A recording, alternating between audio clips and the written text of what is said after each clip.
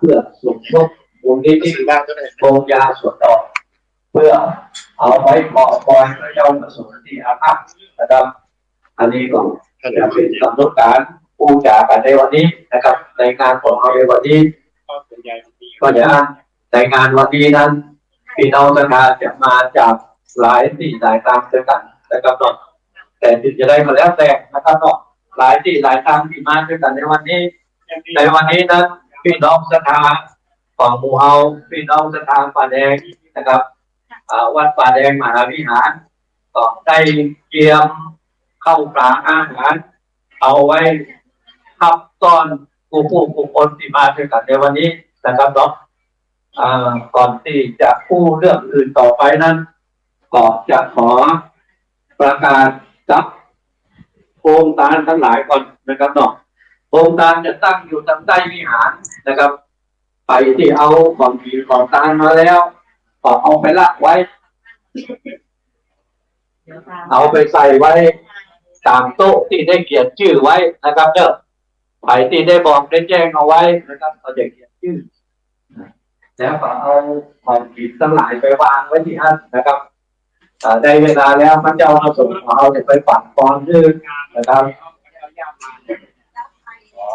ครับเอาย่ามมาให้หลวงพ่อแล้วก็หาซองเปล่ามาไว้ไม่เอาปากกาอะไรมาหน่อยครับปากกาซองกระดาษเป็นต้นเสียงกาซองกระดาษจากก้อนหางหาเรื่องจากก้อนหางหาคนทุกเรื่องจะได้เปิด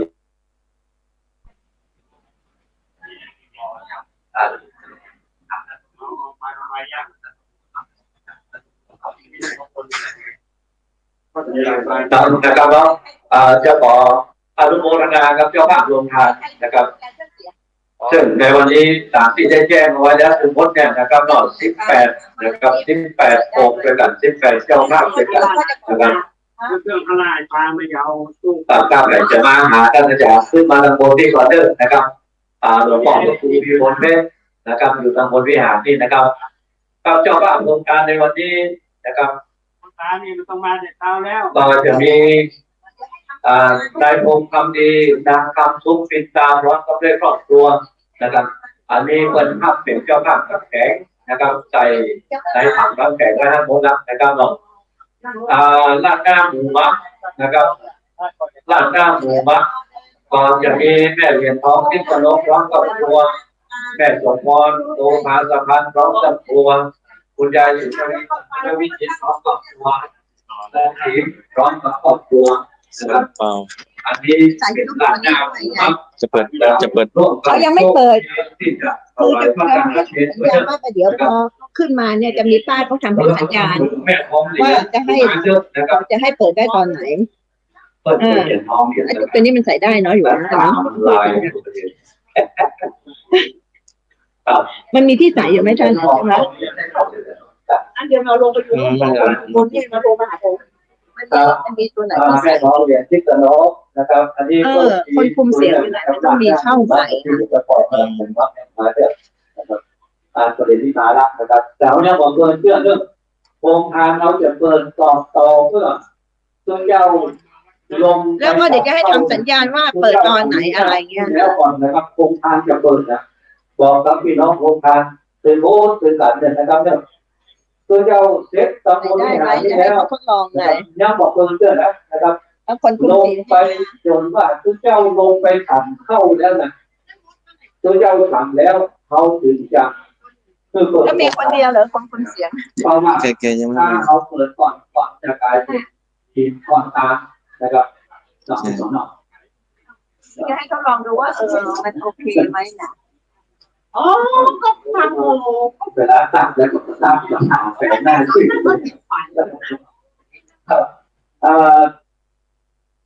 มีหลักขั้วมีกรอบนะครับอันนี้ที่เปิดเพลงซอนนี่เขาใช้อะไรใช้จุ๊บใช้จุ๊บโทรศัพท์นั่นน่ะสิจำได้ว่าปีที่แล้วกฐินก็ใช้ตัวนี้ไม่ได้เหมือนกันใช้ตัวเล็กเป็นของบ้านเป็นของที่ให้สัมภาระที่ทุกคนฟันสวะฟันศรัทธา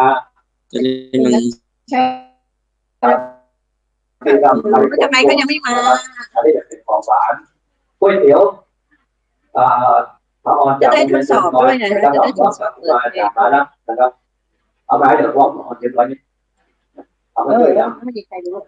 แล้วท่านรู้ไหม เอาเก็บไว้มาร่วมเดินได้นะครับเดี๋ยวจะได้รู้นะ เดี๋ยวจะได้ทดสอบเองด้วยไงฮะ ชมรมที่เก่าเรียนมาศึกษาที่ศึกษามหาวิทยาลัยมหาจุฬาลงกรณราชวิทยาลัยวิทยาเขตเชียงใหม่อันนี้ทำก๋วยเตี๋ยวพี่ไอ้นี่คุณช่วยพยูรินไทยวงศ์นะครับพร้อมกับด้วยครอบครัวอันนี้เอาต้มยำไก่กับข้าวโรงเรียนเชียงรายมาขึ้นมาผู้ใดนะนักเรียนไปขึ้นมาทั้งหมดเป็นล้านสี่นะขึ้นไปเลยฝั่งบ้านของนะครับลูกๆตามเชียงรายถ้าเกิดสมมติใช้ไม่ได้จะได้เอาตัวเล็กปิ้งขึ้นมาเอาตัวของแม่ก็ได้ เกิดตัวเล็กก็ต้องรอนะครอบครัวอินทรสังนะครับท่องเที่ยวขนมสดไส้มีตัวลงไหมไอตัวนั้นใช้บัตรที่ท่านเสียบอะไม่ใช่ไม่ใช่ใช่ไหมโดยเรื่องของความใส่ชงสาอันนี้เอาพัดไทยมาคณะสถาวัดสันติหัวเอาก๋วยเตี๋ยวนะครับ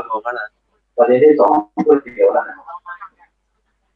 คุณชายคุณพิจนาพระโลศิลป์พร้อมกับครอบครัวอันนี้เอาน้ำมานะครับเอาน้ำมา40 แพ็คคุณปราณิตาพันธุยะร้อยครอบครัวอันนี้เอาน้ำมาชาเขียวเอาน้ำมาคุณสมนึกยูนี่พร้อมกับครอบครัวนะครับเอาขนมปังมาจะยงโดยสถานที่ไก่เนี่ยต้นคณะสถาบันอยู่น้อยนะครับคณะสถาบันอยู่น้อยเอาสายไม่เอาสอนเอายำผักมานะครับพูดเมืองน้อยพูดนะครับเนาะปีที่แล้วนั้นเอากล้วยมาแจกเอากล้วยมาออกเป็นโครงการนะครับปีนี้เอายำผักมาป้อนันนะครับว่านั้นแม่แสงจันทร์เดียวแก้วนะครับอาจารย์เขาเรียกนะครับเนาะเอาเก่งออกมาผมว่ามันไกลก็ออกหนึ่งออกอย่างว่าแล้วเป็นออกไปแล้วเนาะ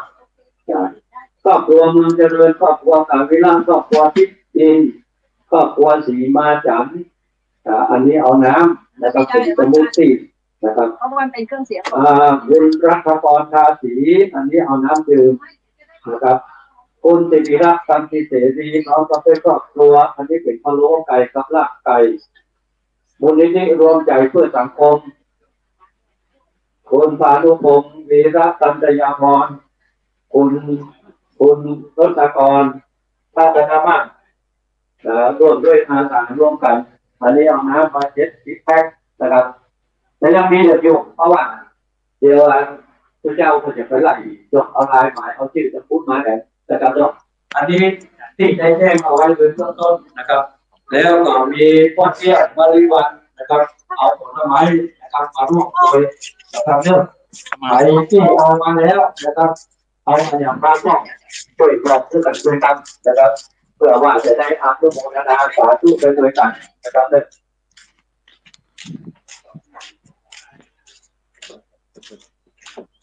อันนั้นเป็นรายชื่อของเจ้าภาพนะครับซึ่งมดถึงมวลที่ได้รับกันนะครับนอกจากนั้นเขาก็จะมีเจ้าภาพกายทานนะครับที่ศาลครูบาสังฆเจ้าที่ได้ถวายครูบาสังฆเจ้าตั้งแต่ถวายเป็นมดเจ้าวันนี้นะครับพี่น้องนะครับเอาผมมาช่วยกันนะครับมาให้ที่หลายทางหลายผู้หลายคนเดียวกันถ้ามาแล้วต่อรถขึ้นมานะครับขึ้นมาบนวัดมาจอดกันข้างหลังนี้นะครับเอามาจอดไว้ตรงบนนี้ตรงบนวัดเขานี่มีที่จอดรถนับจอดรถหลายอยู่นะครับเอาละไว้ขันกันลุ่มประเดี๋ยวนี้ขบวนเตรียมพร้อมไว้แล้วนะประเดี๋ยวนี้นะเตรียมพร้อมแล้วเดี๋ยวจะเอาหลวงพ่อนะครับจะเอาหลวงพ่อก็คือลงไปทางลุ่ม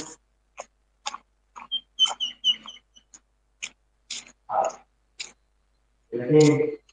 คุณจะสอนครับโรงเรียนเดียวกันนะครับใกล้ๆอย่างนี้นะครับก็ได้นำเอานักเรียนนะครับมาอนุโมทนาดีนะครับ แล้วก็เอาดูตัวเองนะครับเราก็ช่วยคอยกับกรรมการกระดาษศึกษาอนุโมทนาบุญและทุกท่านนะครับ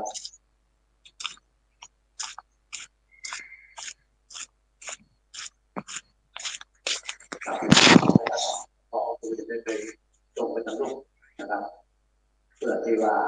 ประเด็นนี้ทำกับลูกนั่นนะประเด็นนี้แล้วกับจ่อจ่อมวลร่างพร้อมเรียบร้อยแล้วเนาะนะครับเครื่องเสียงตะโกนนี้กระเดียวสิที่มาประชาสัมพันธ์ดูอันที่ว่าจะเป็นเพลงนะครับขอแล้วเนาะพูดแล้วเรียบร้อยเนาะโอเค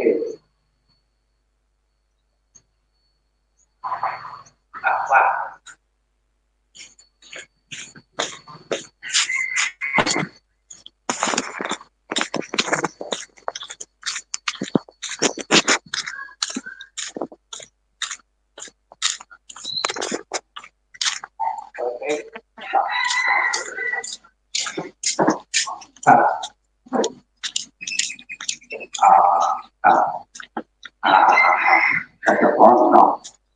พี่น้องคณะเขาทำเดียวกันเลยตอนนี้หลวงพ่อคงจะลงไปทางรูปแล้วนะครับจะลงไปทางรูปเพื่อที่จะขึ้นมาพร้อมกับขบวนนะครับจะขึ้นมาพร้อมกับขบวนแล้วนะครับเดี๋ยวนี้เขาจะได้แห่ขึ้นมาเริ่มพี่น้องคณะถ้าขึ้นมานะครับจะขึ้นมาไหว้พระที่บนวิหารอันนี้จะเรื่องมันเปิงไม่ใช่นะครับครูอาจารย์จะ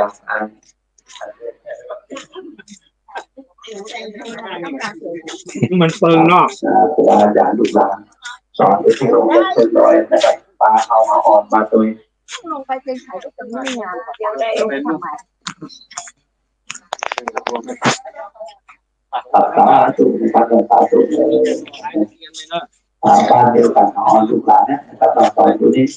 นะครับเป็นความเป็นคอยวัดวาอารามนะครับเราจะการต่อแดงที่เดียวงานวัดฝ่ายยินดีกุฏิต่อปลาเอามาอ่อนไปก่อนนะครับอันนี้ก่อนได้ช่วยคอยตัดดีนะครับเนาะแต่เดี๋ยวนี้นะครับพี่น้องที่กำเจ้ากำคนกำคนกำเครื่องบริการอย่างบริวารอย่างทุกคนทุกคนนะครับสัก3 เดือนก่อนนะครับเด้อแต่เดี๋ยวนี้หลวงพ่อก็คงจะลงไปแล้วนะครับเด้อสุดท้ายนะครับพี่น้องคณะที่อยู่ทางบนที่ตัวเดี๋ยวเราก็คงลงไปทางนู้นเอาขึ้นรถไปเนาะแต่เดี๋ยวจะเอาขึ้นรถไปที่หลวงพ่อก็คงจะเอาขึ้นรถไป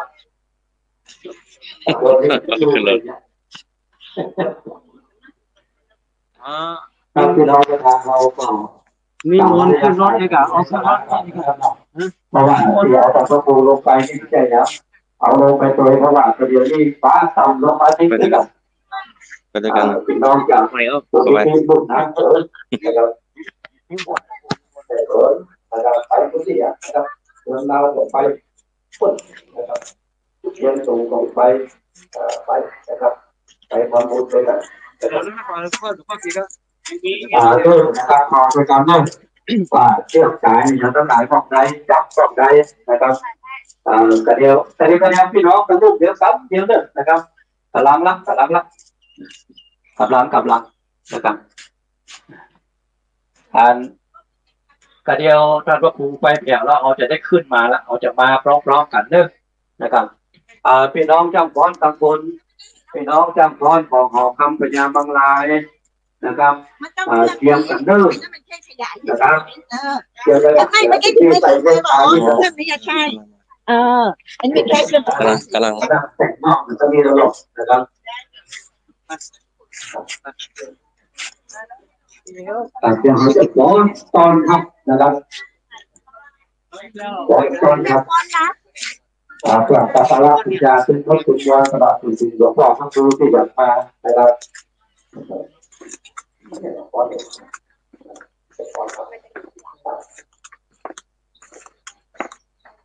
ก็จะพูดกันหน้านี่ครับจะพูดกันหน้าแล้วมาพูดกันหน้านะครับเราพูดกันแน่ตาบอดตอนนี้ก็จะว่าเราต้องไม่แน่ตาบอดเพราะว่าขัดขันได้เจ้าละนะครับเราพี่น้องก็ Maksudnya kan bingung bahasa Indonesia.ถ้ามีภาษามันก็งานขยายมีภาษาที่หลายสีก็งานแบบนี้เขาขอเราที่สนใจในข่าวเราที่สนใจในข่าวถ้ามันมีหลายก็มันบอกพยายามถ้ามันมีสีนิ้วมันก็งานก็ได้อย่างถ้ามีหลายสีมันก็งานก็ได้อย่างนะอันนี้อะไรแต่อย่างนี้ถือว่าเอาภาษามาแล้วเราก็เป็นธรรมดาในการสอบเราก็ไม่เสียหลักในการสอบบางเรื่องทางมาในการก็ยังจับร้องจะบอกไปตามแต่คุณคุณจับร้องจะบอกโอ้โห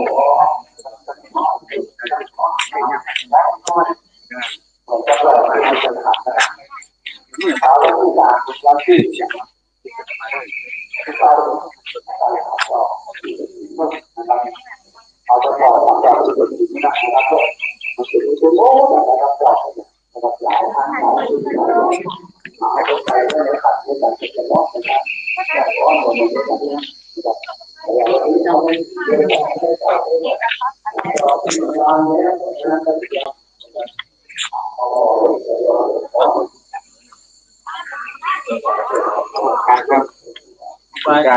ว่าจะผมก็ได้เหมือนกันป้าโอ้ผมจะตายน้อยได้กัน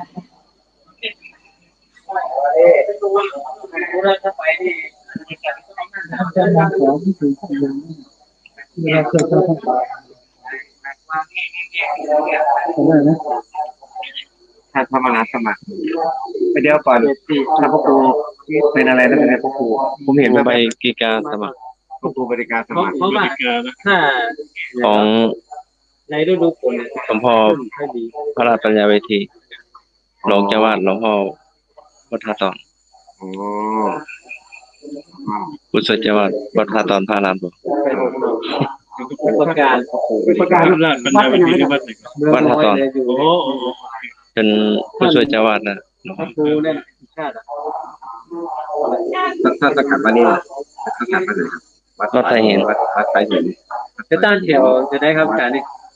จะเป็นเลขาหลวงพ่อเจ้าหน้าที่ตำบลสุเทพ อาจารย์สมัครจัดแถวยังไง ตั้งแถวยังไงเนี่ย ปฏิบัติตาม หลวงพ่อ ท่านเลขาหน่อย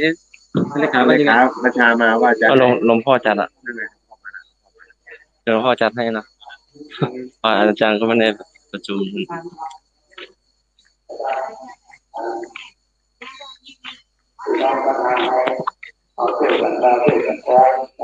ครูเจ้าข้างสองฝั่ง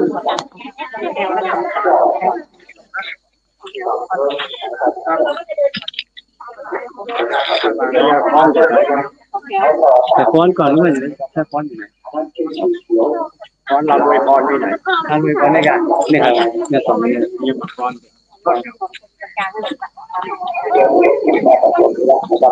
ครับอ๋อ โมทนาคุณด้วยกันแล้วพี่น้องทนาเอานะครับที่ได้มาร่วมติดร่วมตามกระบวนการนะครับวันนี้เดินหลัง ทำอะไรผมเดินหลังก็จะ จะได้ขอบคุณ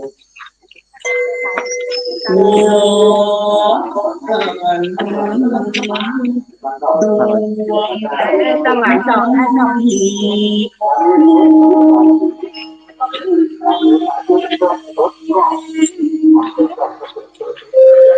สักสอนยิ่งยิ่งดีเหมือนน้องแอนอ่อนอ่อนดุจสั่งลานนาเทวดาติดติดต่อ โปรแกรมนี้จะใส่ลิงก์ไปให้พระครูแล้วก็ เจ้า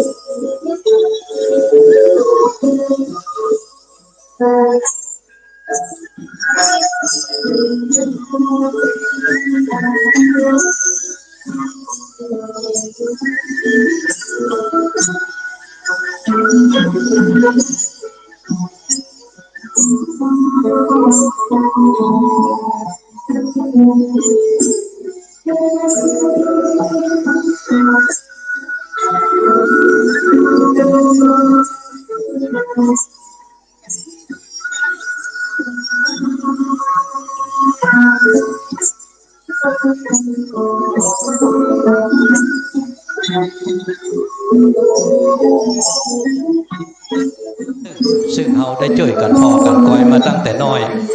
พดมาจนแผ่วอายุได้72นะครับเราได้ช่วยเลี้ยงช่วยพอช่วยคอยส่งเข้าให้กินตึงวันใส่บาตรให้กินตึงวันได้ใหญ่หน้ากาบานมันในพระศาสนานะครับเนาะ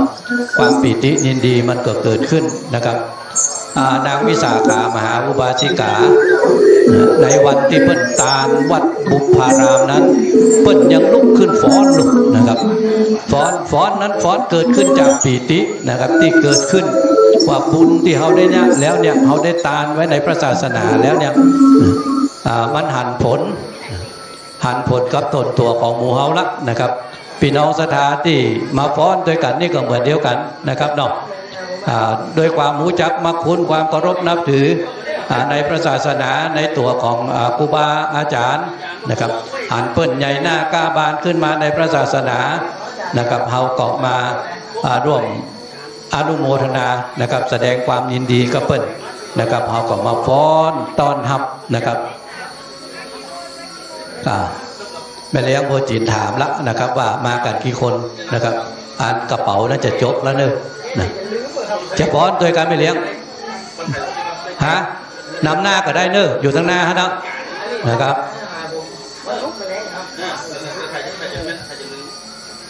มีคนนำหน้ากับบน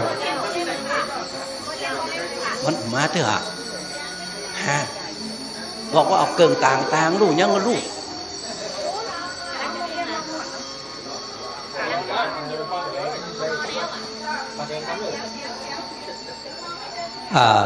ขันดอกเสี่ยงแล้วนะครับเนาะ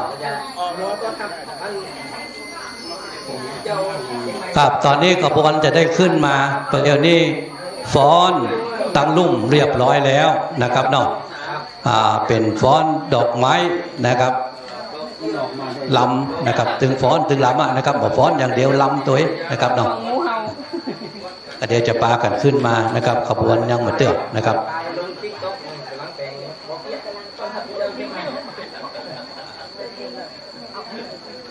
ครับก็เดี๋ยวขบวนจะตั้งละนะครับตั้งละนะครับหลวงพ่อพระครู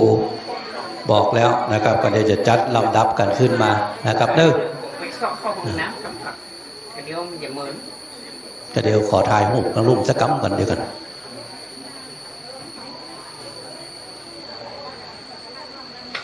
ครับฟังพร้อมกันแล้วเนาะครับขบวนได้แล้วนะครับเดี๋ยวขอถ่ายรูปกล้ามก่อนนะครับเนาะละเอ็ดละอ่อนลูกน้องละตึงมดตึงมวลนะครับตึงหมูจ่อหมูยางตั้งหลายเดี๋ยวขอถ่ายรูปกล้ามก่อนนะครับที่อยู่ทั้งรูปนะแล้วจะไปลืมมาถ่ายรูปทั้งบนตัวเนอะแล้วจังฟ้อนมาฟ้อนทั้งบนนี่ก็จะถ่ายรูปทั้งบนนี่ตัวกับกำเดียวเนอะนะครับได้พร้อมอย่างเสร็จเรียบร้อยละกับพี่น้องศรัทธาที่มานะครับเนอะเอารถขึ้นมาตั้งบนวัดนะครับเอารถขึ้นมาบนวัดไผ่ฮับเป็นโฮงทานอันใดพอจื้อเอาคนเดียวนะครับเอามีโต๊ะตั้งเอาไว้มีเก้าอี้ไว้ขึ้นนั่งนะได้เวลาแล้วตู้เจ้าจะไปปั่นปอนนะครับพี่น้องศรัทธาเอามานั่งกันอยู่ทางบนศาลาก่อนเนอะ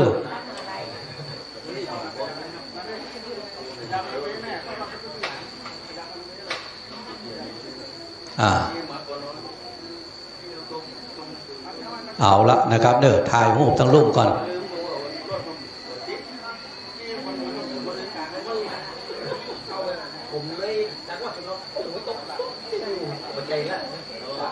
ครับในวันนี้นั้นเป็นวันที่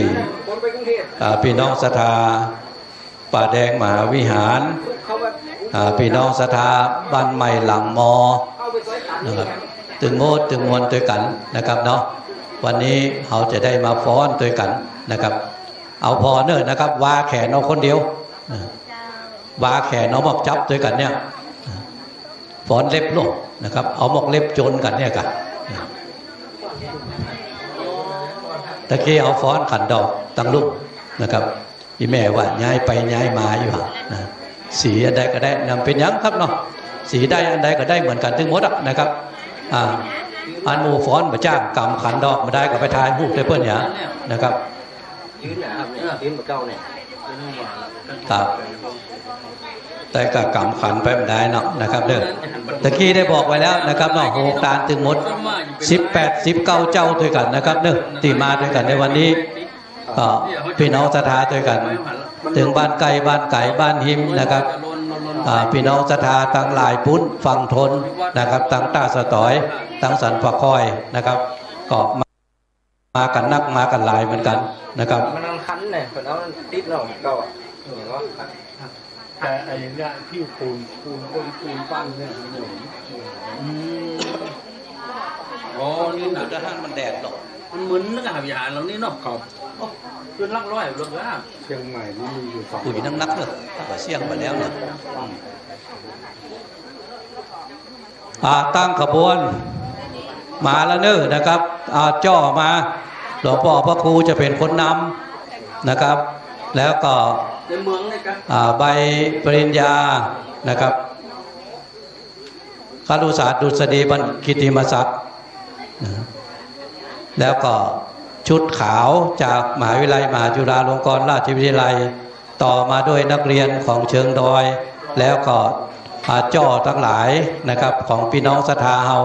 ก็จะตุยก้นขึ้นมาค้างอย่างเดียวแต่อันนั้นนะกองเขาได้แห่ทั้งลูกเนี่ยเขาจะแห่ทั้งบุญนี้นะครับเอาเปิดเพลงเปิดเพลงเนอะ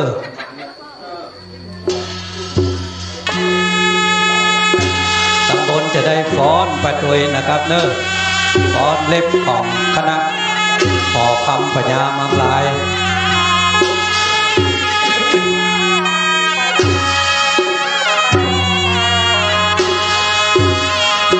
เป็นการฟ้อนต้อนรับกับกลุ่มคณะศรัทธาพี่น้องของเขาถึงหมดถึงมวลนะครับที่ได้แห่กันขึ้นมาประเดี๋ยวนี้นะครับเด้อ พี่น้องศรัทธาเฮาฝ่ายใกล้หันขบวนแห่มาพอตอนนี้แต่ตั้งใต้นั้นจะไปอยู่นักเนื้อจะไปบังหน้าจ้างฟ้อนนักลำไปนะครับถ่ายรูปจ้างฟ้อนก่อน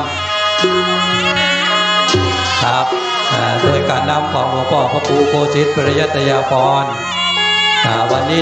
72 ปีนะครับหลวงพ่อก็นำเอาคณะศรัทธาพี่น้องเขาขึ้นมาตั้งบนนี้นะครับติวขึ้นบันไดหน้าของป่าแดงมหาวิหารของเรามาแล้ว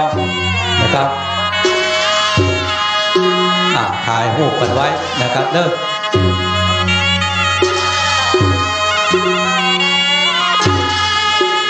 จะไปถ่ายกับขบวนอย่างเดียวถ่ายรูปเจ้าของตัว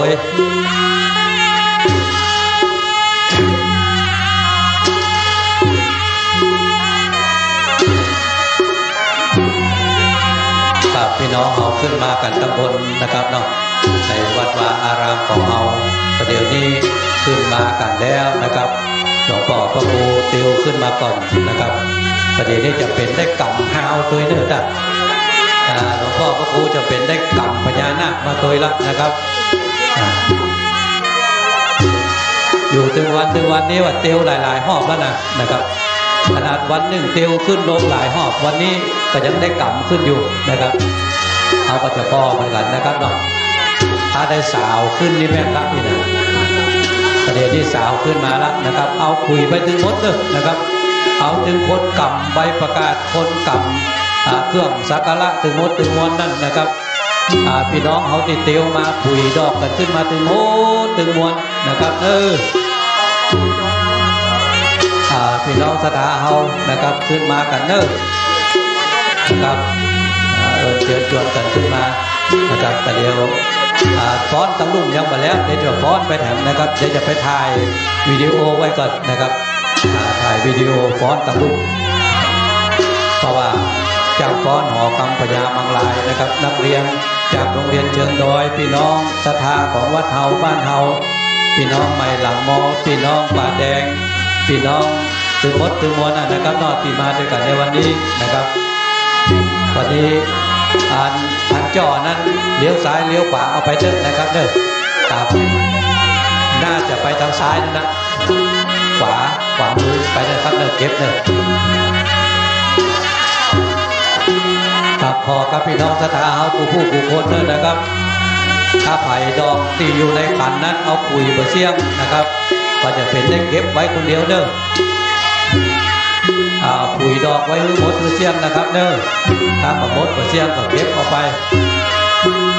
ไว้จ่าสักการะบูชาถึงมดถึงมวลนะครับ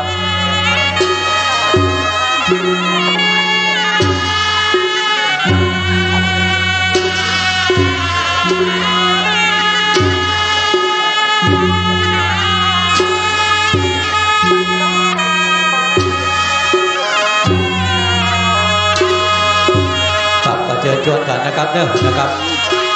ขึ้นมาแล้วย่างกันสักกรรมก่อนขนาดเขาอะไรยังอิดเตียวขึ้นกระไดนี่หลายขั้นแต่ถ้าอย่างอิดเหมือนกันนะครับผมใส่ชุดขาวได้จากช่องให้นะครับเมื่อได้ออกเต็มที่นะครับเขาคอแท้ๆกับเราให้กระไดกันนั้นน้อยเดียวได้แต่ถ้าเตียวแท้กับอิดแท้กันนะครับขึ้นมาแล้วถ้าอิดเราไปซ่อนน้ำเอาคนเดียวเด้อ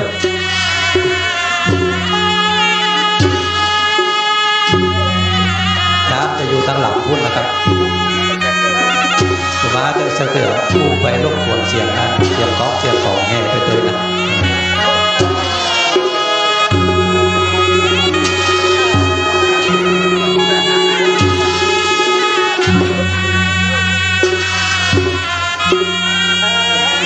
หลวงพ่อพระครูดุล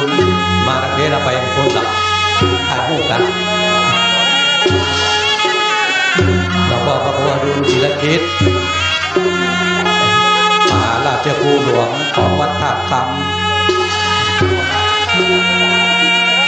หลวงพ่อขึ้นมาแล้วนะครับมาถ่ายรูปกันเดี๋ยวจะไปลงเฟซไว้หลวงพ่อพระเทพมังคลาจารย์นะครับหลวงพ่อมาถึงแล้วนะครับ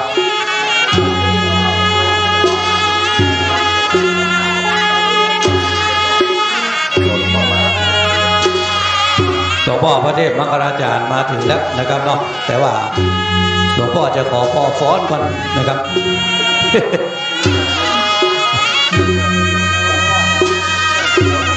หลวงพ่อว่าขอพ่อฟ้อนของานขอคำปัญญามังลายก่อนว่านะไปที่ไหนก็ปะอันนี้มาฟ้อนงามแตกงามว่าก็เดี๋ยวหลวงพ่อขอพอกันนึงฟังงามเถอะฟังจบเถอะ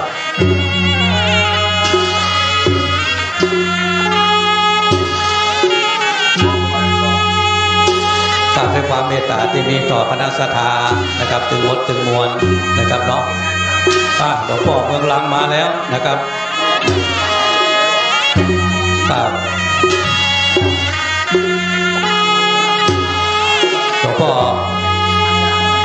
เรียกหลวงพ่อนั่งก่อนนะครับเอาอยู่ห้องๆหน่อยนะครับเอาแป้นหน่อยเอาไปหลวงพ่อไปยืนอันไปนั่งห้องๆหน่อยก่อนนะนั่งห้องๆนั่งที่ห้องครับเรียกหลวงพ่อจะขอพอฟ้อนนะครับเพราะว่าพี่น้องศรัทธาพี่น้องของหอคำพญามังลายที่ได้มาช่วยกันฟ้อนในวันนี้นะครับถวายเป็นปูจานะครับพุทธปูจาธรรมปูจาสังฆปูจานะครับถึงมดถึงมวลกันเลยนะครับเนาะนะครับด้วยความเมตตาของพระเดชคุณหลวงพ่อพระเดชมังคลาจารย์เจ้าคณะจังหวัดเชียงใหม่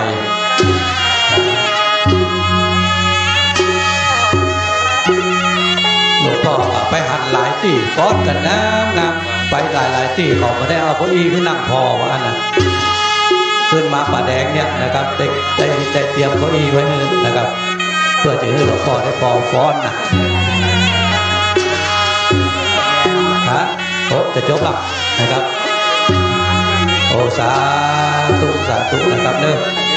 ตามอนุโมทนาสาธุกับเจ้าฟ้อนด้วยกันถึงมดถึงมวลเด้อนะครับ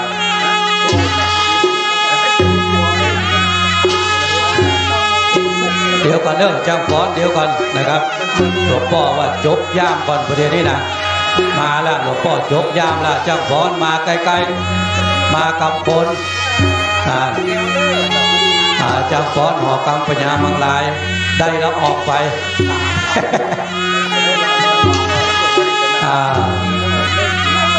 หมดตะกี้ฟอสขัดดอกตะลุ่มดัง4 คนไม่ได้ละมาแล้วเนาะนะครับเขาก็ห่วงฟอสขัดดอกได้มาเอาฟอสเล็บด้วยกันเถอะเอากระจับฟอสหนึ่งประเด็นนี้นะอันหมูพอมาได้ปัจจัยนะครับเอากระจับฟอสอย่างเดียวนะครับมาหาหลวงพ่อนี่นะครับคนพอกับคนกลับไม้มาได้เตื้อ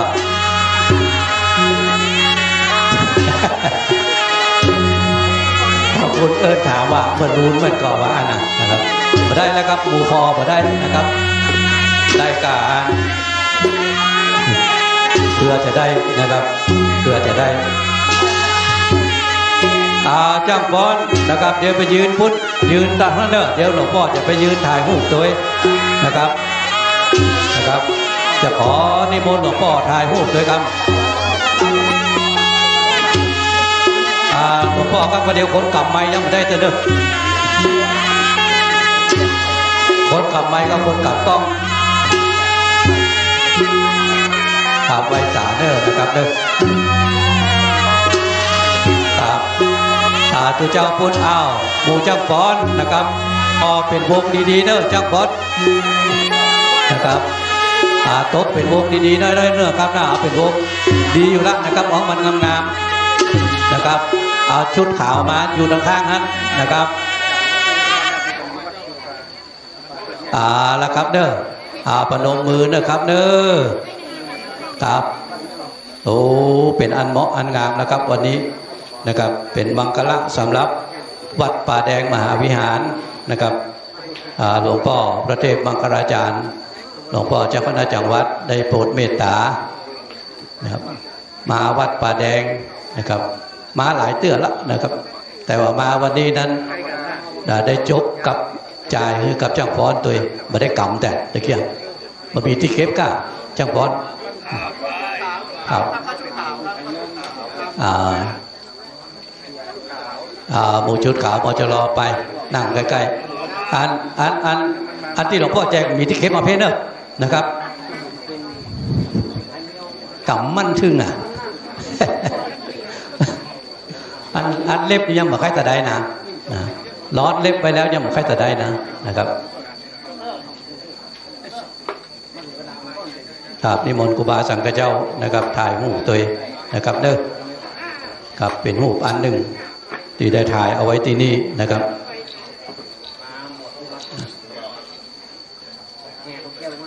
กับวันนี้ครูบาสังฆเจ้าที่ได้นิมนต์มาในวันนี้นั้น27 ตนนะครับเนาะแต่บางท่านบางองค์ก็มาแต่ว่านะครับวันนี้เป็นการทำบุญสืบชะตา72 ปี6 รอบของท่านพระครูโกสิทธิ์ปริยัตยาภรณ์เจ้าคณะตำบลสุเทพอดีตรองอธิการบดีมหาวิทยาลัยมหาจุฬาลงกรณราชวิทยาลัยวิทยาเขตเชียงใหม่ที่ได้ช่วยพอช่วยกอยที่นี่นะครับเนาะพี่น้องศรัทธานะครับจะขึ้นตั้งบนก็ว่าลวดเลยเนาะนะครับหลวงพ่อจะได้ขอได้กำไว้ก่อนนะครับได้กำได้สาวละนะครับได้สาวหัวเล็กขึ้นมาละนะครับเนี่ยกับความเมตตาของหลวงพ่อนะครับได้ขึ้นมาตั้งบนเดี๋ยวสักกำก่อนนะครับเนาะ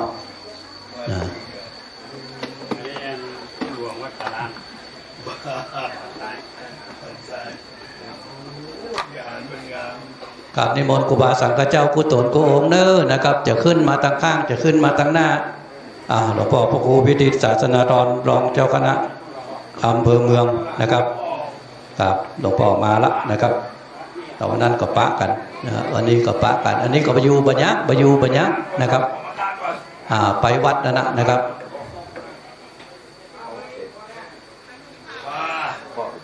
ครับทั้งหลายทั้งองค์นะครับครูบาสังฆเจ้าที่มาแล้วก็นิมนต์เนอนะครับเดี๋ยวได้เวลาสักกรรมหนึ่งประเดี๋ยวนี้พรั่งพร้อมกันอยู่ตั้งบนนี้พี่น้องศรัทธาเฮาจะขออยู่อย่างหนึ่งนะครับวันนี้ตั้งบนนี้จะขอเป็นที่ของครูบาสังฆเจ้าจากภาพสีมูลมาละนะครับเดี๋ยวกันเด้ออันกำลังอู้ตั้งลุ่มนะครับจะถ่ายหูปหลวงพ่อคำเดียวนะครับครูบาสังฆเจ้านิมนต์นะครับเนอนะครับวัดจงปูนะครับวัดจงปูมาแล้วนิมนต์เนอหลวงพ่อพระครูพิพัฒน์สมาจารย์นะครับหลวงพ่อพระครูวัดจงปูครูบาสังฆเจ้าด้วยกันทั้งหมดถึงองค์อินทกินมาแล้วนะครับรองอธิการบดีมหาวิทยาลัยมหาจุฬาลงกรณราชวิทยาลัย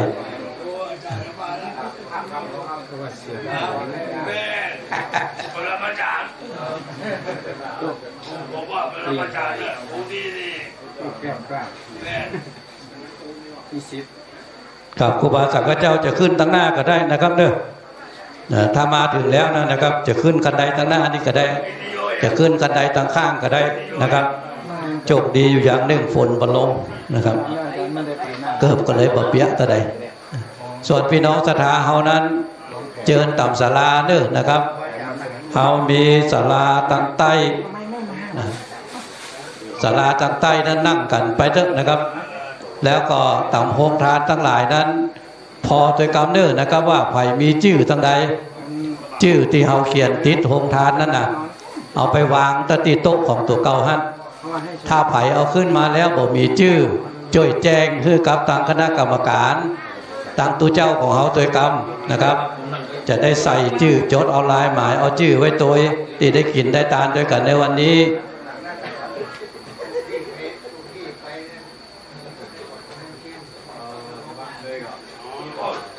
ครับตอนนี้กำลังนะครับเนาะครูบาสังฆเจ้าถึงหมดถึงมวลร่วมมุทิตานะครับเลขามาแล้วนะครับ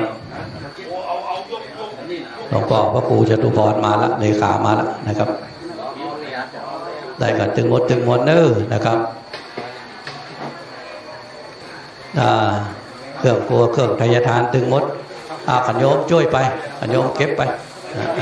มีไปช่วยเก็บไปตั้งหลักกันนะครับ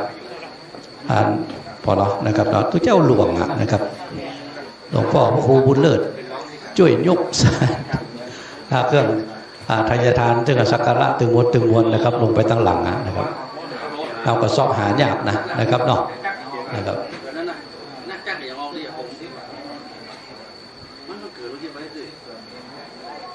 ครับเอาของตึงมดตึงมวลนะครับเดี๋ยวเขาขอสักคำหนึ่งนะครับเพื่อว่าจะฆ่าครูบาสังฆเจ้านะครับเพราะว่าวันนี้ตีได้อังคาอาราธนามาตึงมดตึงมวลแล้ว27 ตนในวันนี้นะครับ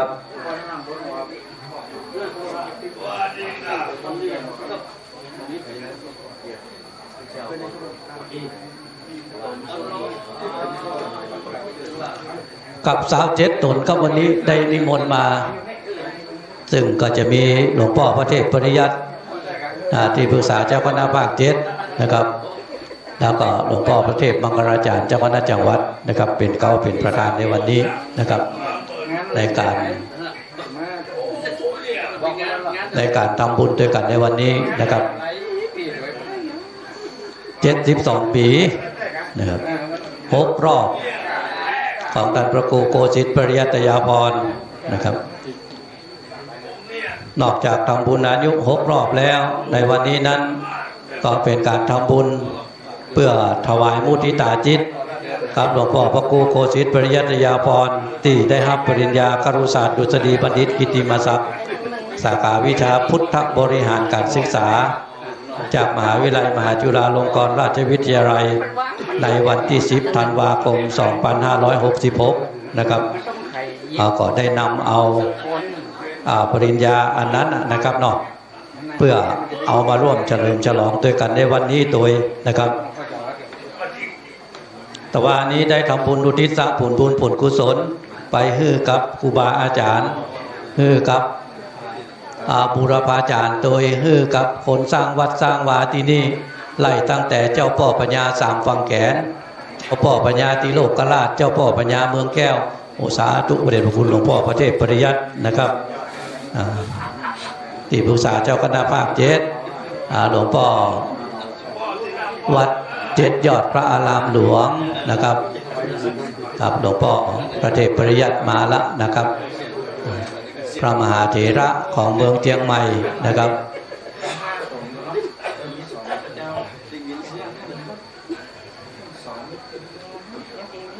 กันเดียวกันเนอะนะครับเนาะถึงมวลจะได้เข้าถวายสักการะนะครับมุทิตาสักการะ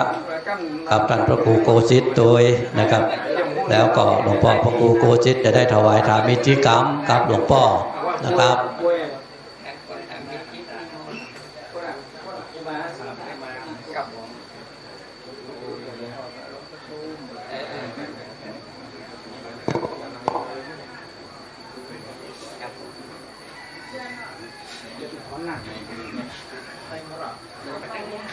ครับในความเมตตาของพระเดชพระคุณหลวงพ่อพระเทพปริยัติที่ปรึกษาเจ้าคณะภาค7เจ้าอาวาสวัด7 ยอดพระอารามหลวงนะครับหลวงพ่อได้โปรดเมตตาให้กับท่านพระครูโกสิทธิ์ปริยัตยาภรณ์ซึ่งแต่ก่อนได้สนองงานให้นะครับถึงประเดี๋ยวนี้ก็ได้ช่วยงานในฐานะคณะสงฆ์เป็นเจ้าคณะตำบลสุเทพนะครับซึ่งหลวงพ่อก็ได้มีมุทิตาคือกับท่านพระครูนะครับ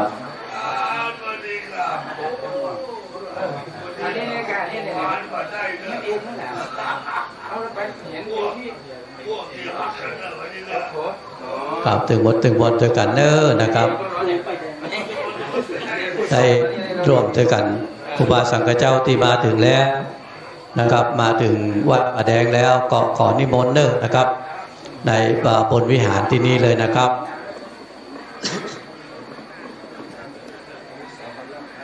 จะนั่งกันตั้งใดนั้นแล้วแต่นะครับเนอะจะซ้ายจะขวานะครับจะเป็นเติมเก้าอี้นะครับหลวงพ่อท่านเลขาหลวงพ่อจะทุพรช่วยพรด้วยนะครับดร.จตุพรเป็นคนพเดียงสงฆ์นะครับได้ช่วยพอช่วยกอยให้กรรมนะครับครับหลวงพ่อเป็นคนพอคนกอยให้นะครับ วัดไป ครับในวันนี้นั้นความปิติยินดีบ่ได้มีอยู่กับคณะสถาป่าแดงนะครับ ความปิติยินดีมีอยู่ถึงหมดถึงมวลกับทางคณะสงฆ์นะครับทางคณะสงฆ์ถึงหมดถึงมวล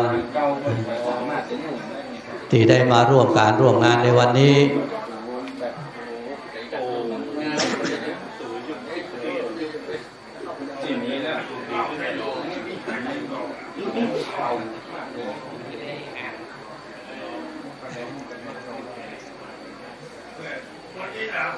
ครับเดี๋ยวสักกรรมเนาะนะครับเนาะพี่น้องศรัทธาเรามาถึงแล้วนะครับเขาจะนั่งตั้งเหนือวิหารนี่ก่อนก็ได้นะครับ แต่ว่าตั้งเหนือวิหารนั้นที่ตั้งเป็นโต๊ะนั้นเป็นโต๊ะอาหารที่เขาจะได้ถวายตู้เจ้านะครับที่มาในวันนี้แต่ว่าในช่วงประกอบพิธีกรรมนั้นก็ทุกท่านก็สามารถนั่งท่านได้ก่อนนะครับนั่งกันก่อนแล้วก็กระเดียวถึงเวลาเพลแล้วค่อยว่ากันกรรมหนึ่งนะครับเนาะครับในเวลาตอนนี้จะนั่งอยู่ในศาลาตั้งใต้ก็ได้นะครับเนาะป่าแดงมหาวิหารนะครับโดยชื่อมหาวิหารแต่ว่าวิหารหลังนี้นั้นเขาฮ้องกันว่าเป็นวิหารน้อยนะครับแต่ก่อนนั้นเป็นสถานที่ที่เอาไว้ปฏิบัติธรรมของครูบาอาจารย์นะตั้งแต่สมัยหลวงพ่อปัญญานกัมพีระนะครับหลวงพ่อปัญญานกัมพีระหลวงพ่อปัญญานสงโพธิ์หลวงพ่อเมธัมกรนะครับมาจนถึงเช่นสมัยของครูบาศรีวิจัยมาบูรณะที่นี่นะครับเปิ่นก็ได้ช่วยพอช่วยกอยเพราะฉะนั้นวิหารหลังนี้ก็เป็นวิหารหลังน้อยนะครับเนาะต่อไปในวันตั้งหน้าจะแปลงวิหารหลังใหญ่นะครับวันก่อนก็เลยอู้กันครับหลวงพ่อพระครูโกศิษฐ์ปริยัตยาภรณ์เอาไว้ว่าเวลามีการมีงานวิหารของเขานี่ก็เป็นวิหารหลังน้อยนะครับเนี่ยจะได้ที่จะให้มันใหญ่ขึ้นกว่านี้ก็มันใหญ่ขึ้นกว่านี้ไปก็ยังไม่ได้เตื้อท่านนายอำเภอมาละนะครับเนี่ยมานั่งตามสบายก่อนเด้อ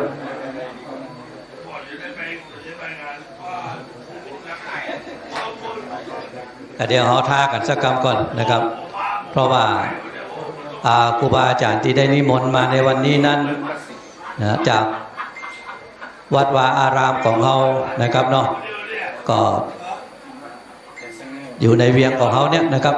เดี๋ยวสักกรรมก่อนนะครับกูผีมาที่ลืมมาได้ก็คือหลวงพ่อพระครูอินทวุฒิคุณจากเจ้าคณะอำเภอลีนะครับซึ่งอาจารย์พระครูโกศิษฐ์ปริยัตยาภรณ์นั้นเป็นคนอำเภอลีในเวลามีกินมีตาลก็จะนิมนต์ครูบาอาจารย์จากตั้งพุ่นมาโดยแต่ว่าวันนี้หลวงพ่อมาบ่ได้นะครับเนาะมอบหมายให้ทั้งลูกศิษย์ลูกหาได้มาพอมากอยในสถานที่แห่งนี้นะครับ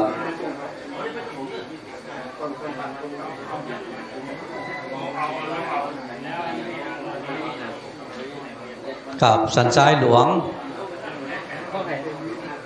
มาแล้วกันสันทรายหลวงท่านพระครูสังฆบริหารมาแล้วกันหันมีการลงทานสันทรายหลวงมาแล้วเนาะเอาก๋วยเตี๋ยวมาให้เมาต้มน้ำก๋วยเตี๋ยวอยู่พะนะ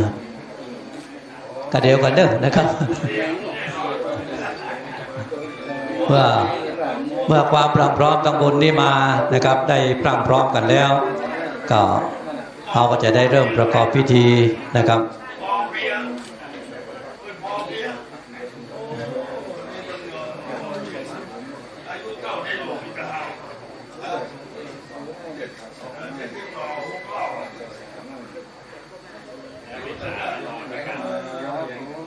กับตามกำหนดการของเราก็คือ9:29นะครับเนาะ29 นาทีนะครับว่าจะเริ่มกันนี่นะประเดี๋ยวนี้30ละเลยมาน้อยเดียวมันได้เป็นอย่างเดิมนะครับ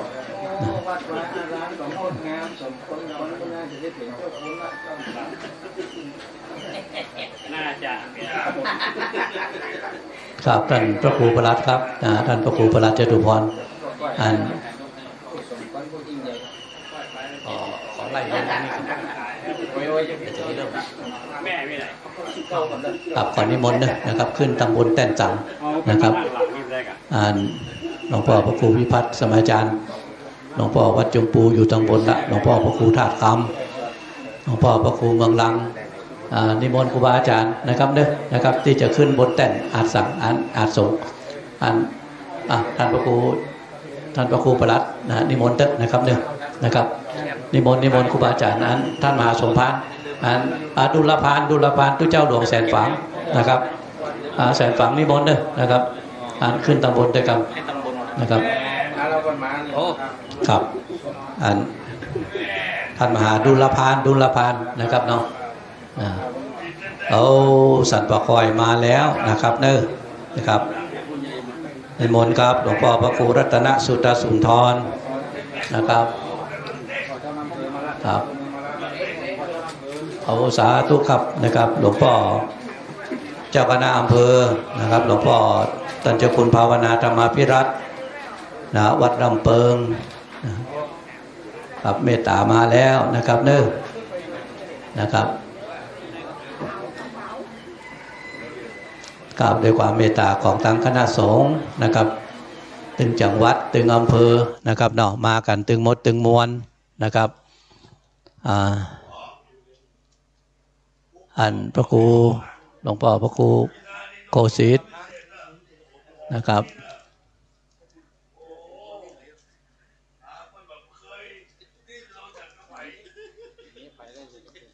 ครับกราบพระครูสิริบรมธาตุพิทักษ์นะครับนิมนต์นะครับขึ้นตำบลแต่น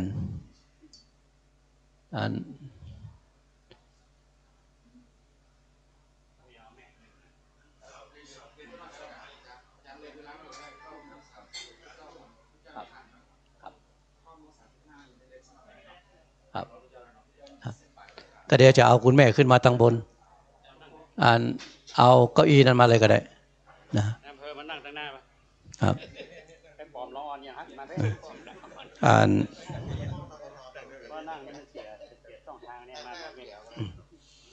บอกว่า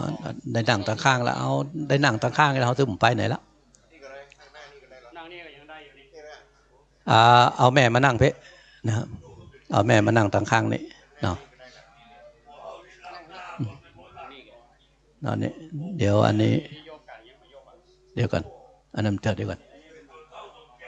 ยังไม่ได้ตานเถอะกับหลวงพ่อเจ้าคณะอำเภอนะครับเนาะหลวงพ่อเจ้าคุณภาวนาธรรมาภิรัตน์นะครับเดี๋ยวอันแม่นั่งนี้นั่งนี้ตังพุนนะครับเนาะหลวงพ่อสันปะคอยนะครับหลวงพ่อสันปะคอยจะได้มุทิตานะครับจันหลวงพ่อพระครูเลิศเนาะไหว้มาทางเพมกรรมหลวงพ่อพระครูนะครับหลวงพ่อเจ้าคุณจะถวายมุทิตานะครับ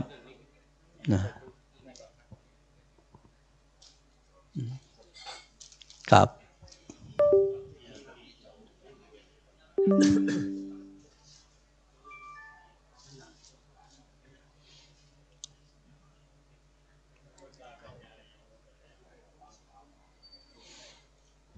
ครับได้มากันจะตึงหมดตึงมวลละนะครับ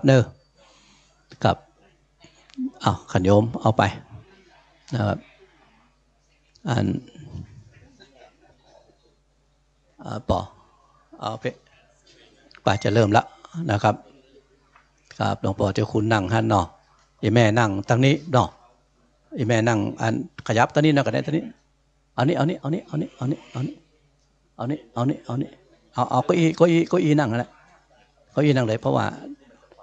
มันจะเติกคนต่างก่อนเอาทางข้างมานิดหน่อย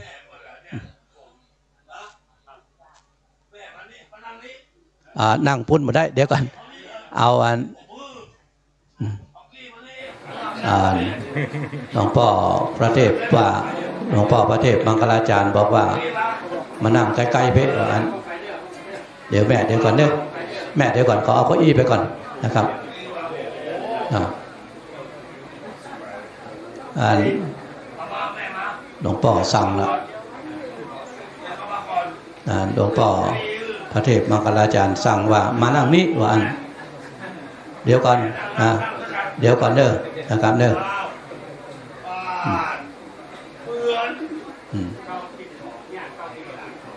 ครับ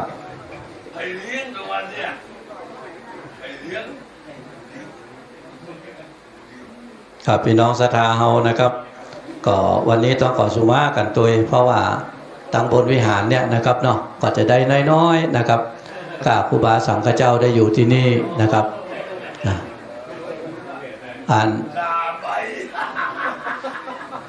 คนกำไม้พยายามเตือนเลยหลวงพ่อเด้อวันนี้หลวงพ่อบอกว่าอันนี้เอาไว้เป็นคนถุงกล้าเลี้ยงท่านพระครูโคสิตปริยัตยาพรมานะ92แล้วนะครับเนาะ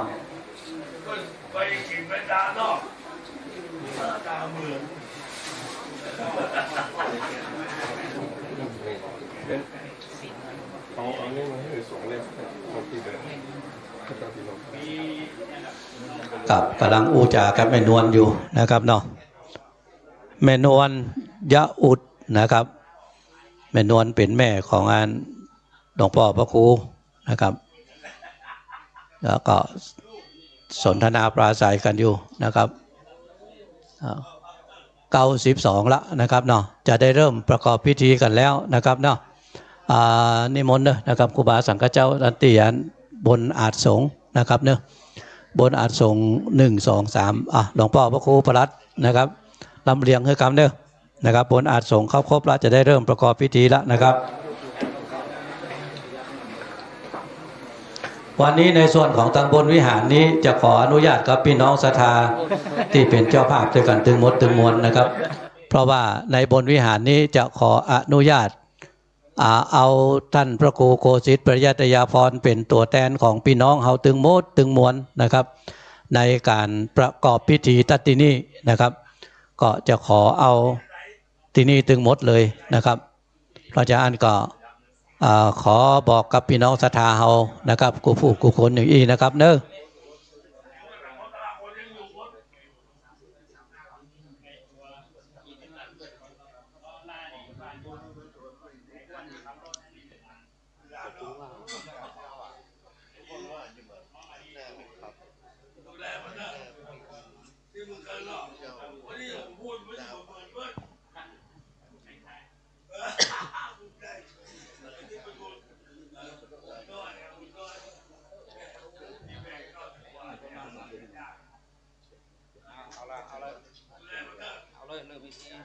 เจ้าจนวนพุ่นไปเตรียมส่งครับนั่งนู่นเลยนะครับพี่น้องศรัทธาที่เคารพทุกท่านนะครับโอกาสนี้ความพรั่งพร้อมของหมู่เฮาตึงมดตึงมวลมีตัดนี้แล้วในโอกาสนี้ขอกราบอาราธนาหลวงพ่อพระครูโคสิตปริยัตยาพรได้จุดเทียนธูปบูชาพระรัตนตรัยจุดเทียนที่สัตพันธ์ครับได้เวลาขอกราบอาราธนานะครับ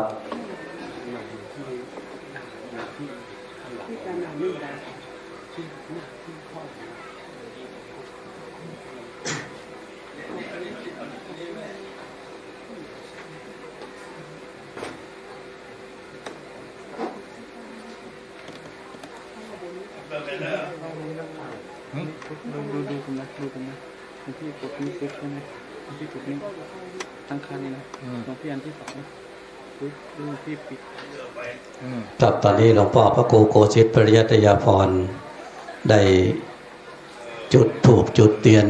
บูชาพระรัตนตรัย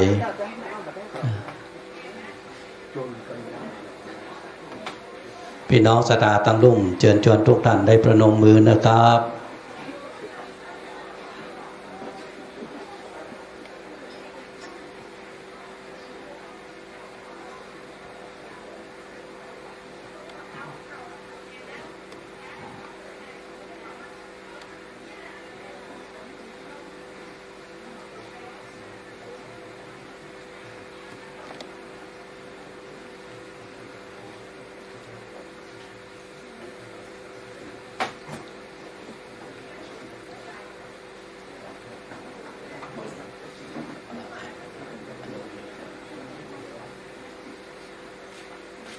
ครับหลังจากที่จุดเทียน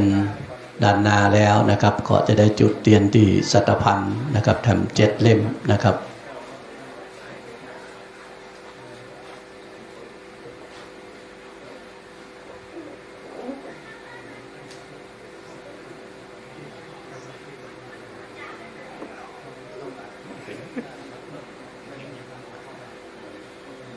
กับหลวงพ่อได้จุดเทียนเสร็จเรียบร้อยแล้ว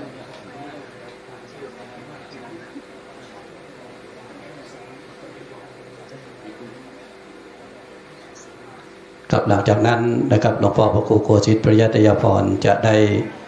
ถวายเครื่องสักการะกับหลวงพ่อพระเทพปริยัติที่ปรึกษาเจ้าคณะภาค7กับขอกราบรัตนะครับได้ถวายเครื่องสักการะกับหลวงพ่อพระเทพปริยัติครับ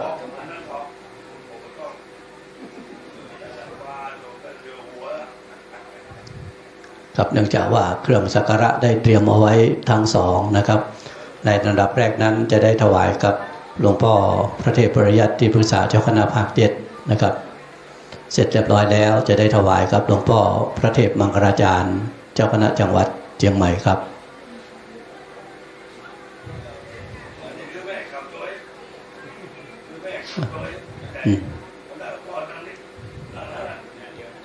เครื่องสักการะอยู่1นะครับด้านซ้าย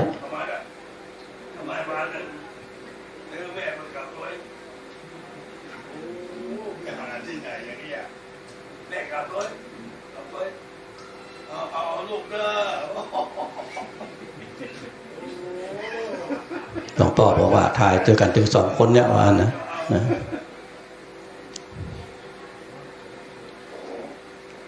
ครับลำดับจากนี้ไปตั้งท่านรองศาสตราจารย์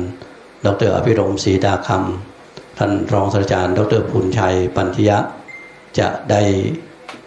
เจิญปริญญาครุศาสตร์ดุษฎีบัณฑิตกิตติมศักดิ์นะครับแล้วก็จะได้อ่านประกาศเกียรติคุณและอ่านปริญญาดุษฎีบัณฑิตกิตติมศักดิ์ครับก็เรียนเชิญทั้ง2 ท่านเลยนะครับทั้งท่านรองศาสตราจารย์ดร.อภิรมย์ศรีดาคำท่านรองศาสตราจารย์ดร.ภูลชัยปันธิยะกับใบปริญญาอยู่ทางในเลยนะครับเข้าไปทางไหนเลยนะครับ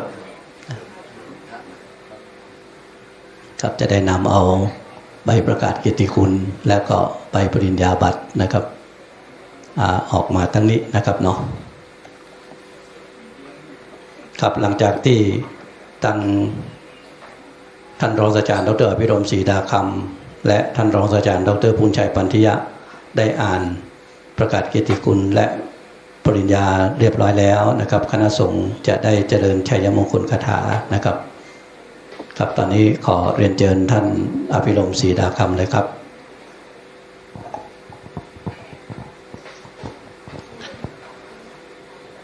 ประกาศเกียรติคุณครุศาสตร์ดุษฎีบัณฑิตกิตติมศักดิ์สาขาวิชาพุทธบริหารการศึกษาในการประชุมสภามหาวิทยาลัยมหาจุฬาลงกรณราชวิทยาลัยครั้งที่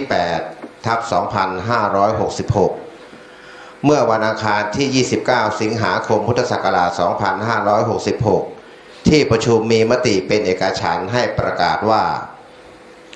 พระครูโคสิตปริยัตยาภรณ์ธีรพงษ์ฉายาสิรินทโรนามสกุลยะอุดอายุ71 ปี51 พรรษาวิทยาฐานะนักธรรมเอกปริญญาธรรม4 ประโยคปริญญาโทสาขาจิตวิทยาตำแหน่งเจ้าคณะตำบลสุเทพเขต 1เจ้าอาวาสวัดป่าแดงมหาวิหารพระอุปชาที่อยู่วัดป่าแดงมหาวิหารเลขที่71หมู่14บ้านใหม่หลังมอตำบลสุเทพอำเภอเมืองจังหวัดเชียงใหม่เป็นพระเถระผู้ประกอบด้วยศีราจารวัตรอันดีงามมีปฏิปทานน่าเลื่อมใสรับภาระธุระงานมหาวิทยาลัยและกิจการคณะสงฆ์บำเพ็ญหิตานุหิตประโยชน์แก่สังคมและประเทศชาติและพระพุทธศาสนาอย่างต่อเนื่องปัจจุบันดำรงตำแหน่งเป็นเจ้าคณะตำบลสุเทพเขต 1เจ้าอาวาสวัดป่าแดงมหาวิหารและเป็นพระอุปชาท่านมีประสบการณ์และผลงานโดยสังเขปดังนี้ด้านการปกครองคณะสงฆ์ดำรงตำแหน่งเป็นเจ้าคณะตำบลสุเทพเขต 1เป็นเจ้าอาวาสวัดป่าแดงมหาวิหาร และปฏิบัติหน้าที่เป็นพระอุปชฌาย์ด้านการศึกษาและการศึกษาสงเคราะห์เป็นครูสอนโรงเรียนพระปริยัติธรรมแผนกบาลีวัดพรหมจริยารามอำเภอดอยสะเก็ดจังหวัดเชียงใหม่และวัดมหาพุทธารามกรุงเทพมหานครเป็นครูสอนพระปริยัติธรรมแผนกธรรมและครูโรงเรียนพระธรรมราชศึกษาวัดพระสิงห์วรมหาวิหารอำเภอเมืองจังหวัดเชียงใหม่เป็นวิทยากรฝึกอบรมหลักสูตรการฝึกครูสอนพระปริยัติธรรมรุ่นที่1ของกรมการศาสนากระทรวงศึกษาธิการเป็นพระปริยัตินิเทศจังหวัดเชียงใหม่เป็นผู้แทนแม่กลองสนามหลวงออกตรวจเยี่ยมสนามหลวงนักธรรมในจังหวัดเชียงใหม่เป็นกรรมการจัดทำหลักสูตรฝึกหัดครูโรงเรียนพุทธศาสนาวันอาทิตย์ของกรมการศาสนากระทรวงศึกษาธิการเป็นผู้อำนวยการศูนย์ศึกษาพระพุทธศาสนาวัดป่าแดงมหาวิหารอำเภอเมืองจังหวัดเชียงใหม่ก่อตั้งกองทุนพระเจ้าติโลกราชเพื่อเผยแพร่เทิดพระเกียรติเผยแผ่พระพุทธศาสนาส่งเสริมกิจกรรมสาธารณประโยชน์และมอบทุนการศึกษาแก่นิสิตนักศึกษานอกจากนั้นยังได้บริจาคสมทบกองทุนการศึกษาภาษาบาลี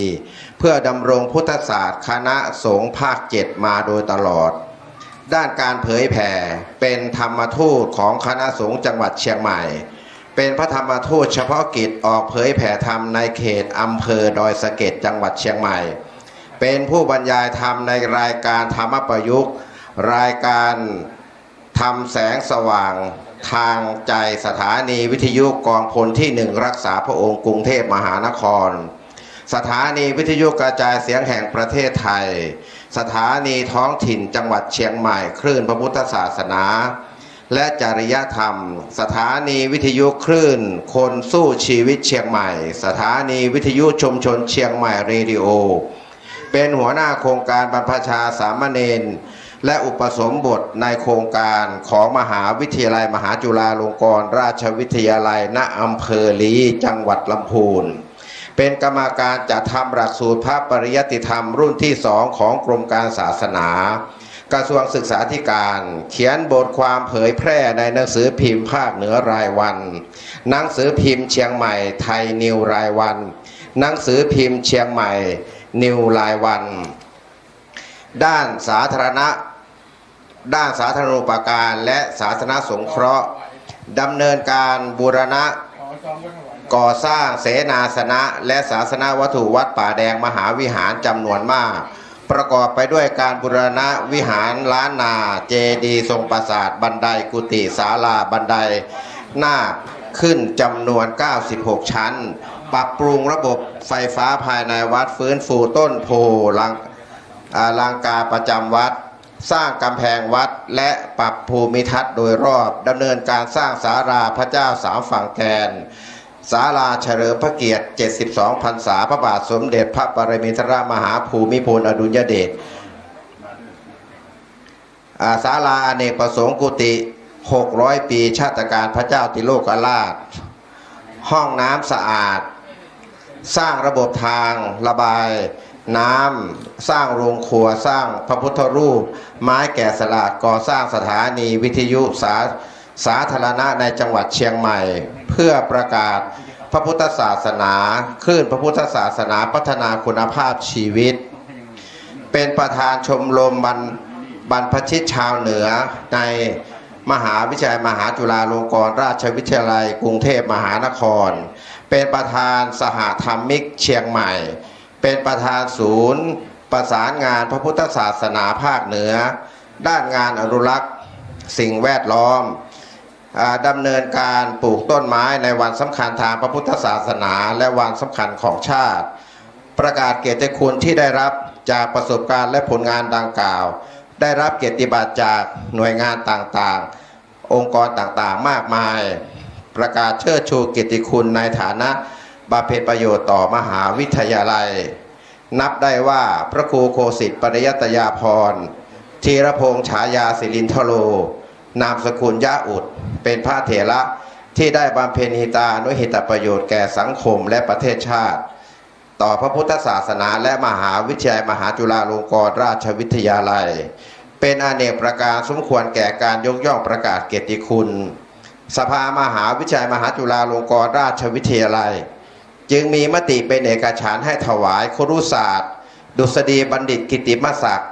สาขาพุทธบริหารการศึกษาเพื่อประกาศเกียรติคุณให้ปรากฏไพศาลเป็นทิฏฐานุคติ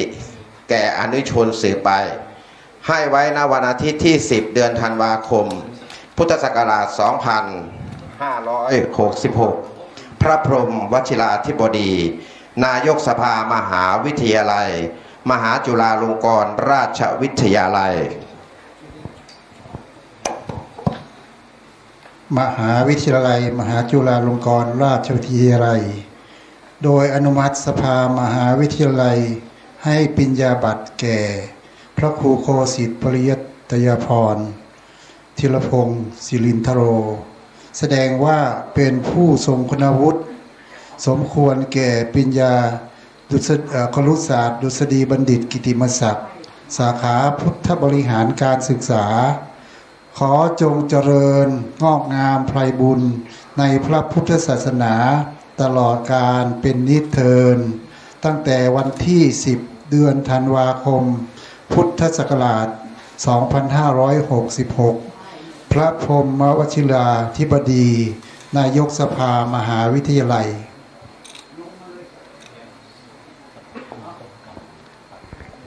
ยันโตโหติยามุเลสักยานังนาติวัตโนวังตวังวิสโยติสยามสุสยามังกะเลอัปปาราสิปปาลังเกสิเสอภิปุกะเลอภิเสเกสัพพพุทธานังอัคคปัตปะโมทติสนาการตาสุมังคลาสุปปาตาสุโหติตาสุขโนสุโมโหตุสัสเยตบามัจจาลิสุปตาคินังกายกรรมังวาจากรรมังปัตกินังปัตตากินังมโนกรรมังปณิทิเตปัตตากินังอินานิกตวานลพันตันเตปัตตาคิเนกับท่านผู้มีเกียรติที่เคารพทุกท่านครับโอกาสจากนี้ไปพออาจารย์สนั่นเขียวแก้วพออาจารย์วัดเฮาจะได้นำหมู่เฮาถึงหมดถึงมวลไหว้พระสมาทานศีลเป็นลำดับถัดไปนะครับ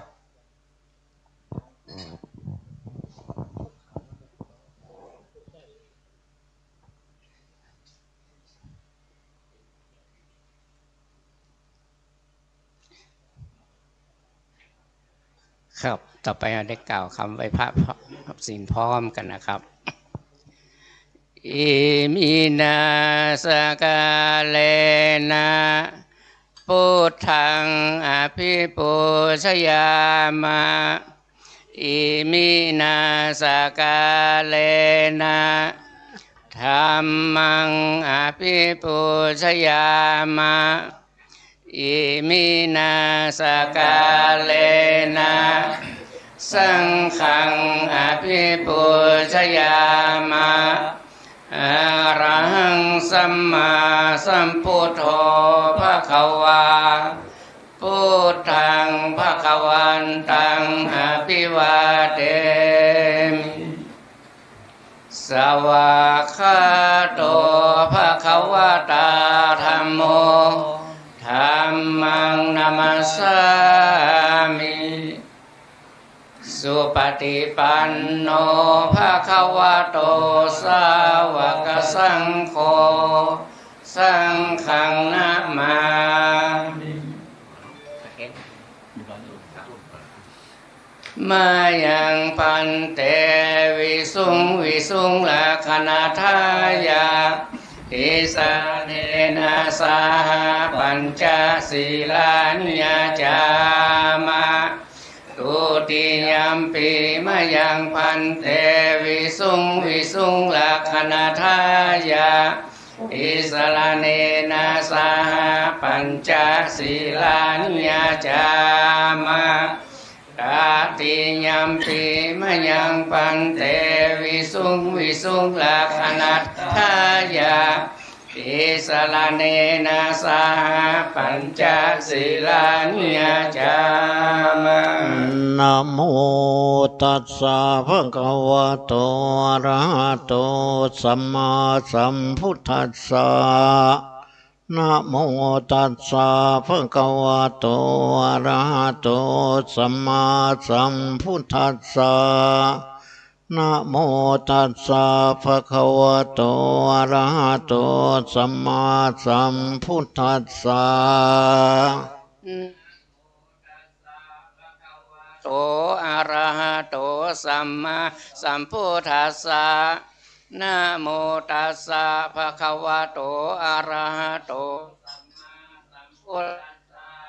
ะนะโมตัสสะภะคะวะโตอะระหะโตสัมมาสัมพุทธัสสะพุทธังสรณังคัจฉามิพุทธังสรณังคัจฉามิธัมมังสรณังคัจฉามิธัมมังสรณังคัจฉามิสังฆังสรณังคัจฉามิสังฆังสรณังคัจฉามิทุติยมปิพุทธังสรณังคัจฉามิทุติยมปิพุทธังสรณังคัจฉามิทุติยมปิธัมมังสรณังคัจฉามิทุติยมปิธัมมังสรณังคัจฉามิทุติยมปิสังฆังสรณังคัจฉามิทุติยมปิสังฆังสรณังคัจฉามิตาติยมปิพุทธังสรณังคัจฉามิตาติยมปิพุทธังสรณังคัจฉามิตาติยมปิธัมมังสรณังคัจฉามิตาติยมปิธัมมังสรณังคัจฉามิตาติยมปิสังฆังสรณังคัจฉามิตาติยมปิสังฆังอังคาชาทิสรณังขมานังนิทิตังปานาติปาตาเวรมณีสิกขาปะทังสมาธิยามิปานาติปาเวรอาตินาทนาเวรมณีสิกขาปะทังสมาธิยามิ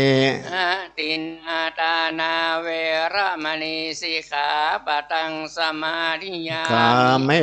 สุมิสาจลาเวรมณีสิกขาปะทังสมาธิยามิกาเมสุมิชาจาราเว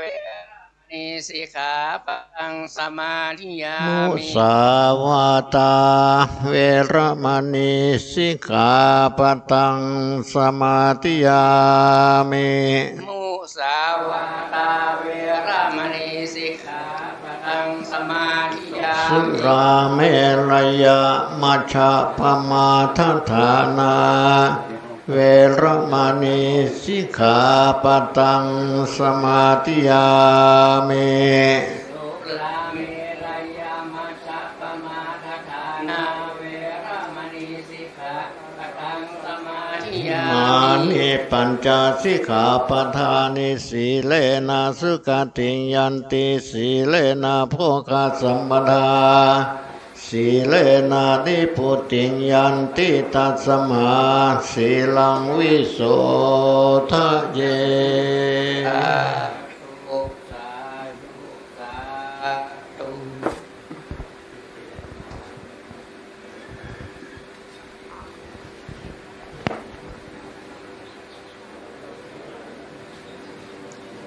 วิปฏิภาหายะสัพพสัมปติสิทธิยา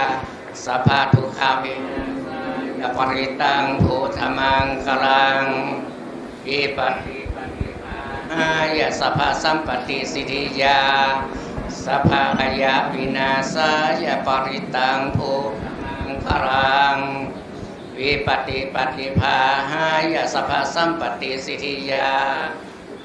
โลกานาสะธรรมังคาลังภลิตวานาเมตังสัมเมตาภตันตังอวิคิตาจิตาปริตังภนันตุสักเกกะเมจารุเปกิลิสิกลตเตจันตลิเควิมาเนติเประเทจกะเมตรุวนากะหเนอารัมวัตุมิเกเต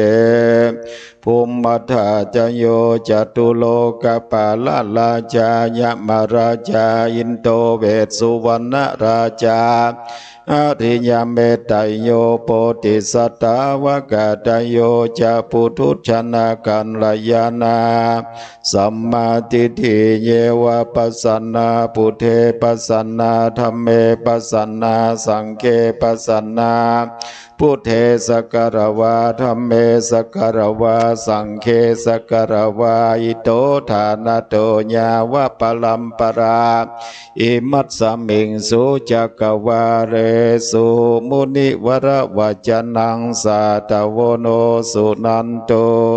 ธรรมัสสวรกาโลอยัมภตันตาธรรมัสสวรกาโลอยัมภตันตาธรรมัสสวกาโลอายัมภตันตาสมันตาจังกวาเลสุอัตตราคัจฉันตุสัทธัมมังมุนิราจัสสะสุนันตุสักกโมกตังนะโมตัสสะบังกะโตอะระหะโตสัมมาสัมพุทธัสสะนะโมตัสสะภะคะวะโตอะโตสัมมาสัมพุทธัสสะนะโมตัสสะภะคะวะโตสัมมาสัมพุทธัสสะพุทธังสารนังกัจฉามิธัมมังสารนังกัจฉามิสังฆังกัจฉามิตุติยัมปิพุทธังสารนังกัจฉามิตุติยัมปิธัมมังสารนังกัจฉามิตุติยัมปิสังฆังสารนังกัจฉามิตติยัมปิพุทธังสารนังกัจฉามิตติยัมปิธัมมังนังกัจฉามิตติยัมปิสังฆังสารนังกัจฉามิสัมพุทเทอัตถเวสัญจตตาสัญจสหัสสะเขปัญจสัตตาสหัสสะเนนามาเมเสราสาอาหังเตสังธัมมัญจสังฆัญจอัฏฐเลนะนัมมามิหังนัมมกาลานุภาเวนะอันตวสัพเพอุปัฏฐเวอเนกาอันตรายาเปเวนะสันโตอาเสสะโตสัมโพเทปัญจปัญญาสัจจจโตเวสติสหัสสะเกตัสสะสัตตาสหัสสะเนนัมมาเมเสลาสาหังเตสังธัมมัญจปัญจอาทาเรนะนัมมามิหังนัมมกาลานุภาเวนะหันตัวสัพเพอุปัฏฐเวอเนกาอันตรายาเวนัสสันโตอาเสสะโตสัมพุทเทนะโวตาลาสัทเทอันทาจันตาลิสาสหัสสะเกเวสติสัตตาสหัสสะเนนะมาเมเสลาสาหังเตสังธัมมัญจสังฆัญจอัฏฐเลนะนัมมามิหังนัมมกาลานุภาเวนะอันตวสัพเพอุปัฏฐเวอเนกาอันตรายาเปเวนัสสันโตอาเสสะโตอะระหะโตสัมมาสัมพุทธัสสะมะเหสิโนนะโมธัมมาธัมมัสสะสวากาตาเสวะเตนิธานะโมมหาสังฆ คัสสะเปเวโสทาเสลาเทเทโนนะโมมาตยาลัตถะสาลัตตนาตยัสสะสาธุกังนะโมมากาติตัสสะตัสสะวะตุตยัสสะเปนะโมกาลปะภาเวนาวิคาจันโดปัทวานะโมกาลานุภาเวนะสวัสดิโหนโตสัพพตานะโมกาลสัตเทเจนะเวทิเมโหเมเตเจ้าวาเอวัมเมสุตังเอกังสัมมายังภะคะวะปะลานาสิยังเวหะติสิปตาเนเมตตาเยตันละโคภะคะวะปัญจวัคคีย์เยภิกขุอามันเตสิทาเวเมภิกขเวอันตาปปาจิตเตนะเสวิตาภะจายังกาเมสุกามาสุขันเลกาโนโยโคหิโนคัมโมโคตุจันติโกอานาริโยอนัตตสันหิโตโยจายังอัตตะกิลมัฏฐานุโยโคตุโคอานาริโยอนัตตสันหิโตเอเตเตปิกเวอุโพอันเตอนุปกัมมมัสสิมาติปันทาตถาคเตนะอภิสัมพุทธะจะภูกาลันเนยานังกาลันเนโอปัสสัมมายาอภิญญายาสัมโพธายานิพพานายาสังวัตตันติกันตัมมาสัพพิกเวมัชฌิมาปฏิปตาตถาคเตนะอภิสัมพุทธะจะภูกาลันเนยานักาลันเนโอปัสสัมมายาอภิญญายาสัมโพธายานิพพานายาสังวัตตันติอัญญเมวะอาลิโยอาทังเจโกมาโคไสยา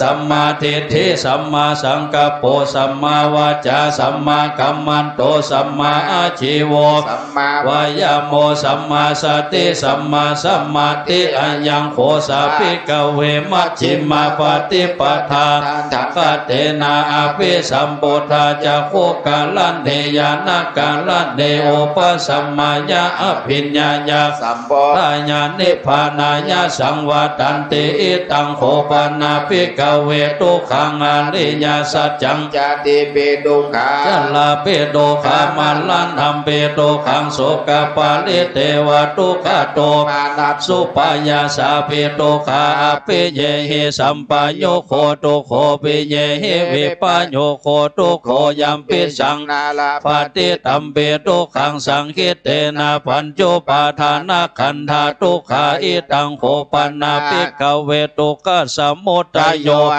ริยสัจจังญายังตัณหาโปโนภวิกานันติราคะสังหกตาตัตลา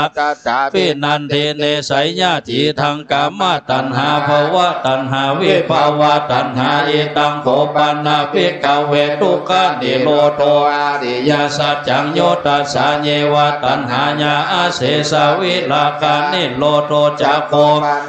สักโคโมติอานาลโยอิตังโคปนาภิกเวตุกะนิโรธคามิเนปฏิปทาอริยสัจจังอายะเมวะอริโยอัตถังมะโคไสยะทีทางสัมมาทิฏฐิสัมมาสังกัปโปสัมมาวาจาสัมมากัมมันโตสัมมาชีโวสัมมาวายโมสัมมาสติสัมมาสมาธิอิตังตุขังอริยสัจจันติเม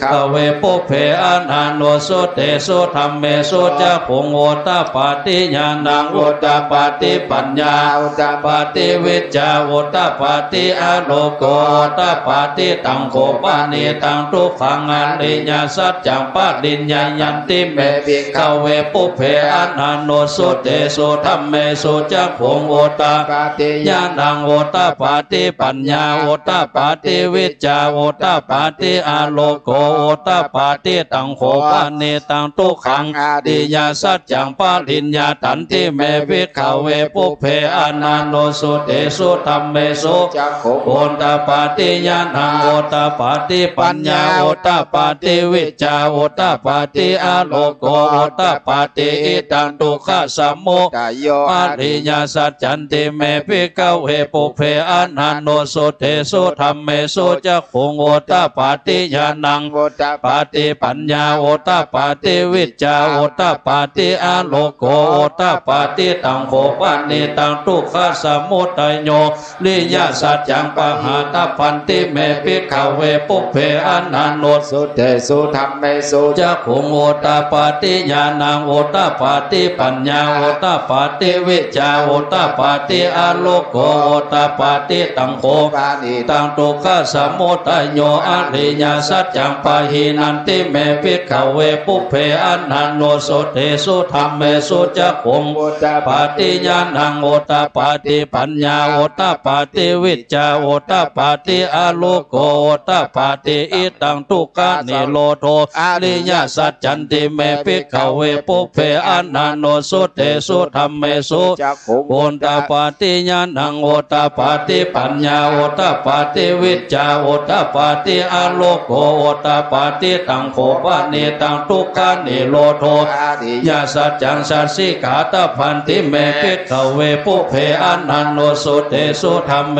สุจักขุงโอตปาติญาณังโอตปาติปัญญาโอตปาติวิจาโอตปาติอาโลโกโอตปาติตังโขปะเนตังทุกขานิโรโธอริยสัจจังสัสสิกาตันติเมปิขเวปุเพอนันโนสุเตสุธรรมเมสุจักขุงโอตปาติญาณังโอตปาติปัญญาโอตปาติวิจาโอตปาติอาโลโกโอตปาติอิตังทุกขานิโรธคามิเนปฏิปทาอริยสัจจันติเมปิขเวปุเพอนันโนสุเตสุธรรมเมสุจักขุงโอตปาติญาณังโอตปาติปัญญาโอตปาติวิจาโอตปาติอาโลโกโอตปาติตังโขปานิตังทุกขานิโรธคามิเนปฏิปทาอริยสัจจังภาเวตพันติเมปิขเวปุเพอนันโนสุเตสุธรรมเมสุจักขุงโอตปาติญาณังโอตปาติปัญญาโอต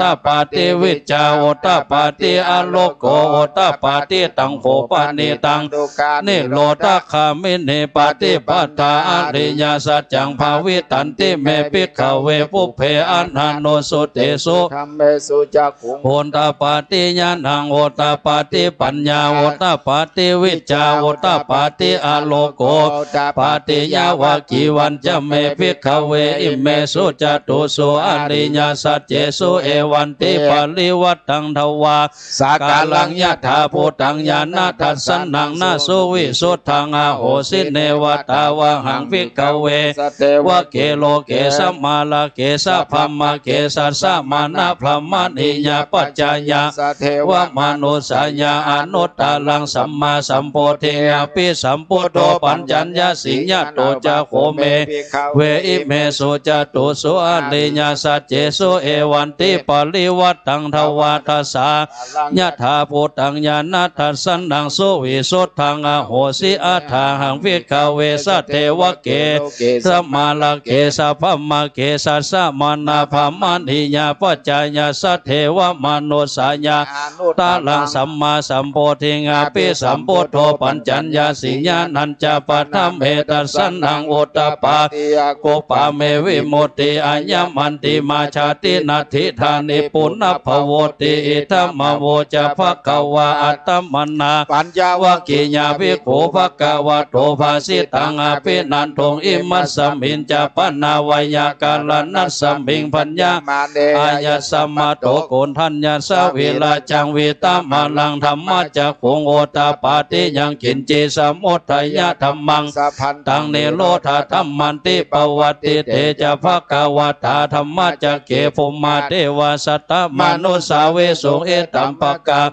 ภาลานาสิยังอิสิปัตตเนมิฆาตเยอนุตตลังธรรมะจักขังปวัตติตังอปฏิวัติยังสัมมันเน พามเนนาวาเทเวนาวามาเลนาวาพระโมนาวาเขนะจิวาโลกัสเมนเตมานังเทวานังสัตตังสุตวะจตุมหาราจิกาเทวาสัตตมโนสาเวสุงจตุมหาราจิกานังเทวานังสัตตังสุตวะตาวาติงสาเทวาสัตตมโนสาเวสุงตาวาติงสานังเทวานังสัตตังสุตวะยามาเทวาสัตตมโนสาเวสุงยามานังเทวานัง งสัตตังสุตวตุสิตาเทวาสัตตมนุสาตุสิตานังเทวานังสัตตังสุตวานิมานัลติเทวาสัตตมนุสาเวสุนิมานัลติวานังสัตตังสุตวาปาลนิมิตาวาสวัตติเทวาสัตตมนุสาเวสุปาลนิมิตาวาสวัตติเทวานังสัตตังสุตวาปมายิกายิกาเทวาสัตตมนุสาเวสุเอตัมภะคะวะตาภาลานาสิยังอิสิปัตตเนมิกตัญเยอนุตตลังธัมมาจักังปวัตติตังอปฏิวัติยังสัมมเนนวะภามเนนวะเทเวนวะนวะภมุนาวะเกนะจิวาโลกัสมินเตคันเนนะเตนะโมโหเตนะยาวะภมาโลกัสสะโตอภุคันเสยัญญตัสสะหัสสิโลกธาตุสังกัมเปสัมปะกัมเปสัมภเวติอัปปมาโนจะโอลาโลโอภาโสโลเกปตุลาโหสิกัมเมวะเทวานังเทวานุภาวังอัฏฐโขภกวาอุทานังอุทานเนสีอัญญาสีโฟโกนทัญโยอัญญาสีวัตตาโฟโกนทัญโยติอิติหิตังอายัสสัมมาโตโกนทัญญัสสาโกนทัญโยตเววนามังอโหสิติธรรมจักกะปวัตตนาสุตตังนิทิตังจะพาลานังปันเดตานันจะเสวนาปูชาจะปูชนียานาเอตัมมังกลามุตตมังปฏิโลปะเทสาวาโสจะโพเพจักตาปุญญาตาตาสัมมาปะเนเทจะเอตัมมังกลามุตตมังภาโหจะสิปัญจวินัยโยจะสุสิกิโตสุภาสิตาจยาวาจะเอตัมมังมุตตมังมาตาเบโตปะฐานังพุทธาทาลาสาสังฆโหอนาโกลาจะกัมมันตาเอตัมมังกลามุตตมังกานันจะธรรมะจะลิญาจะญาตากานันจะสังฆโหอนาวาจานิกัมมาเนเอตัมมังกลามุตตมังอลาเทวิลาเทปปามัจจปนาจะสัญญโมอัปปมาโทโสเอตัมมังกลามุตตมังคาลาโวจะนิวัตโตจะสันโดเทจะกตัญโยตากาเลนะธัมมัสสวรรณเอตัมมังกลามุตตมังขันติจะโสภะจะสัตตาสมานานัญจตัสสนังกาเลนะธัมมัสสะกัสสะเอตัมมังกลามุตตมังตาโพจะพมาจาริยัญจาริยสัจจานาทัสสนานิพพานาสัจจิกิเลญาจะเอตัมมังกลามุตตมังพุทธัสสะโลกาธัมเมจิตตังยัสสนากัมปติอาโสกังเวลาจังเขมังเอตัมมังกลามุตตมังเอตานิสานิกัตวานาสัพพะธัมมาปลาจิตตาสัพพะตาโสติขันจันติกันเดสังมังกลามุตตมันติมหามังกลาสุตตังยังกินชีวิตตังเอตวาโอลังวาสักเกสุวายังลัตตนาปานิตังนันโนสมังอธิตาเตนะเอธัมปิพุทเทลัตตนาปานิตังเอเทนะสัจเจนะโสวัติโหตุขยังวิลาคังอมตังปานิตังยะตัสสะคาสกายะโมนิสัมมาหิโตนะเทนะกัมเมนะสัมมาเตกินเจคัมปิธัมเมลัตตนาปานิตังเอเทนะสัจเจนะโสวัติโหตุยัมพุทธเสโทปาลิวันนายิสุจิสมาธิมานันตาลิกัญญาสมาธินาเตนะสมโมนาวิสเตธัมปิธัมเมลัตตนาปานิตังเอเทนะสัจเจนะโสวัติโหตุยิปุคลาอัฏฐสัตถังปัสสัทธาจัตตาลิเอตานิโยคานิเตทาคินายาสุขตัสสะสาวกาเอเตสุทินานิมหาปาลานิเอตัมปิสังเขปานิตังเอเตนะสัจเจนะโสวัติโหตุยิสุปัญโยตามานาสาดันละเหนานิกามิโนโคตมังนัมหิเตปฏิปตาอมตังวิไคหาลัทธาโมทานิโพธิบุญจามานาอิธัมปิสังเขปานิตังเอเตนะสัจเจนะสุวัติโหตุขีนังปุรานังนาวังนัตถิสัมปวังเวรัตจิตตายติเกภวัสสมิงเตกินาภิจาอวิรุณละหิฉันทานิพันเตเทลายัตถายัมปติโปเอตัมปิสังเกลัตตนังปานิตังเอเตนะสัจเจนะสุวัติโหตุเมตัญญาสัพพโลกัสสัมภิมานะสัมภวะเยอปาริมานังอุทธังอโทจติเรยัญจา สัมมาทังเวลัง อาสาปตังเดทัญญาลานิสินโนวาสยาโนวายาวัตสาวิคาตามิโทเอตังสัตติงาติทายาเมตังเวหาลังเอตมาโมติติญาโนปะคัมมาศีลวัตสันเทนะสัมปันโน กาเมสุเวนายะเขทังนาหิจตุขปัสสยาปุณณเลติติกาลนิยเมตาสุตตา หุงสังอัส สัมมาปินิมิตาสาวุธันตังกิเมกัลังโอติตาโคลัสสะเสนามาลังธนามาวิเทนาจิตตวามุเนโนตันเตจะสาภวตุเตจยมังกลานิมาลาติเล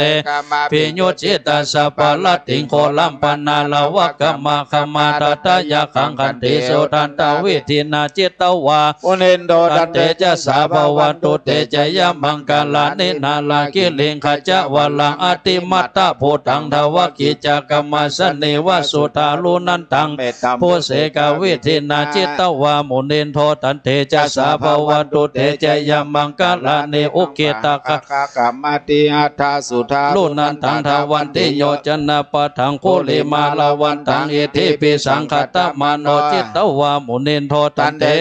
ภวตุเตจยมังกลานิกัตวนากัตถโมทัลาอิวะคพินิยาจินจายาตุตวัจนังสนากายา มัจเจสันเต นาโสมาเวทินาจิตตวามุนินโทตันเตจะสาภวตุเตจยมังกลานิสัจจังวิหายา มาติสัจจกวาดเกตุงวาทา ปิโลปิตามานังอติอันตโพธังปัญญาปฏิปัจจาริโตจิตตวามุนินโทจะสาภวตุเตจยมังกลานิตุขหาเตเตโพจเกนะสุตตาหะทังปมัง จุดเต จุติเมเตภกาปิธานังญาณคะเนนะวิธินาจิตตวามุนินโทตันเตจะสาภวตุเตจยมังกลานิเอตาปิพุทธจยมัง กลา อัฏฐคาทายโยวัจโนทินนาทินเนสาลเตมาทันติเหตวานันเนกวิเวทานิจุปัทวานิโมกขัง สุขัง อธิขมายานัโลสปัญโยนิโกนาโทหิตายาสัพปปานินัมโปเลตวปาลามิสัพพปโตสัมโพธิมุตตมังเอเตนะวัจเจนะโหนตุเตเจยมังกาลังเจยันโตโพธิยามูเลสกายานังนันทิวัฒโนเอวังทวังวิจโยจยาสุจยมังกาเลอปาลาสิตาปันลังเกสิเสปตาวิโปคะเลเสเกสาวาพุทธานังอคัปปโตปโมทติสุนัขตังสุมังกาลังสุปปาตังสุโหติตัง สุขันโด โสโมโหโตจะโสเยตังปมาจาริสุปัฏฐกินังกายกัมมังวาจากัมมังปัฏฐกินังปัฏฐกินัง มโน กัมมังปณิเทเทปัฏฐกินาปัฏฐกินานิกัตวานังละพันตเถปัฏฐกิเนลัทธาสุขิตาวิลุลลาหาปุตตสาสเนอโลกาสุขิตาโหทาสัพเพหิยาติเพติเมสัลลนังอัญญังพุทโธเมสัลลนังวัลลังเอเตนะสัจจวัจเจนะ อุนตุเตจยมัง กาลังนาทิเมสัลลนังอัญญังธัมโมเมสัลลนังวัลลังเอเตนะสัจจวัจเจนะโหตุเตเจยมังกาลังนาทิเม อาลนัง อัญญังสังโฆเมสัลลนังวัลลังเอเตนะสัจจวัจเจนะโหตุเตเจยมังกาลัง เย็นเจ รัตนังโลเกวิสัตติวิวิธังโพธุรัตนาพุทธสมานาธิ ตัสสมา โสติภวันตุเตยังกิจเจรัตนังโลเกวิสัตติวิวิธังโพธุรัตนังธรรมสมัง นาเท ตัสสมาโสติภวันตุเตยังกิจเจรัตนังโลเกวิสัตติวิวิธัง โกโดรัตนังสังฆสมัง ตัสสมาโสติภวันตุเต ปัญญามาเล เจโนนาโทปันโตสัมโพธิมุตตมังจัตโตสัจจังปะกาเสสีธัมมาจักขังปวัต เอเตนะสัจจวัจเจนะโหตุเตจยมังกาลัง พุทธังเจเว ตังยาวานิพานังสาลานังกาสามิธัมมังชีวิตังยาวานิพานังสาลานังกาสามิสังฆังชีวิตังนิพานังสาลานังกาสามิตุติยัมปิพุทธังชีวิตังยาวานิพานังสาลานังกาสามิตุติธัมมังชีวิตังยาวานิพานังสาลานังกาสามิตุติยัมปิสังฆังชีวิตังนิพานังสาลานังกาสามิตาเตยัมปิพุทธังชีวิตังยาวานิพานังสาลานังเมตาเตยัมปิธัมมังชีวิตังยาวานิพานังสาลานังกาสามิตาเตยัมปิสังฆัง เจเวตัง ยาวานิพานังสาลานังกัสสา เมมังกาลสัมโพโตสัมพุทโธทีปารุตธรรมโมพุทธมังกาลมะคัมมาสัพพตุขาปมุจจเลมังกาลสัมโพโตคัมปิโลตุตาโสอานุธรรมมังกาลมะคัมมาสัพพพญาปมุจจเล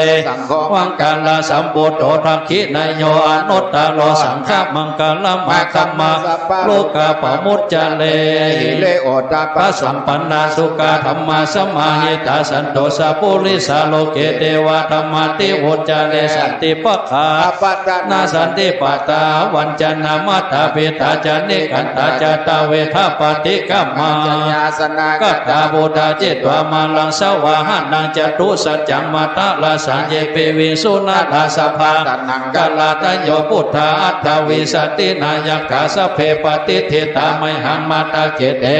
สาลาสิเสปฏิเทโตไมหังพุทโธธัมโมทิวิโลจันเนสังโฆปฏิเทโตไมหังอุเลสภาปุณากาโลหัตเยเมอนุโลโตพุทโธจาตะกิเนโกดันโยเปติวะคัสสมิโมคลาโนเจวามาเกตะกิเนสวันเดไมอังอาสุอันตาลามุลากาสะโพจามหานาโมอุปาโสวามะโสดะเกเกสันเตเปติวะคัสสมิโสลิโยวะปะพังกาโลนิสิโนเสลิสัมปันโนโสเวโตโมนิปุงคาโวกุมาลากาสะโพเทโล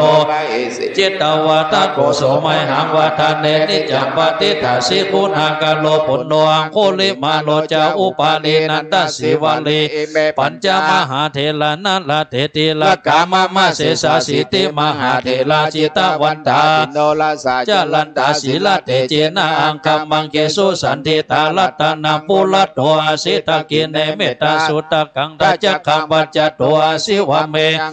มาลกังขันธโมลาปาลิตัญจาตานาติยสุตกังอากาเสจนานังอาสิเสสาปกาลสันติตาจินานา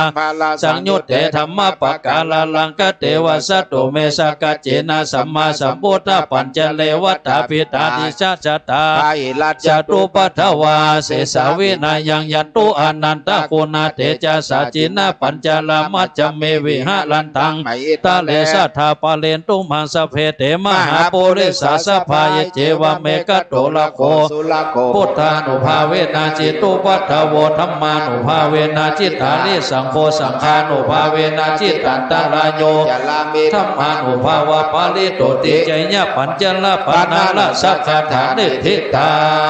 ติเอมัสสมิกาเยเกสาโลมานะขาทันตาตาโจมาสันนาหาโลอาทิเมสังวะกังหัตยังยากานังกิโลมะกังเปหากังฟ้าภาสังอัตตังอัตตาปุณาโอทาลิยังกาลิสังเปตังเสมหะผู้โพโลหิตังเสโทอาสุวาสาเกโลสิงคานิกาลสิกามุตตังมัตตะเกมัตตะลงกันเตตวัตติสากาลังเอ็นตาจตาเทวจตาปมาจตามหาปมาจตาอิสิจตามหาอิสิจตามุนิจตามหามุนิจตาโพลิสัจตามหาโพลิสัจตาจักวัติจตามหาจักวัติจตาพุทธจตาปัจเจกวุตาจตาอรหันตจตาสัพพสิทธิวิสาดาลนังจตาสัพพโลกาจริยานังจตาสัพพโลกาธิปติญาณจตาเอเตนะสัจจวัจเจนะตุยหาสุวัติโหตุตุยหาสวหายาโมพุทธัสสะธรรมัสสะนะโมสังฆัสสะเสยญาติทังอุลุอุโลสวหายาเทโอนัสสวิจโยธัมโมโลเกอนุตตโลสัพพสัตตหิตถายะตังดวงกันหาหิเตวะเตวัสเสลาสะทันเดอมนุเสเหปาวะเกพยักเกนะเกวิเสโปเตอะกาลาเนนะจัสสะปัสสะมะมะลานามุตโตดาเปตวะกาลามาลิตันตเสวะอนุภาเวนะโหตุเตโวสัตตาสุตสีลังสมาทายาธรรมาสุจาริตังจาเลตัสเสวะอนุภาโหตุเตโวสุขิสัตตาลิขิตังจิตติตังปูจังดาลนังวัจจานังกะลงพะเลสัง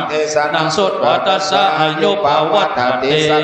พุทธาลัตตนาสัทธังอุตตมังวะลังหิตังเทวะมนุสส นาโมตเตเจนะ สุทินา นาสันโตปัตตวาสเปตุขาวุปัสสะเมตุเตสักกัตวะธรรมลัตตานังวสัทธาวุตตมังวัลลังปา ปา เล เล ลา ลา โห โหปัสสะมานัง ธรรมเตเจนะโสตินานาสันโตปัตตวาสเปพยาวุปัสสะเมตุเตสักกัตวะสังฆลัตตานังวสัทธาวุตตมัง วัลลัง อาโหนายยังอาโหนายยังสังฆเตเจนะโสตินานาสันโตปัตตวาสเปโลกาสะเมตุเต เตสัจจังเตวะ มนุสสานังกาตุกังติติกังละสังอัมปิลังละวันนันเจวาสปะพยาติวินัสสโตเอกัตถวิติปัญจสัสสตาตินังตถาญวัตถุขาวินัสสันโตชีวิตทานังตทันโตเตชีวิตทานังตัสสาโยวันนังสุขังปลังชีวิตทานังอุภาเวนะโหตุเตโวสุกิสัตตาชีวิตทานังทัตตวโวสัทธาวุตตมังวัลลังสลีลังทุกขังนาเสติเพสัจจังตานามุตตมัง ตัสสะมาก าลยะกัลยานังนิจจยังสัมปลายานังปุญญานิปาลาโลกัสสมิปติตาหนติปานินังอิปินาทานเนนะตุหากังกิงปวิสัตติทิขายุกาสัทธาหนตุสุขิตาหนตุสัพปตาตถาติสักกัจจังศีลาวันเตสุธาดิสุนานาทานังวัลลังตัตวาอิวิตานังมหาปลังเอวังมหิทธิกายสัญญาติธรรมปุญญาสัมปตาตัสสมาธิลาปัสสังสันติ ปันดิตาก าตาปุญญาตันติอธิอุณสวิจโยนิพิโต ทุกขปัญจ จันเนโตขาปญญาปัตตาจันนิพยาโสกปัตตาจันเนโสกาหนตุสัพเพปิปานิโนวัฏฏาจามเหหิสัมภัตตังปุญญาสัมปตังสัพเพเทวานุโมทันตุสัพพะสัมปติสิทธิยาตทันโดสัทธายาสีลังละขันตุสัพพตาภ ภาวนาเวลาตามโดกัจจันโดเทวตากันตัสสะเพพุทธปัลลาปัตตาปัจเจกานัญญายังอันตานัญญาเตเจนะลักขังปันธามิสัพพะโสสุโขพุทธานังอุปาโตสุขาสะธรรมเทศนาสุขาสังฆาสะสามัคคีสัมมกานังกะโพสุโขอติโยเสโทจันเนตัสสะมิเยโคตปาติสายิโนวิชา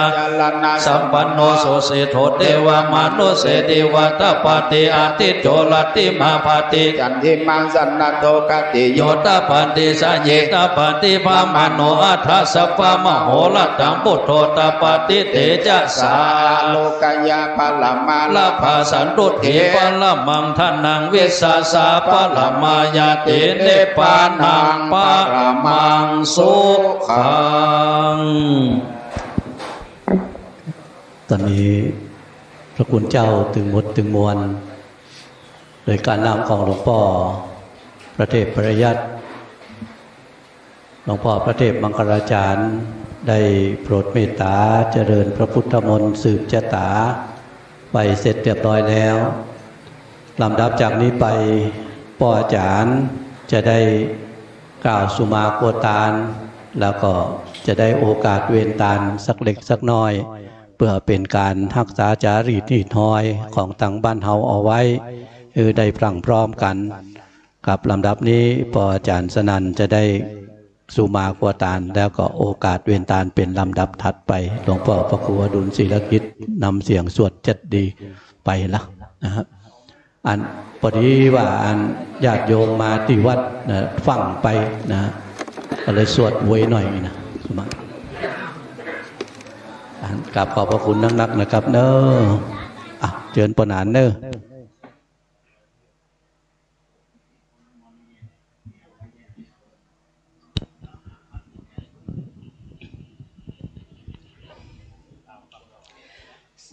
สาธุสาธุกาสาพันเตคาเตสัพพะวัตถุตานาบัดนี้สัทธาภูคาตั้งหลายหมายมีหลวงพ่อพระครูโคสียาพรเป็นเข้าพร้อมพระภิกษุสามเณรและศรัทธาเจ้าบ้านทั้งหลายกูคนก็ได้ตกแต่งห่างดาตานก็เป็นการบัวละมวนผามพร้อมเฮิงที่จักน้อมเป็นตานมีบูผาบันดอกไม้ผูคาใส่วางไว้เหนือขัน นำสู่คาคามินสมปล่อยงามใสจึงจ้อยนาเพื่อจักขอสุขมาอย่างสัพพวัตถุตานาหลายหลากสัพพะพร้อมภาคจูอันดังผู้คาจากเว้นวางกล่าวไว้ย่าเมื่อผู้ขาตั้งหลายได้ตกแต่งหางของตามหล่อนมีใจบ่จื้นบ่บ้านมัวมืดได้เก่ากำลังลื่นโมโหนับปะโลออกจากปากเป็นกำไลหยาบโดยวาจีกรรมพิษจากกองธรรมสามสิ่งคือบุพเจตนาอันยิ่งฮือบางเกิดในใจบ่ใสผ่องแผ้วอาปาละภาคะเจตนาใดฮือตันแล้วก็บ่จุ่มจื่นยินดีบ่มีปิติใสตื่นตองเกี่ยวข้องโลภะมัจจะเสละธรรมผู้ขาดทั้งหลายก็กลัวเป็นโทษกรรมาติด8จึงจักแขวดขอสุมมาขอสัพพวัตถุตานาภายโพธสัพพโตษหมู่เว้นกรรมขอหือหายจากนิวรณ์ทำกรรมอันเป็นบาปอันจักขับลาบตังจันฟ้าและเนรปานเสียแก่มูลสถาผู้คาต่างหลายจู้ผู้จู้คนจู้ใหญ่น้อยใจหญิงนั่นจุงจากมีเตียงแต่ดีลีนามามีกาญญาตัวเลว่าจีตัวเลมโนตัวเลสันจิจะปมาเตนะวาสันจิจะปมาเตนะวากายกรรมเมนะวาวาจิกรรมเมนะวามโนกรรมเมนะวาอติตาโตสังอนาคตาโตสังปัจจุปนาโตสังปมาทะโตสังสปังโตสังขมันตุโน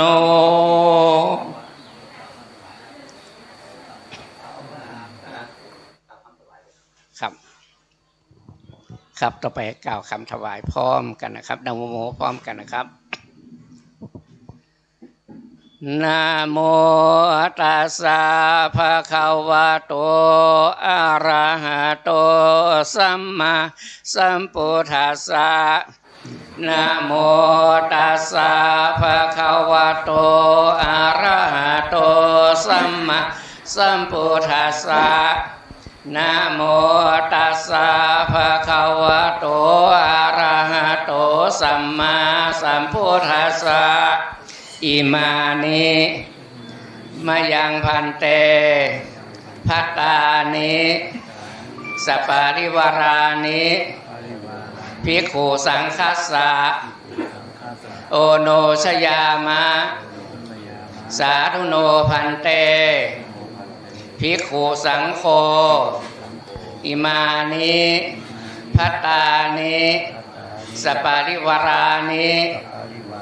ปฏิคันหาตุอัมหากังทิคารตังหิตายะสุขายะข้าแด่พระสงฆ์ผู้เจริญข้าพเจ้าทั้งหลายขอน้อมถวายซึ่งภัตตาหารพร้อมกับบริวารทั้งหลายเหล่านี้แด่พระสงฆ์ขอพระสงฆ์จงรับภัตตาหารพร้อมกับบริวารทั้งหลายเหล่านี้ของข้าพเจ้าทั้งหลายเพื่อประโยชน์เพื่อความสุขแก่ข้าพเจ้าทั้งหลายและญาติมิตรทั้งหลายสิ้นกาลนานเทินสาธุกับในโอกาสนี้จะได้ถวายจตุปัจจัยไทยธรรมถึงหมดถึงมวลแด่ครูบาสังฆเจ้ากับในลำดับแรกนั้นจะได้ถวายกันพระพุทธก่อนนะครับเนาะทีนี้เพื่อความไม่ใช่ว่าเพื่อความสะดวกอย่างเก่านะครับเนาะคือในวันนี้ถึงหมดถึงมวลเนี่ยนะครับจะขอเมตตากับหลวงพ่อพระครูโกสิตประยัตยาพรเป็นตัวแทนของ พี่น้องศรัทธาที่ได้รับเป็นเจ้าภาพถึงหมดถึงมวลเนอะนะครับเนอะจะขอหลวงพ่อพระครูโคสิตก่อนนะครับเนาะถวายกันพระพุทธแล้วก็ถวายหลวงพ่อพระเทพปริยัติถวายหลวงพ่อพระเทพมังคลาจารย์ครับขอกราบ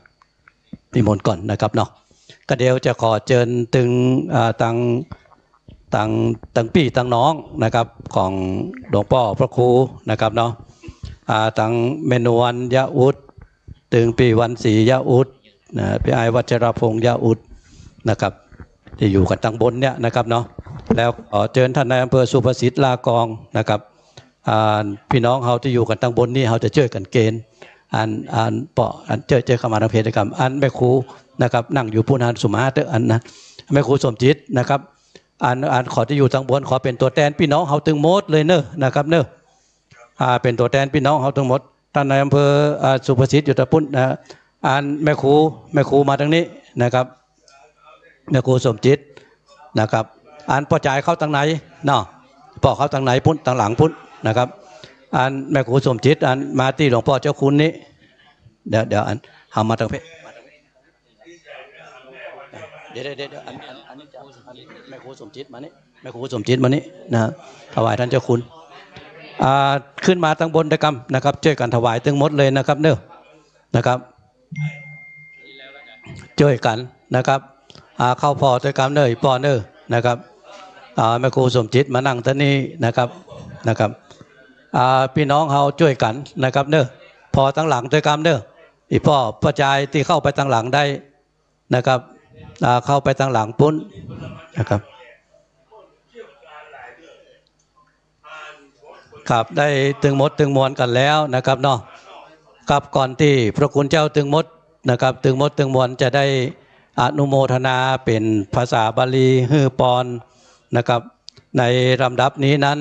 ขอกราบอาราธนาพระเดชคุณหลวงพ่อพระเทพมังคลาจารย์นะครับเจ้าคณะจังหวัดเชียงใหม่หลวงพ่อได้โปรดเมตตากล่าวสัมโมทนียกถา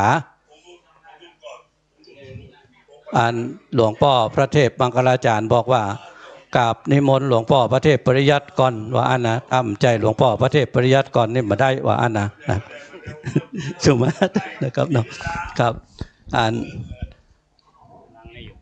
ครับมีเวลาได้อยู่ขอหลวงพ่อ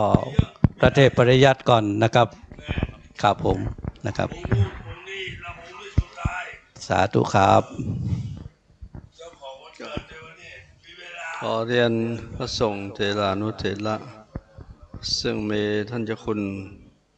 พระเทพมังคลาจารย์เจ้าคณะจังหวัดเชียงใหม่เป็นต้นเป็นประธานเจริญพรญาติโยมสาธุชนทุกท่านวันนี้เป็นวันสำคัญของวัดประแดงมหาวิหารหรือประแดงหลวงซึ่งเป็นวัดที่พระเจ้าติโลกราชของเราได้สร้างมาเพื่อให้เป็นที่ไหว้ที่สาที่สักการะบูชาเป็นที่ปึ้งของศรัทธาประชาชนในจังหวัดเชียงใหม่ของเราวันนี้ท่านเจ้าอาวาสท่านพระครูโคสิตปริยัตยาภรณ์ดำรงตำแหน่งเจ้าอาวาสมาและก็เจ้าหน้าตำบลโดยปัจจุบันอายุของท่าน72 ปีเป็นพระมหาเถระที่นักวิชาการทางพระศาสนาเคยได้เป็นอธิการบดีรองอธิการบดีมหาวิทยาลัยมหาจุฬาลงกรณราชวิทยาลัยวิทยาเขตจังหวัดเชียงใหม่ของเราช่วงหนึ่งในสมัยหนึ่งนะหลังจากนั้นก็เป็นอาจารย์สอนมหาวิทยาลัยมหาจุฬาลงกรณราชวิทยาลัยที่วัดสวนดอกมาตลอดจนกระทั่งอายุเกษียณทางราชการท่านพระครูโคสิตปริยัตยาภรณ์ซึ่งเดิมท่านอยู่วัดสะสะต่อยเป็นลูกศิษย์ของครูบาบุญมีเขารู้จักกับครูบาบุญมีได้อยู่เป็นลูกศิษย์ลูกหาของท่านศรัทธาวัดของวัดป่าแดงของเราพร้อมทั้งคณะสงฆ์ของตำบลสุเทพและคณะสงฆ์อำเภออันว่า สมควรจะนิมนต์เพิ่นมาเป็นเจ้าอาวาสวัดป่าแดงมาวิหารนี้ตั้งแต่สมัยนั้นอาตมาเองก็จำมาได้จนกระทั่งบัดนี้เป็นเวลาร่วมหลายสิบปีท่านได้มาพัฒนาการวัดป่าแดงมหาวิหารของเราเพื่อเป็นวัดที่เหมาะสมกับที่พระเจ้าติโลกราชได้สร้างไว้ให้เสนาสนะหรือถาวรวัตถุต่างๆอันจะมีพระเจดีย์เป็นต้นท่านถ้าเอาดูแลเอาใจใส่วัดวาอารามพระศาสนามาเป็นที่เพิ่งของศรัทธาญาติโยมเพราะนั้นวันนี้เป็นวันสำคัญในการมีอายุของท่านนั้น72 ปีญาติโยมลูกศิษย์ลูกหาก็มาร่วมกันแสดงออกซึ่งความกตัญญูกตเวทิตาธรรมต่อท่านและปีนี้ณขณะเมื่อผ่านไปในเกณฑ์นี้เป็นกรณีพิเศษได้รับปริญญาบัตรคือปริญญาดุษฎีบัณฑิตกิตติมศักดิ์ของมหาจุฬาลงกรณราชวิทยาลัยนับเป็นเกียรติอันสูงส่งให้แก่ท่านพระครูโคสิทธิ์ปริยัติยาธรเสริมสร้างให้ท่านมีบารมีเข้มแข็งขึ้นเพื่อจะได้อยู่ดูแลพระพุทธศาสนาการกรุงรุ่งเรืองต่อไปเพราะฉะนั้นวันนี้ท่านทางคณะลูกศิษย์ลูกหาได้อาราธนาพระสงฆ์มาเป็นจำนวนนัก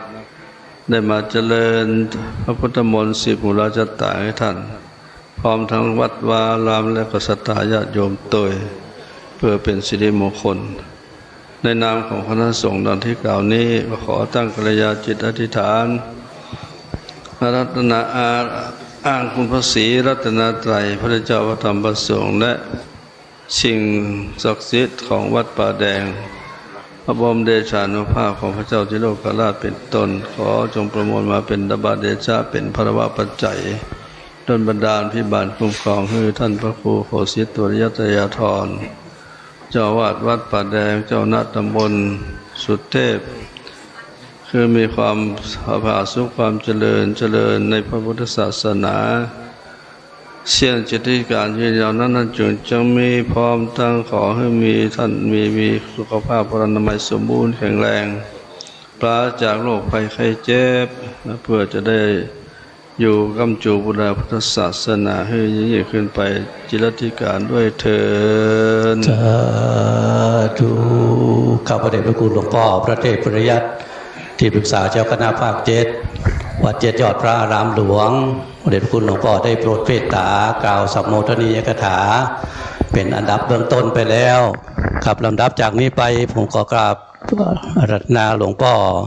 พระเทพมังคลาจารย์หลวงพ่อเจ้าคณะจังหวัดเชียงใหม่ได้โปรดเมตตากล่าวสัมโมทนียกถาเป็นลำดับถัดไปทำกรรมหนึ่งนะครับไม่เลยหรอกอัตวายความเคารพพระเดชพระคุณหลวงพ่อพระเทพปริยัติปรึกษาเจ้าคณะภาคท่านทั้งหลายโอ้วันนี้เบื้องบนเป็นใจบ่ฟ้าบ่ฝนบ่แดด มีจ้างฟ้อนรับได้เวลาหลวงพ่อมาถึงพอดีท่านทั้งหลายดีใจที่แม่เป็นหน้าตาดีหูดีตาดี92เนาะชื่ออย่างแม่นวลยาอึแม่นวล โอ้แม่นวล โอ้ไปหาที่ไหนแล้วเนี่ย72ยังมีแม่อยู่ฮะเป็นบุญอันใหญ่หลวงท่านทั้งหลายหลวงพ่อกับท่านอาจารย์บาหาอาจารย์พระครูเนี่ยรู้จักกันมาเมินเลยรู้จักกันตั้งแต่มาได้เป็นเจ้าวาด เปิดมาอยู่เนี่ยมันเป็นของเก่าเปิ้นความรู้สุดยอดที่ฟังเมื่อกี้นะป้าทุบมีอย่างที่บะยะ2 ความสามารถท่านทั้งหลายรู้วัดปนเนี่ยป้าโตผมอะแค่เติงหาหลวงพ่อใหญ่สมเด็จพระมหาราชมังคลาจารย์แค่เติงหาเปิ้นถ้าเปิ้นอยู่นี่นะเป็นเจ้าคุณแล้ว โอ้เปิ้นมาหันวัดอันนี้นี่หลวงพ่อติดตามหรอติดตามเปิ้นนะโอ้ตัวเปิ้นชื่นชมต้นไม้ใบหญ้าสถานที่ล่มลื่น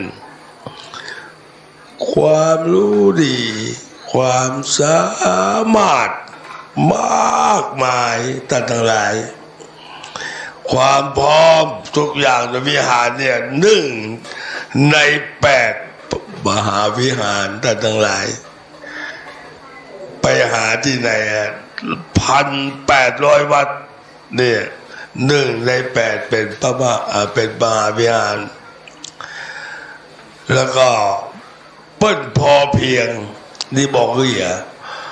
ไม่เคยอยากได้เป็นพระครูยังเป็นพระครูชั้นเอกอยู่นะป่านนี้อายุเท่าในหลวง ถ้าในหลวงรู้ว่าอายุเท่ากันเนี่ยโอ้พอเพียงภูมิใจในสิ่งที่เปิ้นมีดีใจในสิ่งที่เปิ้นเป็นมาคนขวายอยากได้เนี่ยมาเคยได้ฟังจากปากมันเลยโอ้ไปหาที่ไหนเขาเรียกว่าความสุขเนี่ยบัจจะอยู่ที่ยศบัจจะอยู่ที่ตำแหน่งมากเนี่ยความพอเพียงของเปิ้นเนี่ยภูมิใจในสิ่งที่มีดีใจในสิ่งที่เปิ้นเป็นไปหาที่ไหนท่านทั้งหลายเรื่องของสิ่งทำกรรมฐานครบไม่ด่างพร้อยตั้งแต่เป็นตัวหลวงนี่ยังไม่เคยมีประวัติศาสตร์การออกข่าววันนี้มาดักเลยโอ้หายาก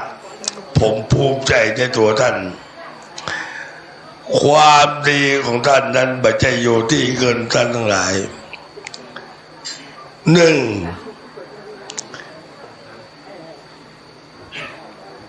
ศีลธรรมกรรมฐาน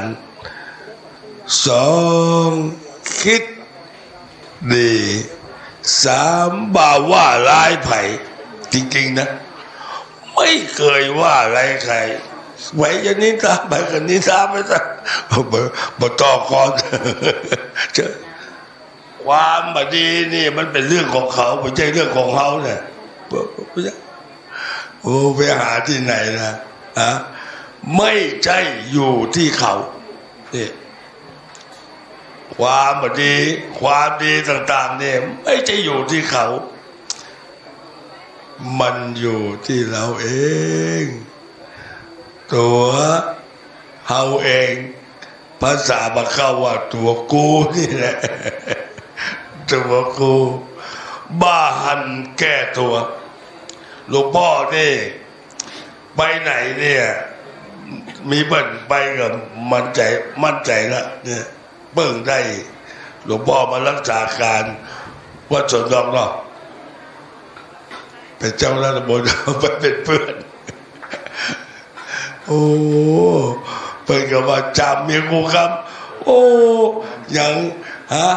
มาอู้ได้จะได้อู้คำเนี่ยเหรอฮะหลวงพ่ออู้ยังบอกวันนั้นน่ะผมเนี่ยบักกลัวคนฉลาด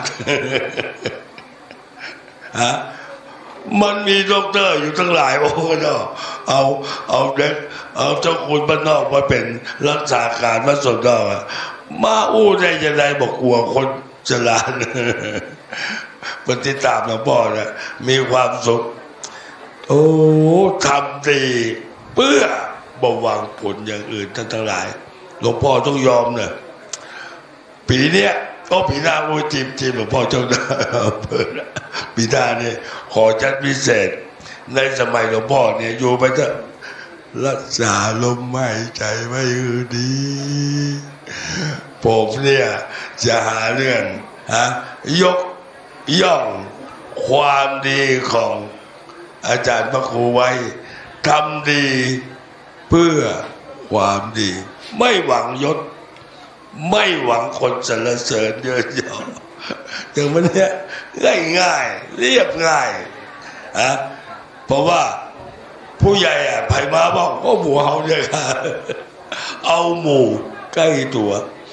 โอ้ที่อื่นนี่มาได้นะต้องเจ้าคณะภาค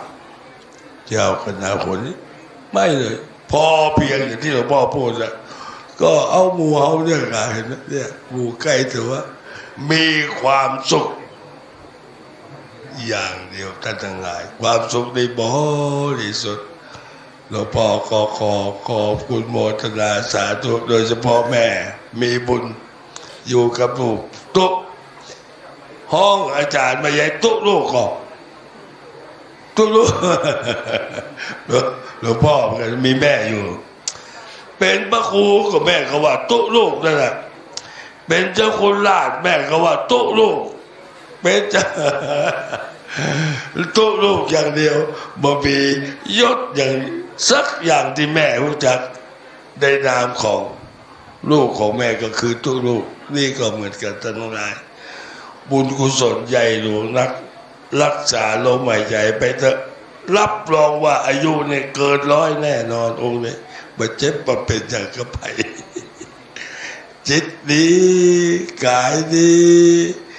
แล้วก็แม่ดีนี่แหละอรหันตาของพระครูรักษาบุญกุศลดูแลเพื่อเปิ้นไปนานๆจะได้หันทุกลูกเป็นเจ้าคุณในอนาคตการผมก็พูดเพื่อเป็น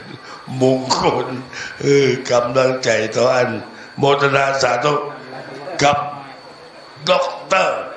ป้าโตเมื่อกี้นี่ได้หันอ่านผลงานแล้วมันเพิ่มแทนพี่แทนน้องแทนแม่ขอ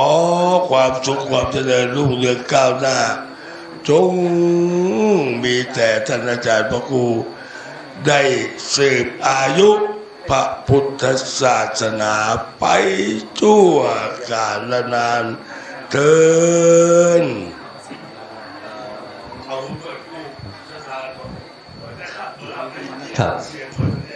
ครับขอบพระคุณหลวงพ่อประเทศมังคลาจารย์เดชคุณหลวงพ่อก็ได้กล่าวสมโภชนียกถานะครับคือกำลังใจกับหลวงพ่อพระครูโกสิทธิ์ปริยัตยาภรณ์ครับก่อนที่เขาจะฮับปอนนะครับแถมกำหนึ่งนะครับเนาะก็หลวงพ่อพระครูจะได้กราบปรารถนาหลวงพ่อพระครูโกสิทธิ์ปริยัตยาภรณ์เจ้างานนะครับเนาะได้กล่าวขอบพระคุณกล่าวอนุโมทนากับผู้บาสังฆเจ้ากับพี่น้องศรัทธาที่มาร่วมงานด้วยกันในวันนี้นะครับขอกราบปรารถนาครับ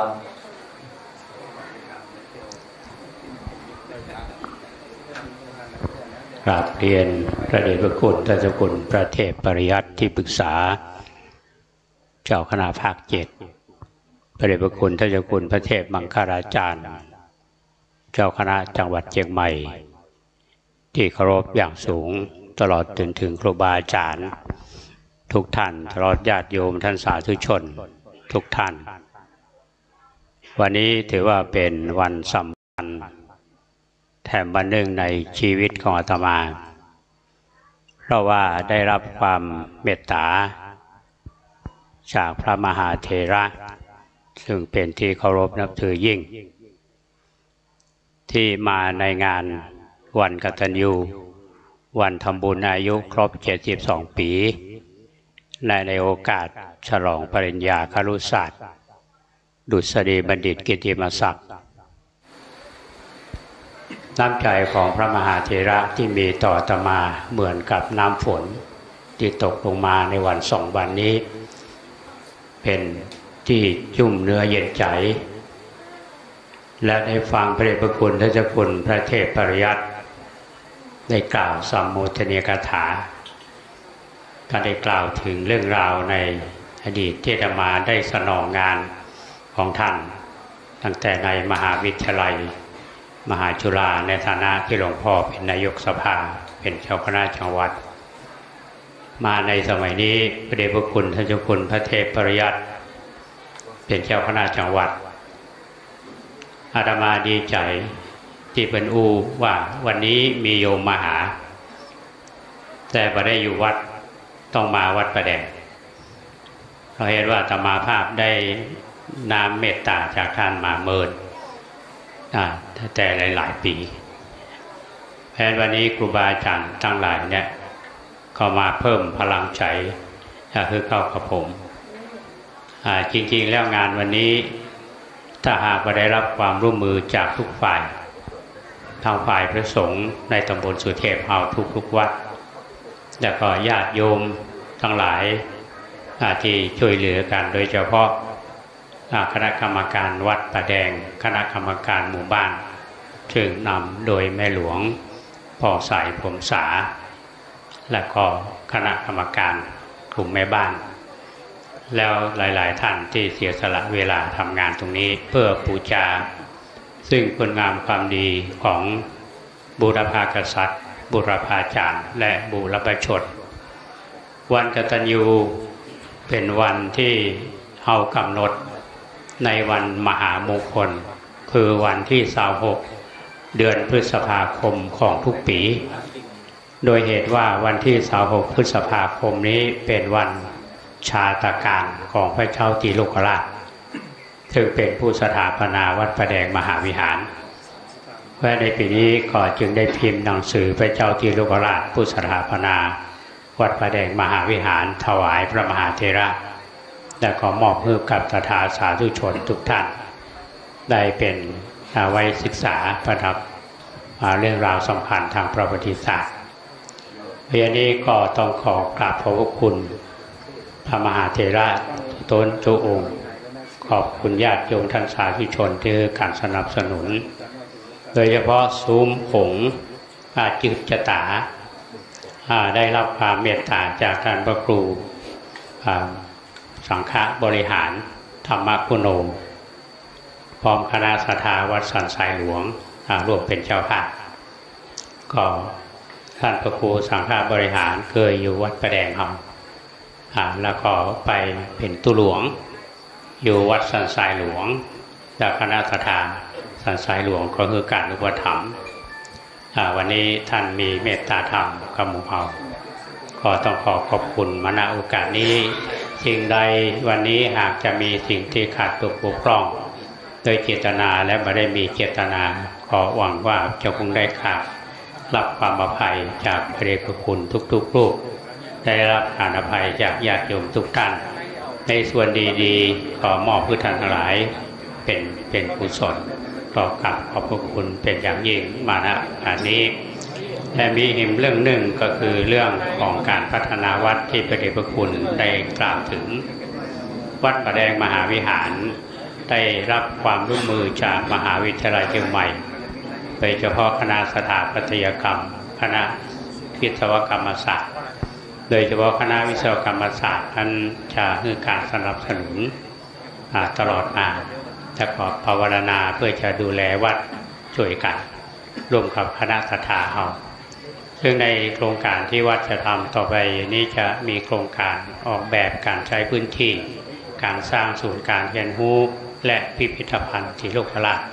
ที่ได้วางศิลาฤกษ์ไปแล้วก็จะได้ดำเนินการอยู่ในระยะการดำเนินการออกแบบจะยังไม่เสร็จสิ้นแล้วก็ได้พิมพ์ไว้ในหนังสือเล่มที่ถวายทุกท่านขอกราบขอบคุณเป็นอย่างยิ่งที่ให้กำลังใจขออำนาจพระแก้วเจ้าทั้งหลายผู้ห่มท่านทั้งหลายได้อยู่เย็นเป็นสุขเช่นเดียวกันขอกราบขอบพระคุณเป็นอย่างยิ่งขอขอบพระคุณครับครับรับจากนี้ไปเชิญชวนทุกท่านได้จ่ายหับปอนหยาดน้ำอุทิศผลบุญผลกุศลถ้าใครมีน้ำก็หยาดน้ำนะครับบ่มีก็บ่เป็นอย่างครับตั้งอกตั้งใจกันเด้อไม่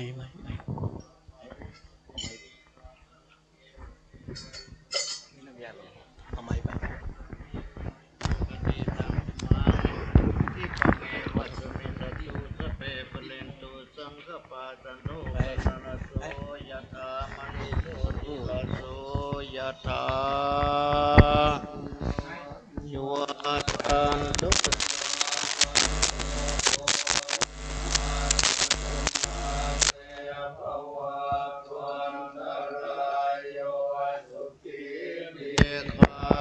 โกภวะสัพพิติโยวิวัชชันตุสัพวินาศตุมาเตภวัตวันตรายโยสุขิติกายภวะสัพพิติโยวิวัชชันตุสัพพะโลกโกวินาศตุมาเตภวันตรายโยสุขิติกายุโกภวะอภิวาทนาสิเลงจังวัฏาปจายโนจตารโล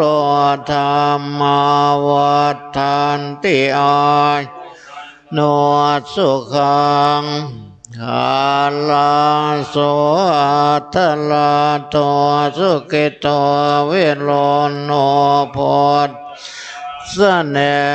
โลโกสุขิโตโหหิสัสสะเพหิยติปิโสอัตตลาโตสุขิโตโนโพธัสสะสเนหโลโกสุขิโตโหหิสัสสะเพหิยติปิโสอัตตลาโตสุวิโรจโนโพธัสสะสเนหโลโกสุขิโตโหหิสัสสะหิยติปิภวตุสัพพมังคลังลาคันตุสัพพเทวตาสัพพพุทธานุภาเวนัสสตาภวันตุเตภวตุสัพพมังคลังลาคันตุสัพพเทวตาสัพมานุภาเวนัสสตาสุทิภวันตุเตภวตุสัพพมังคลังลาคันตุสัพพเทวตาสัพพสังฆาอาเวนัสสตาสุทิภวันตุเตสาธุลำดับจากนี้ไปเราจะได้อธิษฐานส่วนบุญที่เราได้ปั้มเปงมาไม่ว่าจะเป็นบุญศีลบุญทานบุญภาวนาตั้งหลายเหล่านี้ส่งโยให้ตนตัวหมู่เฮาตั้งหลายได้เข้าถึงความสุขได้เข้าถึงพระนิพพานจากนั้นจะได้อุทิศบุญกุศลไปให้กับเจ้ากรรมนายเวรเจ้าตีเจ้าตางเทวบุตรเทวดาเทปาอาหักตั้งหลายเป็นลำดับทัดกันไปนะครับเนตังตานากัมมังเนปานาปัจจยโยนตุโนนิจังเอตังศีลากัมมังเนปานาปัจจยโยนตุโนนิจังเอตังภาวนากัมมังเนปานาปัจจยโยนตุโนนิจังยังกินจิกุศลังกันตามปังกัมมังสัมเปอัมเมกาตังปุญญัง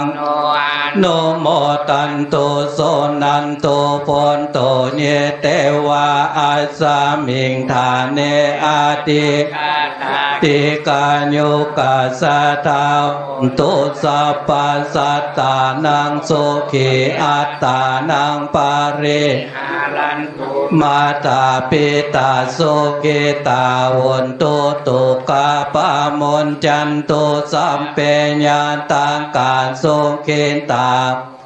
ตุกาปามนจันตุสัมเปอาญาตากาสุขิตาวุนตุตุกาปามนจันตุสัพเพปิสาสัพเพยากาสัพเพเปตาสุขิตาวุนตุตุกาปามนจันตุสัพเพนัก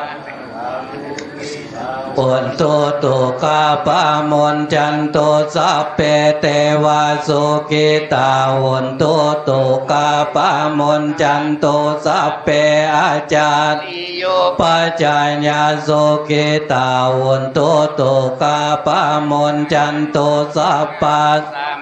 เตนังสามินจันตุโวเจ้าวันตาน้อยขอสุมาพระเดชพระคุณหลวงพ่อพระเทพปริยัติกรมหนัวหันหน้าไปทางหลวงพ่อเนอวันตามิปันเตสัพพังอปาราตังอามารามิพันเตมยาคาตังปุญญสามินานุโมทิตาปังสามินากาตังปุญญังไมหังทาตาปังสาธุอนุโมทามิจัตตารโอธรรมวัฏันติอายุวันโนสุขังปะลังสาธุสาธุจยันโตโพธิยามุเลสกายานังนาติวัตโนเอวังตังวิสยโยติสยันสุสยามังคะเลปลาเกสิเสปัทวิ อับน้ำมนต์เนอ พิเศษแกสปะวุฒานาคัปปะโตปะโมตติสนากันตังสุมังคลังสุปปะตังสุสุขโนสุโมโตสัสสุตัมปมาจาริสุปัตตกินังกายะกัมมังวจกัมมังปัตตกินังปัตตกินังมโนกัมมังปันเตปัตตกินาปัตตกินานิกตานาลปันตันเตปัตตกิเนครับเดี๋ยวอันตัวเจ้าเขาก็เอาไปอันตัวเจ้าวัดเขาอันเอาน้ำไปพระฝ่ายให้กับพี่น้องศรัทธาตั้งลุ่มพรมน้ำครับหลังจากนี้ไปจะได้ถวายพระทหารเพลละนะครับพระทหารเพลอยู่ตั้งเหนือวิหารหลังนี้เนอะครูบาอาจารย์กุศลโกงนะครับเนอะขอกราบพระราชนาตั้งเหนือนี้อ่านโฮงทานบอกว่าเปิดไปแล้วหรือยังนะครับว่าเดี๋ยวถ้าตู้เจ้าฉันเข้าก่อนนี่นะกับกราบไหว้สาครูบาอาจารย์กุศลโกองเด้อนะครับครูบาสังฆเจ้าตึงโมดตึงมวลขอกราบพระราชนาฉันพระทหารเพลฉลองศรัทธากับพี่น้องศรัทธาป่าแดงเด้ออ่านกระเดียจะฟ้อนจ้างฟ้อนจะฟ้อนนะครับเนอะจ้างฟ้อนหอคำปัญญามังลายเอาไผ่เปิดเพลงเปิดจ้างฟ้อนก็ฟ้อนไปนะครับกินข้าวก็กินไปตัวอ่านตัวเจ้าเฮาช่วย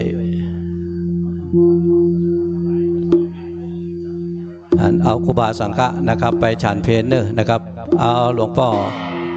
พระเทพสิงหาวราจารย์นะครับเนาะหลวงพ่อมาเปียละขอนิมนต์นะครับเนอะฉันพระทหารเพลตั้งหลังเนอะหลวงพ่อเนอะนะครับสุมาเตอะนะครับเนอะพอไปตั้งหลังครับนิมนต์หลวงพ่อถึงมดถึงมวลนะครับเนอะครับขอนิมนต์หลวงพ่อไปฉันพระทหารเพลก่อนตัวเจ้าเขาช่วยพอช่วยกรรมเนอะนะครับพี่น้องเขาช่วยพอช่วยกอยช่วยกรรมนะครับจะเอาครูบาสังฆเจ้าไปฉันหลวงพ่อนะครับหลวงพ่อพระเทพปริยัตินะครับเนี่ย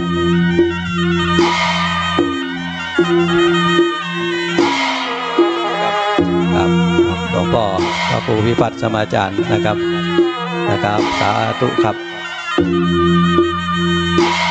กับนิมนต์นะครับเนี่ยครูบาสังฆเจ้าตึงโมดตึงมนเลยนะครับหลวงพ่อพระเทพปริยัติหลวงพ่อพระเทพมังคลาจารย์หลวงพ่อพระเทพสิงหวราจารย์นะครับวันนี้3เทพละนะครับนะได้มาโปรดเมตตากับพี่น้องศรัทธาป่าแดงโปรดเมตตากับพี่น้องลูกหลานยะอุดนะครับโปรดเมตตาให้กับวัดป่าแดงของเรานะครับเนอะพี่น้องถึงมดถึงมวลเลยนะครับแต่เดียวพี่น้องเขามีโฮงตานอยู่ทางใต้ฮันเนอร์นะครับช่วยกันกินด้วยกันนะครับโฮงตานวันนี้หลายที่หลายทางด้วยกัน ครับวันนี้ครูบาสังฆเจ้าตึงโมดเนี่ยนะครับเนอะวันนี้เจ้าของโรงพิมพ์มาคนเดียวอันจะได้ฉันภัตตาหารตั้งเหนือเนอะพี่น้องศรัทธาป่าแดงของเฮาช่วยกันพอช่วยกันก้อยนะครับเนอะพี่น้องศรัทธาที่เคารพครับหลังจากที่ฉันภัตตาหารเพลเสร็จเรียบร้อยแล้วท่านพระครูจะขึ้นมาบนนี้แล้วหมู่เฮาก็ก้อยมาถวายมุทิตาสักการะกับหลวงพ่อพระครูโคสิตนะครับเนอะตอนนี้กินข้าวก่อนนะครับกินข้าวก่อนเนอะมีโฮงตาลอยู่ทางใต้นี้นะครับ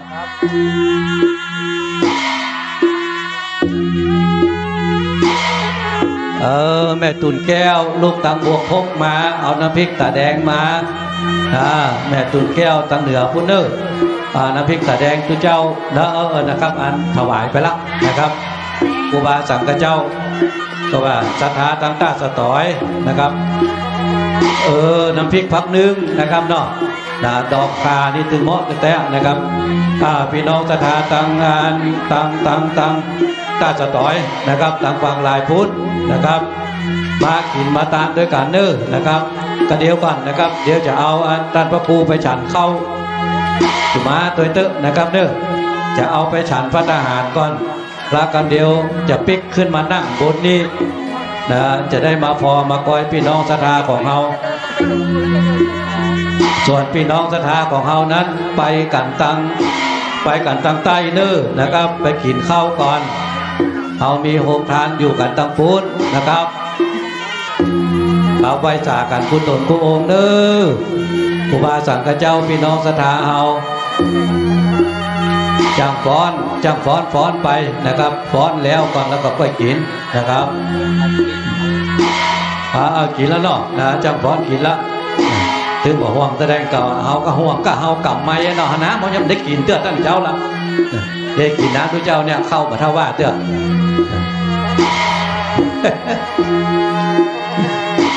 ฟ้อนก็ฟ้อนไปนะครับส่วนพี่น้องของหมู่เอาตึงมดตึงมวลนะครับเด้อเดี๋ยวมากินข้าวนะครับตั้งใต้ฮะนะครับเด้อพอตั้งใต้เด้อวันนี้มากันนักมากันหลายนะครับครูบาสังฆเจ้าขอนิมนต์ตำบลศาลาเด้อนะครับ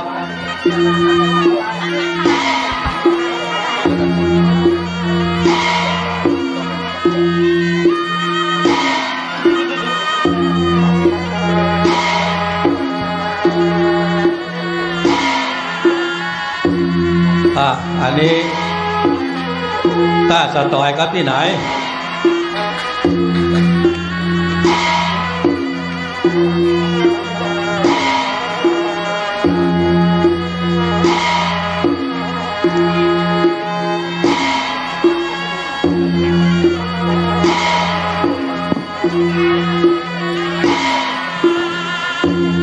ก่อนหนังสือมาด้วย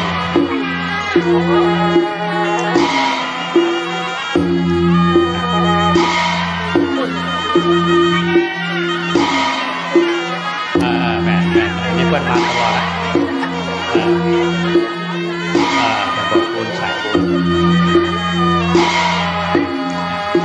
นี่ละนโมทนาเนอะเอาหน้าวันถามมาฤาษีนี่ไปอ่านเป็นเรื่องราวของวัดประโยชน์เนี่ยโมทนาเนอะ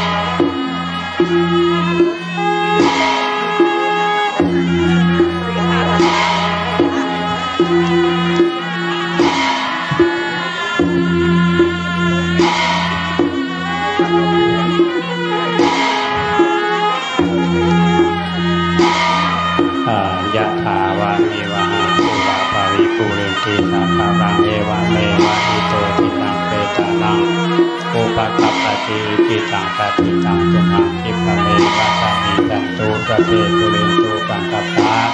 จันโทปนะนาโสยถามณีโสติระโสยถาบัดนี้ใหม่นี้คนจิตเก่าที่ฉันพร้อมลูกทุกผู้ทุกคนก็ได้น้อมนำมาอย่างวัตถุกรรมจัตุปัจจัยมาจารมาอนุโมทนาแสดงความยินดีในโอกาสที่จะมาตั้งแต่อายุครบ73 ปีและมูลตัวปัญญาจะมีบัณฑิตในวันนี้แต่จะพลังนำบุญที่ท่านทั้งหลายได้กระทำบำเพ็ญขอให้ได้เป็นไปจากเจโตปณิธานะและกรรมความปรารถนาในโลกประการต่อไป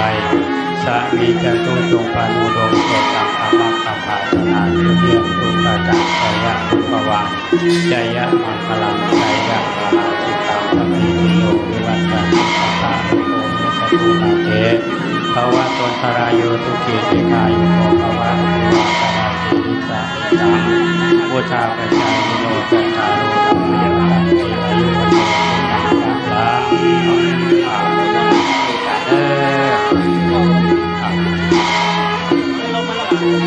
เสือที่ไปพี่พรนะ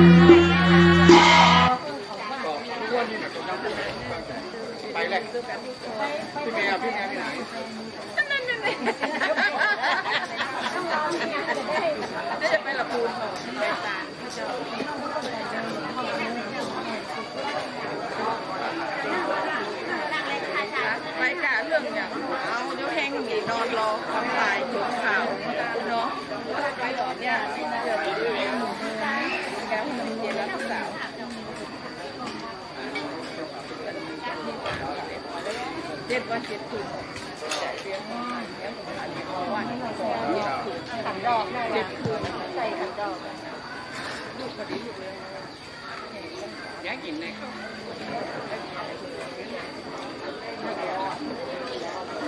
ก็เลยมีความหวัง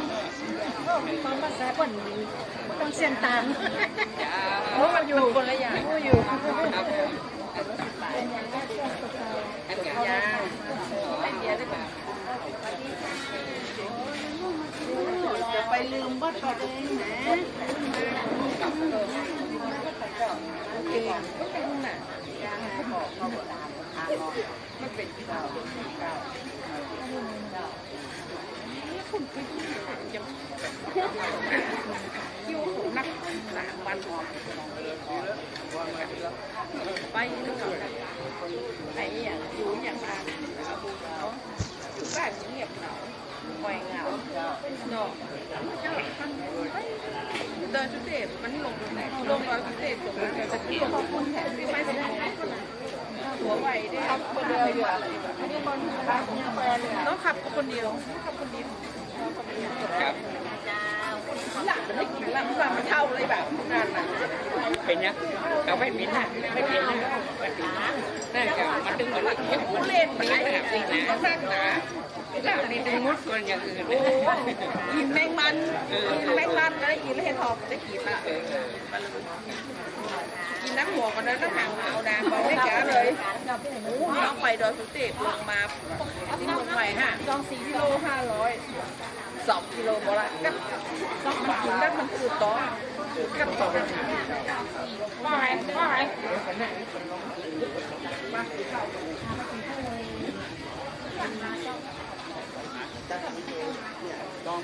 ได้เนี่ยกินอย่างนี้เลย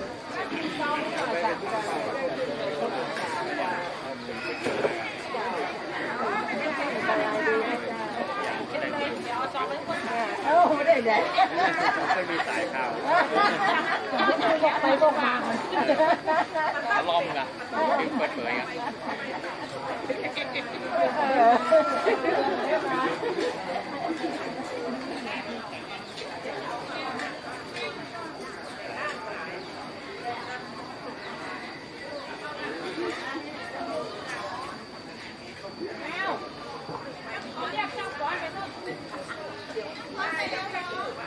นั่นแหละ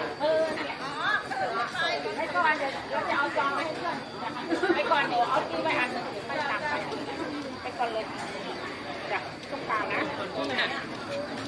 ไปนอนเลยต้องฟ้อนเดี๋ยวนี้จะเอาซองไปให้เพื่อน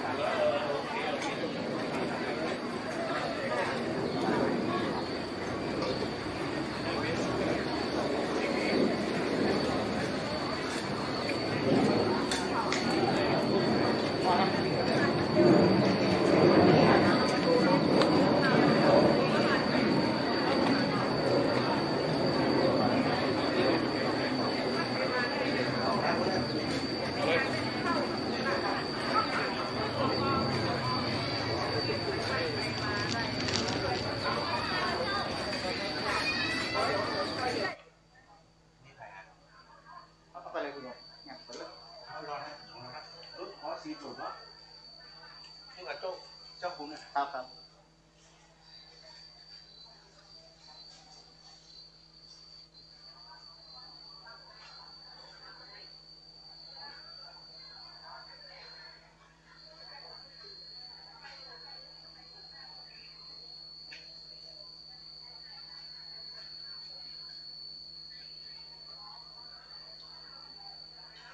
เดี๋ยวจานที่เป็นนั่งรับแขกนะตรงนี้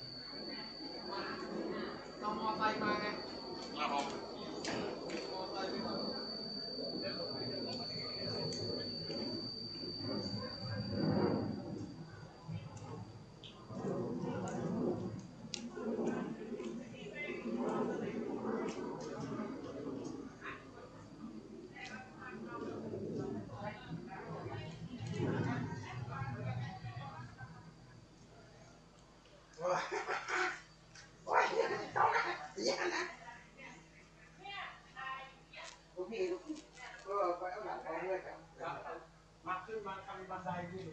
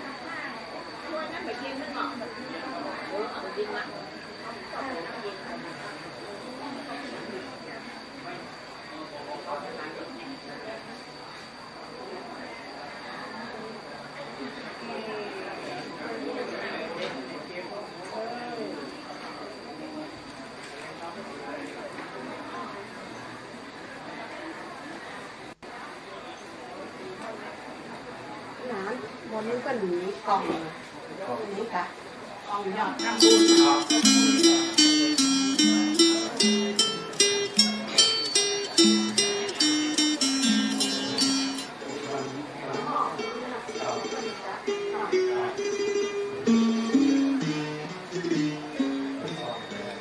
วันกตัญญูวัดป่าแดงมหาวิหารตำบลพระเทพอำเภอเมืองจังหวัดเชียงใหม่ประจำปีพุทธศักราช 2567 จัดงาน เ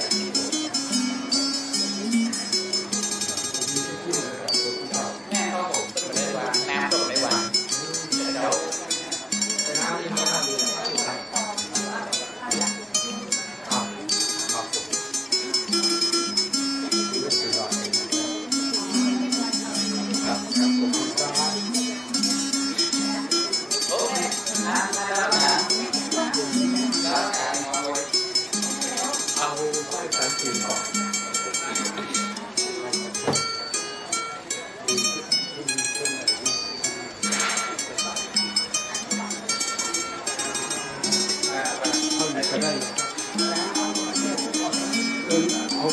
หน้าเอาไปเมื่อไหร่แต่ทีเนี่ยว่าข้างโค้งไป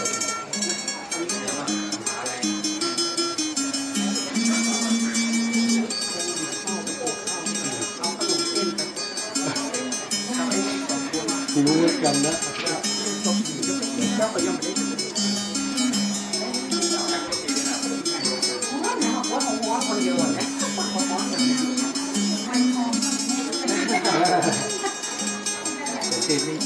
เกมหมดทีได้หรือยังจ๊ะ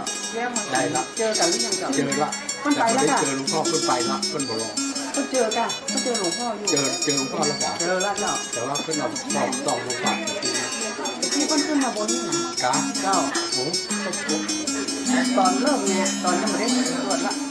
เพิ่นขึ้นมาบนนี่เนี่ยก็อยู่เพิ่นตรงนี้เก่งๆอันนี้พอละครับเจ้าไม่นั่งนี่ก็เลยเจ้าบอกไม่ได้นะนี่อย่างนี้ก็บนนี้ที่หนัก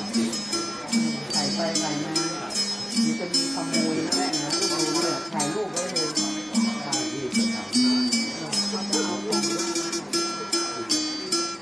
โอเคนอนนั่งอยู่นี่นอน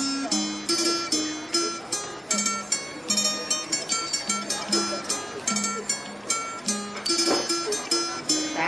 เลือดโต๊ะเนื้อนั่นเลยไม่ได้เอามาเลย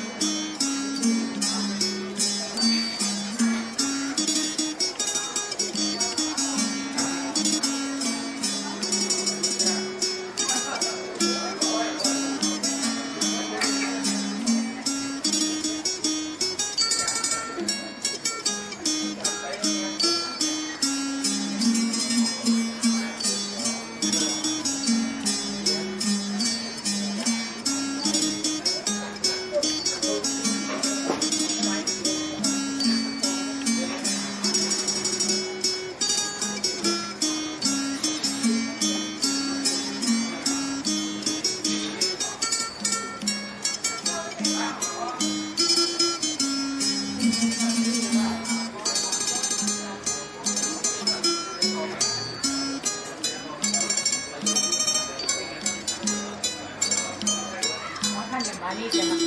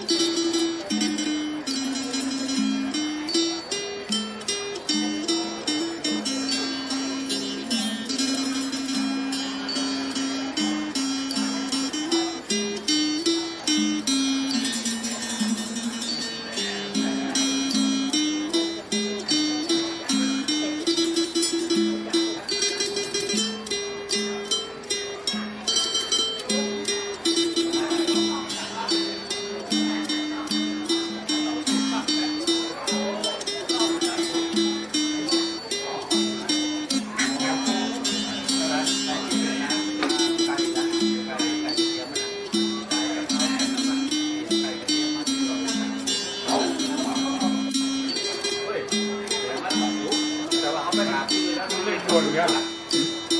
อย่าหาเล่นดูอย่าหาเติมไหมฮะเป็นเมนูเติมก่อนไม่ใช่มาเขียนร้านลูกเข้ายังแล้วท่าไหนดีเนี่ยแม่ของเราหน้าท่านี้หน้าไปที่ไหน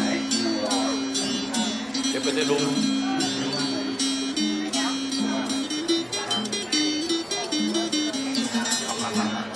ใช่ลูกอ่ะลูกอยู่บ้านไหนอ่ะอยู่อำเภอมาแม่นเด็กอ่ะไม่นวลนะย้ำมาหลายปีแล้ว1 ปี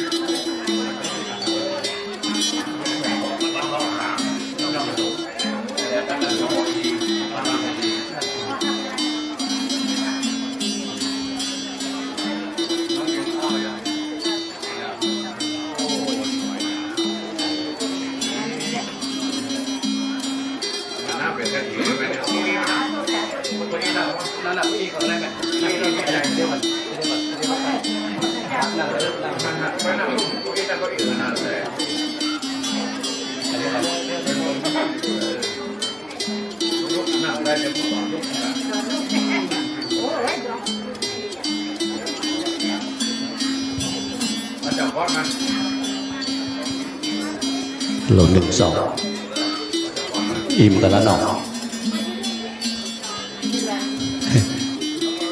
จะอู้เนื้อก่อนยามกินข้าวถ้ากินข้าวฟังเสียงอู้มันก็ม่วนเปิดเพลงแบบซ้ำหายเอาถ้าตุ้มๆต่ำๆนะเฮาก็กินข้าวกับเราย่างเสียงเลยกันประเด็นนี้กินข้าวกันจะแล้วละนะครับเด้อถ้าไผ่จะตามขึ้นมาตังบนเพเดี๋ยวท่านพระครูจะขึ้นมาเพเนาะหลวงพ่อพระครูโคสิทธิ์ประยัตยาพรนะครับถ้าหลวงพ่อเสร็จเรียบร้อยแล้วนะนิมนต์หลวงพ่อนะครับพี่น้องศรัทธาถ้าอยู่ตังบนนี้นะครับเดี๋ยวขึ้นมาตังบนก่อนเพ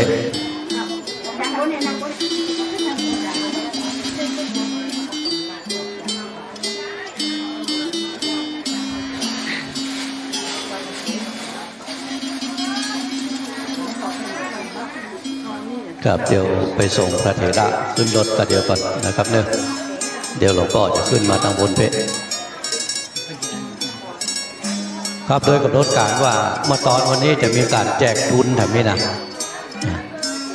แจกทุนตัวทุนติโลกนะครับทุนเจ้าพ่อปัญญาติโลกกันแล้วก็เจ้าพรตะกี้ได้ทุนจากพระเดชคุณหลวงพ่อไปแล้วนะครับมาเอาละ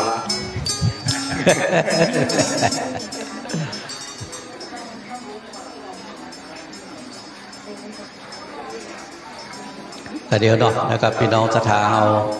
ท่ากันแถบสักคำเดียวนะครับกราบขอบพระคุณ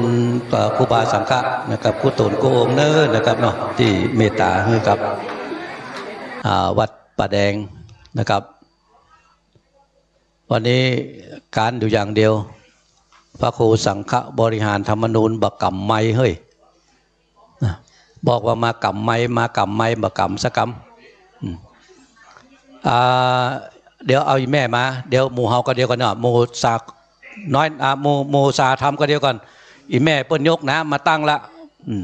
จะเอาอีแม่ตาลก่อนแม่ยังก็บ่ฮู้สมาร์ทเด้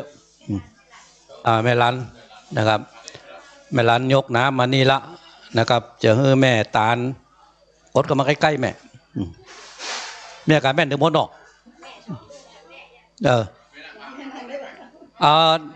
ถ้านั่งเก้าอี้ได้ขอนั่งเก้าอี้เถอะเนอะเป็นอย่างอนุญาตโปร่งป่านฮื้อมดนะครับวันนี้นะครับ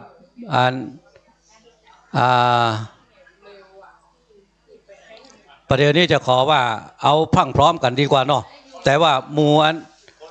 มู่น้อยหนานเขาสาธรรมชมรมสาธรรมเอาพร้อมด้วยกันนะเนาะนะครับพร้อมกับพี่น้องศรัทธาถึงมดถึงมวลมาเนอมา ประเด็นนี้ชุดแรกก่อนเต็มวิหารละประเดี๋ยวนี้เอาได้ชุดแรกเต็มวิหารละมาไผ่ยังมันได้ใส่ซองเตื้อใจไผ่ยังมันได้เอาซองใส่ขันเตื้อมาซองใส่ขันเดี๋ยวจะกำแล้วจะปั่นป้อนละใช่เดี๋ยวอันหลวงพ่อจะปั่นป้อนละมากันหมดเนาะพรั่งพร้อมหมดเนาะอีแม่มาเอาเรื่องไล่ซองนี่นะขอมานี่นะสมาร์ทเด้อประเดี๋ยวนี้เขาจะฮับปอนเนอร์ฮับปอนจากอันอาจารย์หลวงพ่อจะได้เกณฑ์ก่อนนะครับปออาจารย์อยู่ใกล้ๆนี่ปอหนานอยู่ใกล้ๆปอน้อยอยู่ใกล้ๆนี่เกณฑ์เกณฑ์หลวงพ่อนะครับเนาะไหว้ศาลหลวงพ่อเนอร์เกณฑ์ตึงมดเนี่ยนะครับนาฬิกาตัวนาฬิกาของเมลันเนาะของลูกน้องของอันกำเดียวนะครับเนอะเดี๋ยวอันจะได้ถ่ายรูปก่อนจะนั่งอยู่ตรงเนี้ยเนอะผ่าอยู่ตั้งหน้าแขนหน่อยเฮ้ยได้รูปละดีเฮ้ยเดี๋ยวนะครับกำลังแปลงกล้องอยู่อันนี้เป็นชุดแรกนะครับประเคนเรียบร้อยแล้วครับประเด็นนี้นั่งอยู่อย่างเดียวไหว้สาอย่างเดียวประเด็นนี้นะ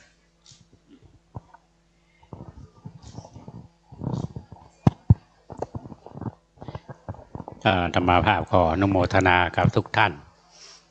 มากหน้าหลายตาเนาะสมาคมตาธรรมโดยพ่อวันลบนามวงพรหมแล้วก็คณะศรัทธาวัดตาตะต่อยเฮาหลายท่านมาไม่เกี่ยวนาไม่ได้ไม่แค่นาแซวว่ากำลังแปลงบ้านใหม่แปลก็ว่าคือนั่นใหม่จะนิมนต์ท่านเลยเนาะไปลืมไม่ได้กันแล้วก็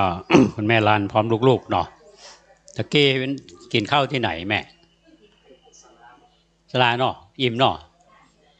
บ่ได้โทษแล้วดันลงทานเนี่ยบ่ได้ไปยื้อเลยสุมาเถอะไผ่พ่องกับโมหูอะไรก็ดีนั่นเนาะก็เป็นสายบุญบางท่านก็ได้ยินข่าวทางวิทยุพ่องบอกข่าวกันพ่องก็มาบางท่านก็บ่เคยหันวัดประแดงสักเทื่อก็มาอย่างหลวงพ่อเจ้าหน้าจังหวัดครับท่าน มีโยมบอกว่าวันนี้บ่ฮับโยมมาวัดประแดงก็อาตมากับเพื่อนรู้จักกันมาเหมือนนะเพื่อนก็ชมว่าวัดประแดงเขาเนี่ยร่มรื่นและฉันเข้าเนี่ย เอาอาจารย์เบิ้ลมากะขยับเข้ามาเรียกว่าปั่นปอนเด้ออาจารย์สุรภาเข้ามาเปิดตังค์เบิ้ลกะไปยังไงเขาหมู่เดียวกันนั่งเก้าอี้ต่างหลังนั่นนั่งได้บดอ่ะนั่นนะ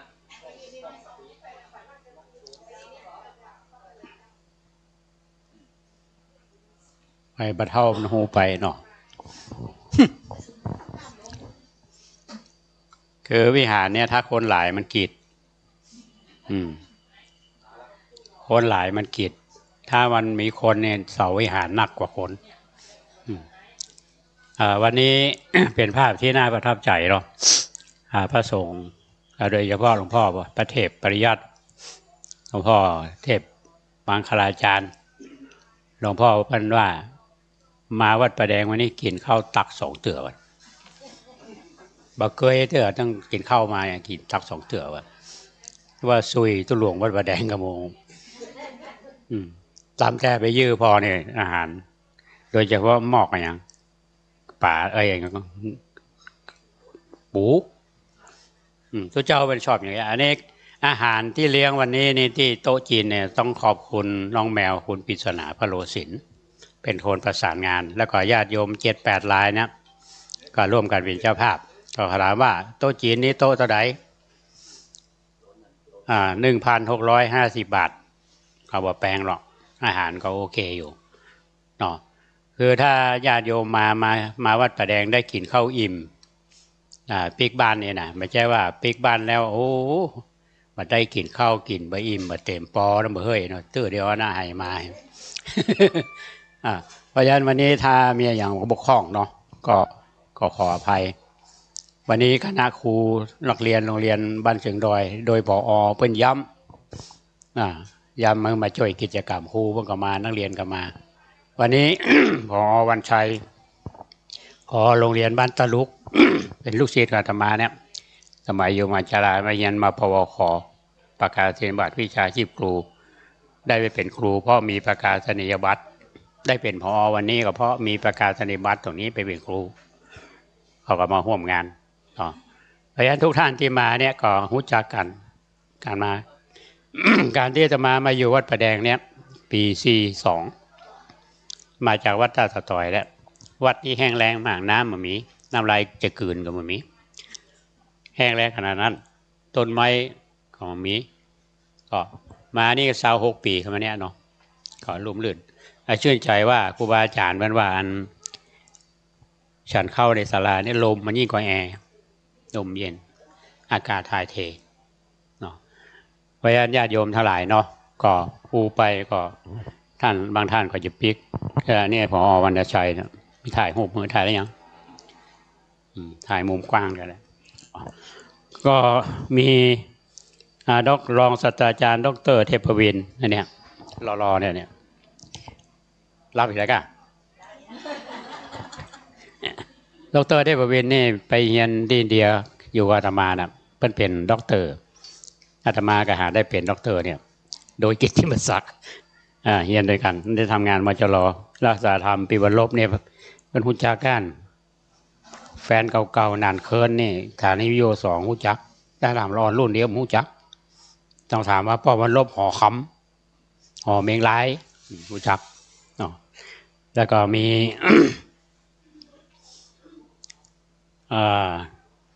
อาจารย์สุรภาเดชะอยู่หลังเนี่ยมาร่วมทำบุญแล้วก็ แม่ปทุมแม่ปทุมนะฮะมาก่อนตาสะต่อยพร้อมครอบครัวหิมน้ำปิงนี่เนาะนี้เป็นการร่วมทำบุญมา แล้วก็มีแม่บัวลันแม่บัวลันนี่เป็นมามันอยู่แม่เนาะเพื่อนเอาต้นไม้มาว่าตอนอาตมาปลูกดอกปลูกดอกใช้แล้วเพื่อนก็มาให้ปลูก มาวัดประแดงปีนี้บางคนงงวันก่อนอาจารย์เกตมณีมาบัดเชื่อว่าเป็นวัดประแดงเคยมาเจออีหลัวบักกล้าขึ้นโอ้อย่างคันใดอย่างมางามกำแพงอย่างมางามเพื่อนบ้านใจมาลันนี้เพื่อนมาบ่อยมาหลงเนาะ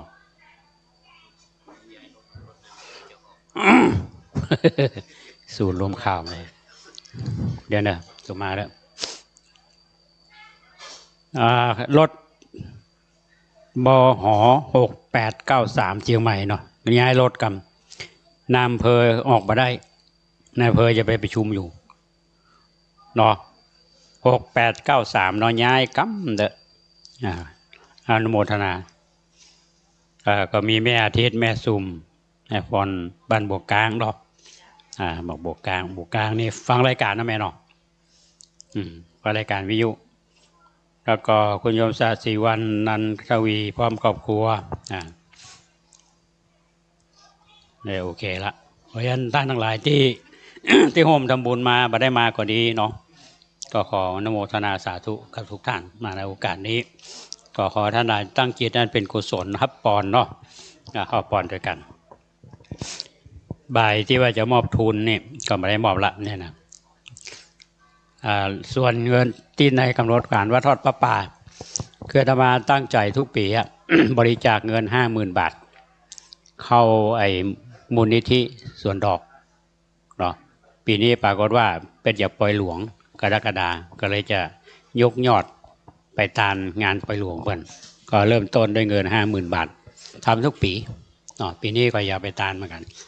ขอญาติโยมหลายท่านร่วมทำบุญเหมือนกันอนุโมทนาสาธุกับทุกท่าน ยะถาวะลีวะหาปุราปาริปุเรนติสาคะรังเอวะเมวะอิโตทินังเปตานังอุปกัปปติอิจิตังปฏิตังตุมหังคิปเมวะสมิจันตุสเปปุเรนตุสังกปาจันโทปนะระโส ยะถามณีโชติละโสยะถาเอวังโหตุดีแลอาจารย์ในวันนี้ก็หากเป็นวันดีดีทีอันวิเศษเหตุนั้นหมายมีมูลศรัทธาเจ้าทั้งหลาย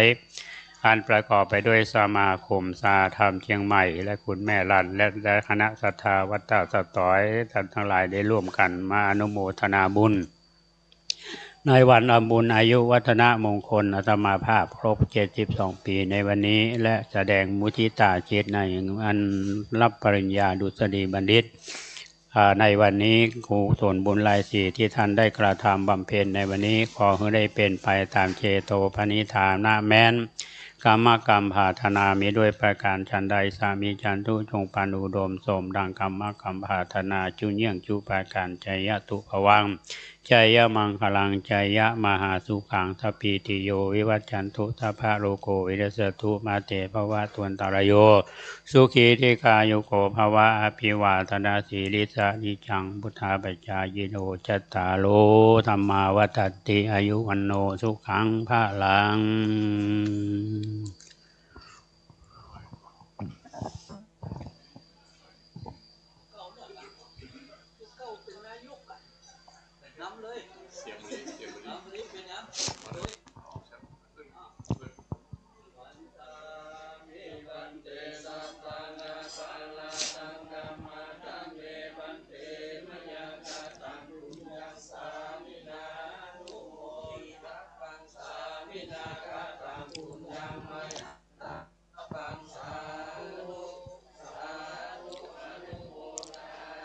จัตตาโลธรรมาวัฏันติอายุวันโนสุขังพลัง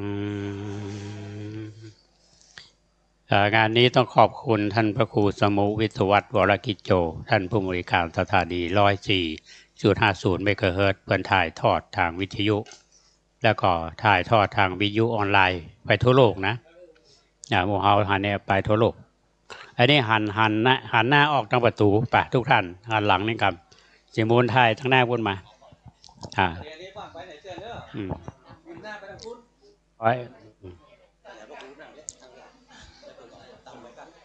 นี่ก็ได้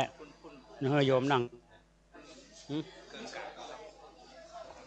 นั่งกันตอนนี้นะครับเนอะขยับอันนี้ไปกลางนี่ก็ได้เลื่อนอย่างนี้อันนั้นมันต่ำไปถอยหลังไว้บนหน้าถ้าถอยเข้าไปสูงถอยเข้าไปสูง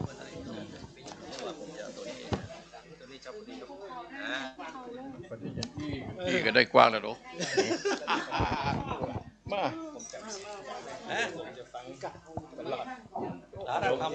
เทพข้ามสนั่นว่าหนังสืออันนี้ขยับไปทางหลังตัวนี้อยู่วันพุธนะครับมรดกล้านนา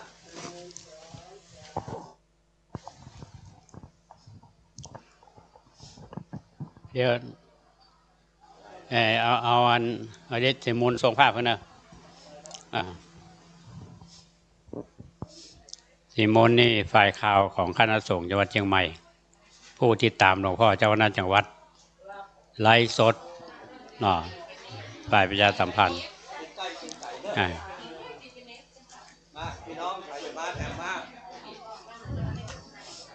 ขอบใจเน้อหมู่คณะสัทธาวัดตาสตอยเฮา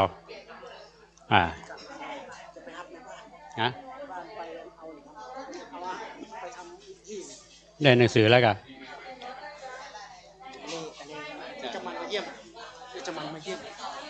เทพประวินเป็นปีมันให้ลุ้นก่อนฮะใช่พี่น้องศรัทธาเฮาที่จะมาถวายมุทิตาสักการะมาเนอะนะครับตอนนี้แล้วไปคณะละเดี๋ยวคณะอื่นมาแถมมาใครจะมาขึ้นมาครับจากทางคณะทั้งหลายได้อยากฝ้ายกะเขาก้อยๆกันนะครับเนาะคณะหนึ่งลงคณะหนึ่งขึ้นนะครับเพื่อนจะจับกันพอดีลูกนะครับคณะที่ไหนประเด็นเนี่ยได้น้ำเพิ่งมาเป็นขวดละหันก็เดียวเนอะนะครับพี่น้องตังลี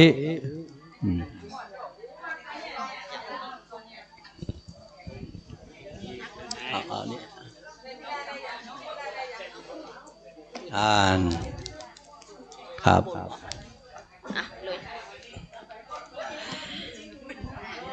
พยายามได้หนังสือที่มาเอาเด้อจะมีหนังสืออันประวัติปัญญาติโลกครับ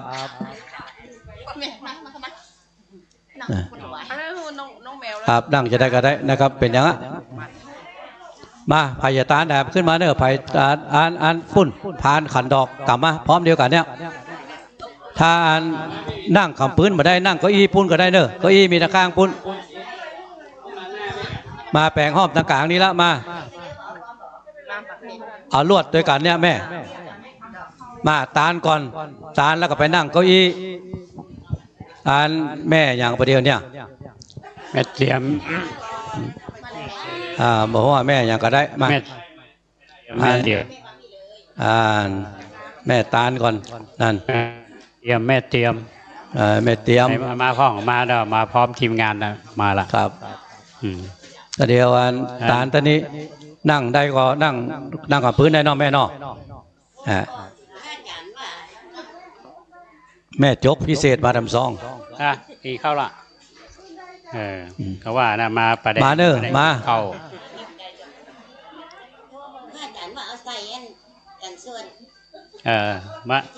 มาไผ่แถมมาเนอเขาจะห้าปอนพร้อมกันนะปัจจัยที่โยมทำบุญนี่นะ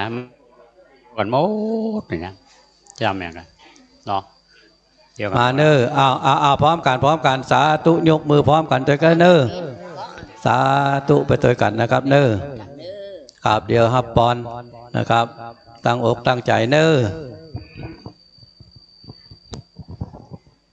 เตรียมกินข้าวอิ่มก่อนนออิ่มกันทุกคนนอมาประเด็นกินข้าวอิ่มนี่แฟนรายการวิทยุมาเจ้าเนี่ยหางดงหลายบ้านเป็นรวมมิตรก็ขออนุโมทนากับทุกท่านเนอะทางไกลทางไกลมาร่วมกันก็เป็นห่วงโยมกินข้าวบะอิ่มเนาะอาหารปออยู่นอกทางนอกเนี่ยทางโรงทานเนี่ยก็ดีละดีใจเลยก็อนุโมทนามีอย่างที่ขาดตกบกพร่องเนาะขาดตกบกพร่องก็ขอสุมาภัยได้เตียวไปหาเลยนะพี่เนี้ยผู้เตือนนี่จะเตียวไปซักเนี่ยว่ากินข้าวบะตันยอมอดเข้าถ้าไปทางเนี้ยจะไปขายโลในนี้กับไปปุ้นกี่เข้ารอเป็นอย่างเนาะขอสุมา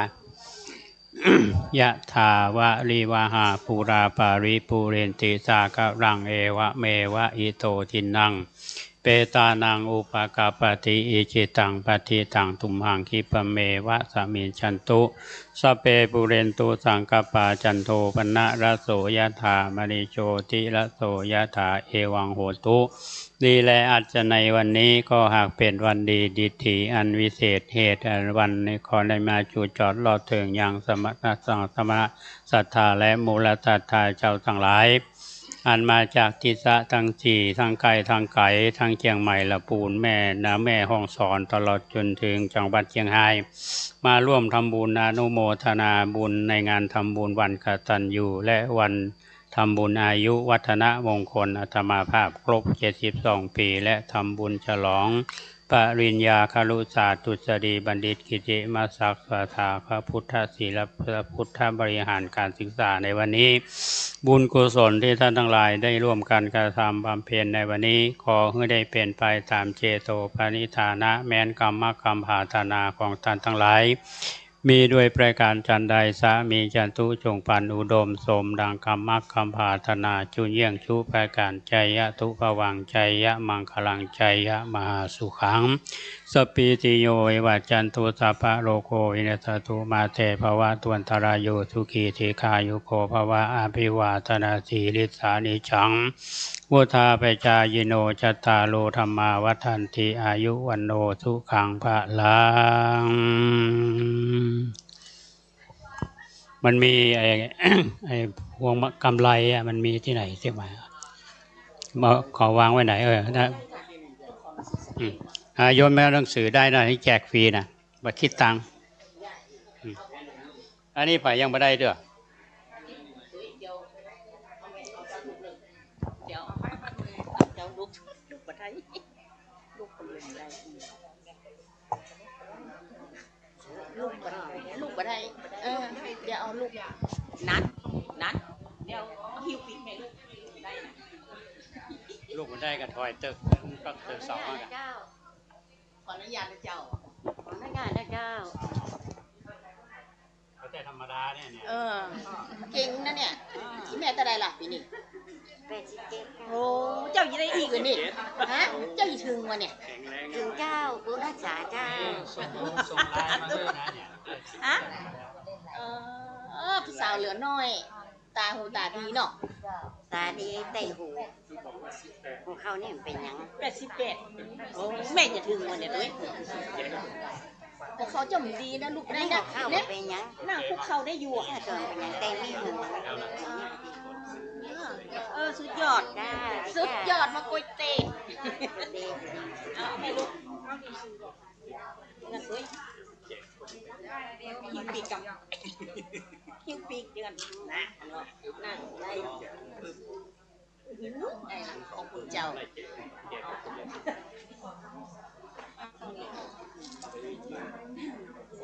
ขอเสียง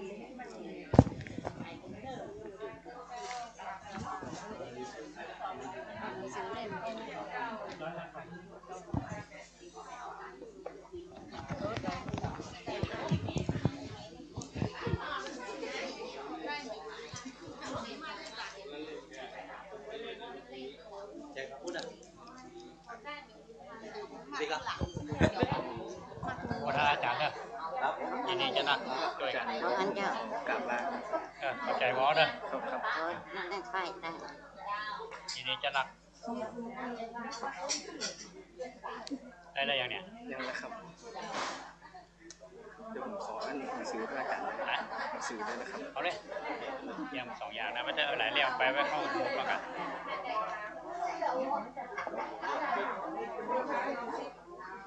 นะตรงนี้โอ้ยอีแม่ปีกกล้าๆอย่าได้มาให้หัว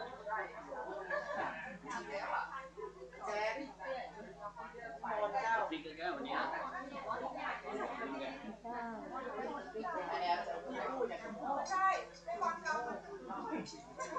สักวันพระอาจารย์นะสักพระอาจารย์เอาโอเค ขอพระพรพระอาจารย์อยู่ดีมีสุขนะเจ้า อาจารย์ขออายุยืนเหมือนกันเด้อ เจ้า โมทนาสาธุ เจริญรุ่งเรืองได้พระพรพระศาสนาไปยิ่งยืนนานเจ้าจ้าจะเลือดปีกนะเจ้าโชเฟอร์มันมีธุระ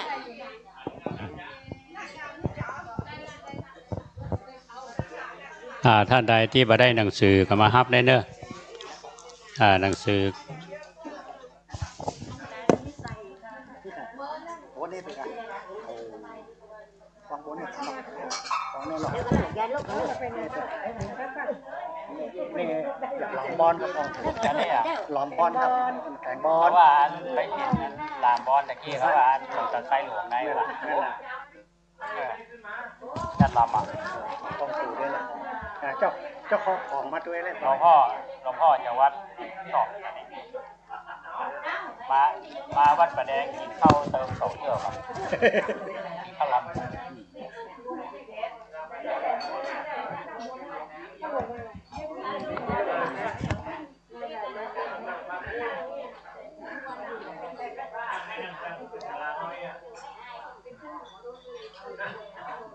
วิหารน้อยในหมู่บ้าน วิหารน้อยมันบกว้างเหมือนวิหารตะไคร้หลวงเวลามีคนมาเยี่ยมมาขีดเนี่ยถ้าได้ขนาดนี้ไม่ไหนตุลวงปีแล้วกัน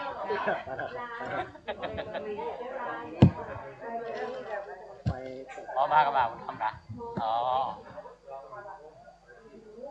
มาโอ้โมทนาสาธุปีนึงป้ากันเตื้อนึงเนาะบ้านสายโบฮะก็เจอเป็นลักมาแบบเชื่อแล้วลักมาแล้วมาป้ากัน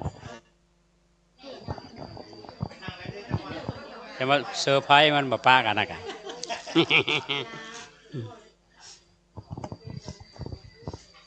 อนุโมทนาเนอคณะสัทธาวัดสันทรายหลวงวันนี้ ตุหลวงวันก่อนเพิ่นแจ้งว่า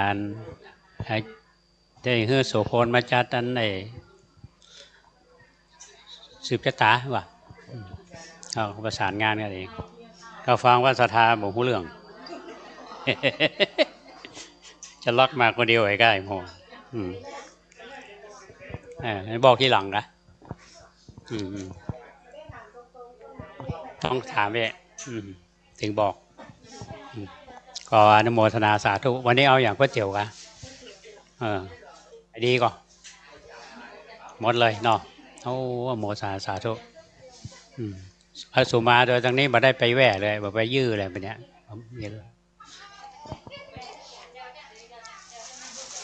แม่มานั่งกัน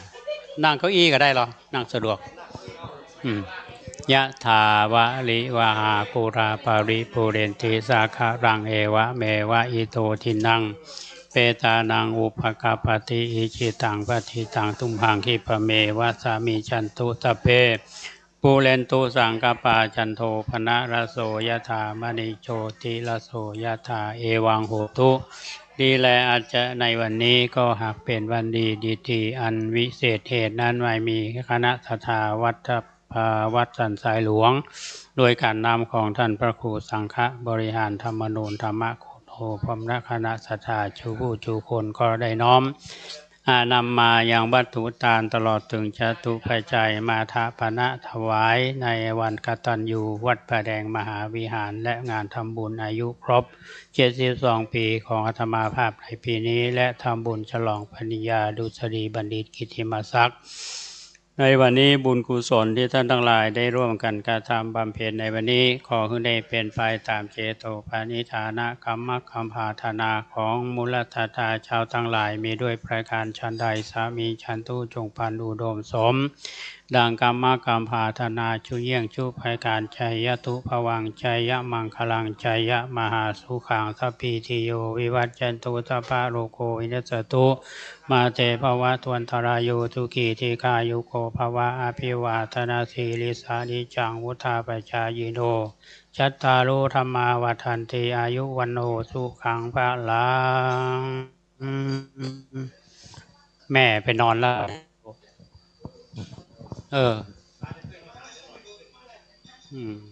ไปแม่ไปฮับมาปีนี้92อย่าง93บ้าง93รับพวกน่ะ3 โมงตื่น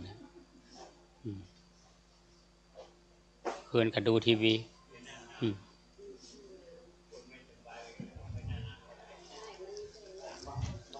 มาแดงก็สบายดีเนาะเอาเดี๋ยวเนี่ยเปิ้งใจยังไปเลยนะเปิ้งใจอันนี้ก่อนเปิ้งใจนี่ก่อนเอานี่หรอเอานี่ดีกว่าผมก็รู้เอานี้คนขับรถ3 คนแล้วอะไรอย่างหนังสือได้กันคนขับรถอันนี้คนขับรถ2 คนเจ้า2 คนเจ้าดีคือเป็นมักน้องแอร์เหรอแอร์คืนแม่เอาไปเล่นปากคำพีพระเจ้าติโรคราชทั้ง2 ฝ่ายกล้องที่2 เล่มไปอ่าน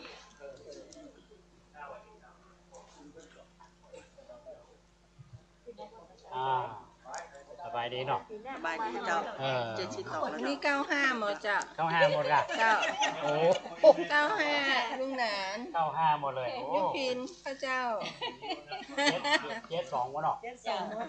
จากเดือนสิงหา2ทำเป็นที่วันนั้นตั้งเทียบไว้หนังสือแล้วใครไม่ได้หนังสือเดี๋ยวหนังสือการยิบไปเลยยิบได้เลยยิบได้เจ้าน้ำมันเล็กกี่คนไปไหนเอาไปเผื่อกันได้เอาได้หรือเปล่าสถาปนาวัดประแดงเล่มไหนมันมีอย่างละ2 เล่มมันเนื้อหามันเหมือนกันเหมือนกันจ้ะคนละเล่มเอาไปเลยคนละ 2 เล่มนะ2 เล่ม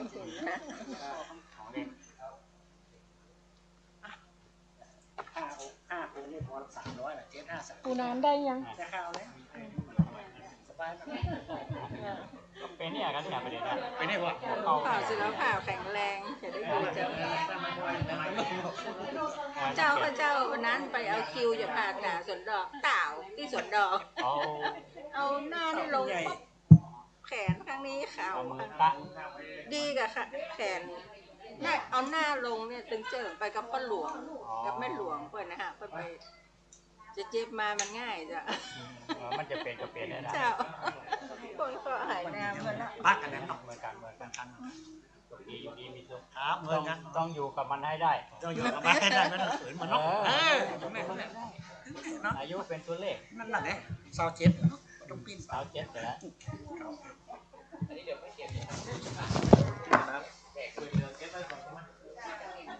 ใหญ่หน่อยพี่กันนะแม่แล้วได้หนังสือไปได้กันหนังสือเหมือนว่าจะเล่มไหนตัวไหนแต่แล้วอันนั้นเล่มไหนวะอันนี้มันคู่แล้วเนี่ยตีโลกกันละเนี่ยมันจะได้เป็นจะได้คู่ที่ดำหัวแต่แล้วมันจะไหนอันนี้ชุดยังไม่เล่มครับไปยังไม่เล่ม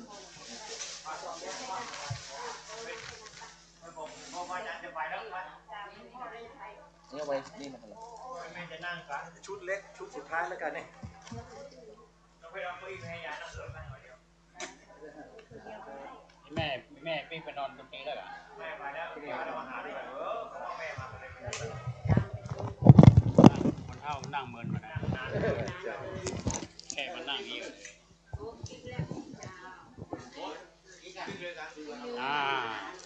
มาหลุด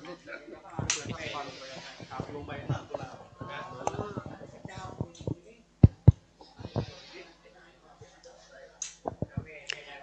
ยะถาวาลิวหาปุราปาริปุเรนติสาการังเอวเมวะอิโตจินตานังอุปกัปปติอิจิตังปฏิตังตุมหังคิปะเมวะสามิจันตุสเปปุเรนตุสังกปาจันโทปนะลาติละโสยะถาบัดนี้ใหม่มีพอจิละศักดิ์พออาจารย์กัญจนาตันพรหมพร้อมด้วยลูกหลานจูผู้จูคนก่อนน้อมไปมาตาปนะถวายแสดงมุจติตาจิตในวันมุทิตาจิตอาตมาภาพในโอกาสมีอายุครบ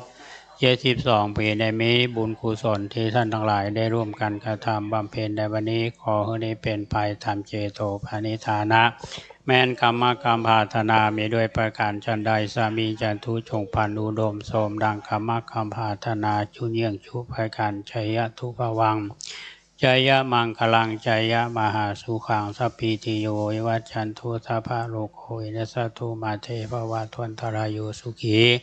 เอกายุโกภวะอภิวาทนาสีลิสานิจังอุตาปชายิโนจัตตาโลธรรมาวัฏันติอายุวันโนสุขังภะลัง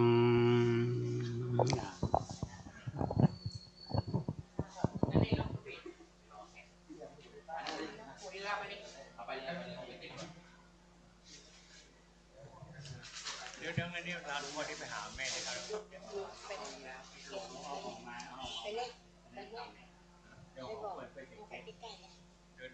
นั่งเลยไปยังไงก็ได้วางดีแล้วหลังเก็บภาพหลวงพ่อครับเอาเลยเคลียร์สถานที่ให้มันกว้างมาเร็วหลวงพ่อครับกันใจก่อนเคลียร์ให้มันนี่ไปเลยครับเคลียร์มันกว้างมาเลยใครแล้วนี่เราญาติโยมกลับก่อนน้องมันนั่งนี่ลืมซองใส่กระเป๋าฝากอ้าวซองปิ๊บกูลืมซองกับฝากมาจ้ะจะไปขึ้นรถจ้ะอย่าลืมซองไปทำงานได้ก่อนกับฝากไปมันมือเสร็จจ้าขอบคุณจ้าลาหลวงพ่อแล้วก็พอดีไปเยี่ยมแม่ก็จะไปไม่ไปหาพ่อได้ข่าวมาแม่ขึ้นไปบนได้เจอกันเจ้าสวยเลยนะล่างที่จ่ายไปตุ้มหมดเลยนะครับเอาไปเก็บไปในห้องหมดเลยครับสามพันไปได้เลยเหรอสามพันเอาเข้าไว้ในห้องอะไรไปเอาตอนที่ผมก็แจ้งในเนี่ยนี่กะเขาเดี๋ยวเขาเปรียบไปเลยนะที่จะเคลียร์สถานที่มันว่างเลยนั่งกราบหลวงพ่อก่อนเอาไอ้เก้าอี้หมูเอี้ยมันยังมาเก็บไปกันยังกลับเกียร์ที่ตั้งหน้าเนี่ยนะครับเมื่อกี้มันกรีดอันนี้เอาเก็บไปเลย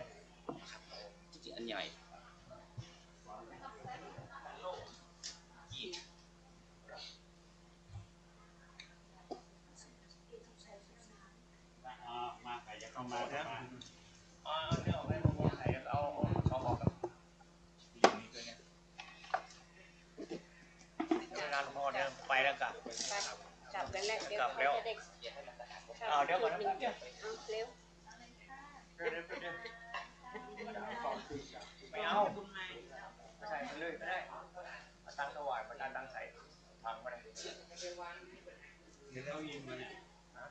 เขายิน กล้าเขาก็หนูเสียมเส้นให้ไอ้ก๋วยเตี๋ยว อย่างกับคนไก่แย่ เตี๋ยว2อย่างนะสิ อยู่ก้น ก็เดี๋ยวพอดีใครแม่เขามาแล้วอยู่บนเครื่องไม่หลวง ไปยื้อแกกิน ก็น่าจะยืดกรรม นั่งวันนี้แบบว่ามันสุกินแล้ว จำได้ไม่ได้หมูนะ จำมาได้เป็นเรื่องธรรมดาถ้ามันจำได้เนี่ยหมดผิดปกติ จำได้ก็หายแล้ว ได้จ้าเร็วๆที่หมวดอย่ามุดคุยสิ ไม่ได้เอาอะไรนะ ให้เราเข้ารอให้ รอนั้นมวนที่ฟัง ก็ไม่รออะไรแล้วเราก็ อ๋อก ราบหลวงพ่อก็กลับไปสิ กลับมา โมทนาสามาใจถึงใจนี่เมื่อก่อนอยู่กับวัดนั่นเนี่ย2 เท่าเนี่ยเดี๋ยวนั้นไปอยู่ ไปกลายเป็นดิฟิต พึ่งน้อยมาว่า อยู่ชั้นของที่หลวงพ่อเที่ยวไปเที่ยวมา คนขับรถคนจะมีหมาใดก็ต้องรอเขาว่าง ไปซื้อขนมที่โน่นแล้วที่นี่ก็มีข้าวหุงข้าว อาจารย์เปลี่ยนแล้ว ที่โน่นมันมาก อย่างนั้นด้วย ยังไม่ค่อยรู้เรื่องเลยยังใหม่อยู่ ที่โน่น โอ้ยงี้อ่ะ เด็กมันเยอะ ลายมีแล้วได้ตรงไหนชื่อเนาะ มีแต่มัน ลายแล้ว เรียน3,000 กว่านี่ เที่ยว หน่ ไป อย เที่ยวมาที่นี่ให้ มันไม่เฉพาะตัวนะถ้าอีกรุ่นจะไปกว่ามันมีเป็นไงการต้องส่งเป็นตัวตีนี่เขาอีกอะไรไม่รู้ต้องส่งอะไรให้เขาเดือน3 เดือนถ้าไปก่อนเดี๋ยวเขาให้เข้ามาไหม ไว้ใจได้ทุกอย่าง ลูกคนสูงเเงินอะไรต่ออะไรเก็บทำให้หมดทุกอย่าง โอ้เก่งเก่ง ไม่ใช่มัน เขามัดไว้แล้ว ไม่มันขอดไง มันจะต้มมาได้นั่นนะเขาเลยพอเอาถ้าปลาหนาเลยนะ ไปแย่งอย่างนี้นะไฟมันแยกอะไร ดึงไปเยอะอู้จะเอาอยู่วะนะว่าอย่างนี้จะเอากันมั้งเอาไปที่นั่งล่างตรงนี้ ไปแล้วนะคะเด็กที่หอเยอะ เด็กไม่ได้ที่ทำบุญกันพวกนี้ ก็ธรรมดาวันการเดือนก็เราทำก็เหมือนเขาทำใช่กันช่วยกันขอให้เด็กดีเนาะได้ขอมันไม่ทำเกิดกันเยอะเด็กได้เก็บเยอะดับไฟที่เคยนั่งเก็บ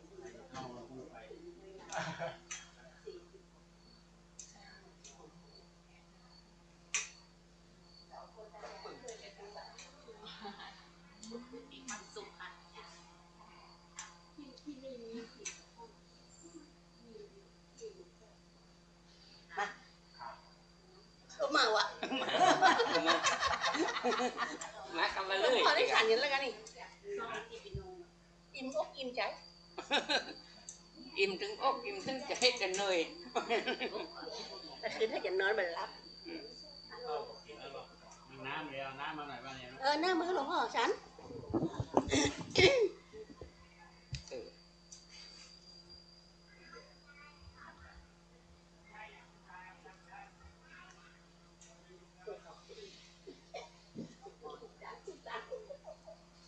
เขาอิ่มแล้วเนี่ย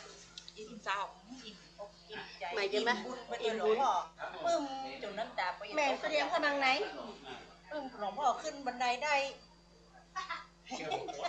เชื่อประโพสนะสีเหลืองโอ้ย นี่สาวก็ได้ขึ้นเนี่ย หน้าหมุนมีบันไดสาวขึ้น ใจกำลังบุญส่งให้หลวงพ่อขึ้นให้ได้ แย่ขนาดไหน ขั้น เป็นยังไม่ค่อยอนุญาต พอมานี่มันสูงแล้วขั้นมันดีอ่ะ แม่นเจ้าอู้กับแม่นงกี่แล้ว เป็นแข่งเป็นท่า หลวงพ่อจะแข็งแรงกับเนี้ยน้องแข็งแรงจนถึง100 ซาวมาเนอะหลวงพ่อโหเป็นตัววางนะหมองานนี่น่ะขนาด ปัจจัยขึ้นเอาไว้ปีนี้มันจะมีไผ่มา นั่นแหละ เจ้างานหลวงพ่อนี่บอกเว้นสักงาน มันจะมีไผ่มาแต่บนมาในภาพรวมไม่เป็นไรนะตั้งแต่ประเมินอันนี้ไผ่ ใส่ประเมินมาแล้ว เพราะว่าทางบนทันเนี่ย เขาแต่หงตานี่เขาเปิดบวยน้อยเปิดบวยลำไปเพราะตอนหลังมาได้มีแล้ว ไม่ได้บอกเขาแล้วมันมีคนอื่นมาเอากัน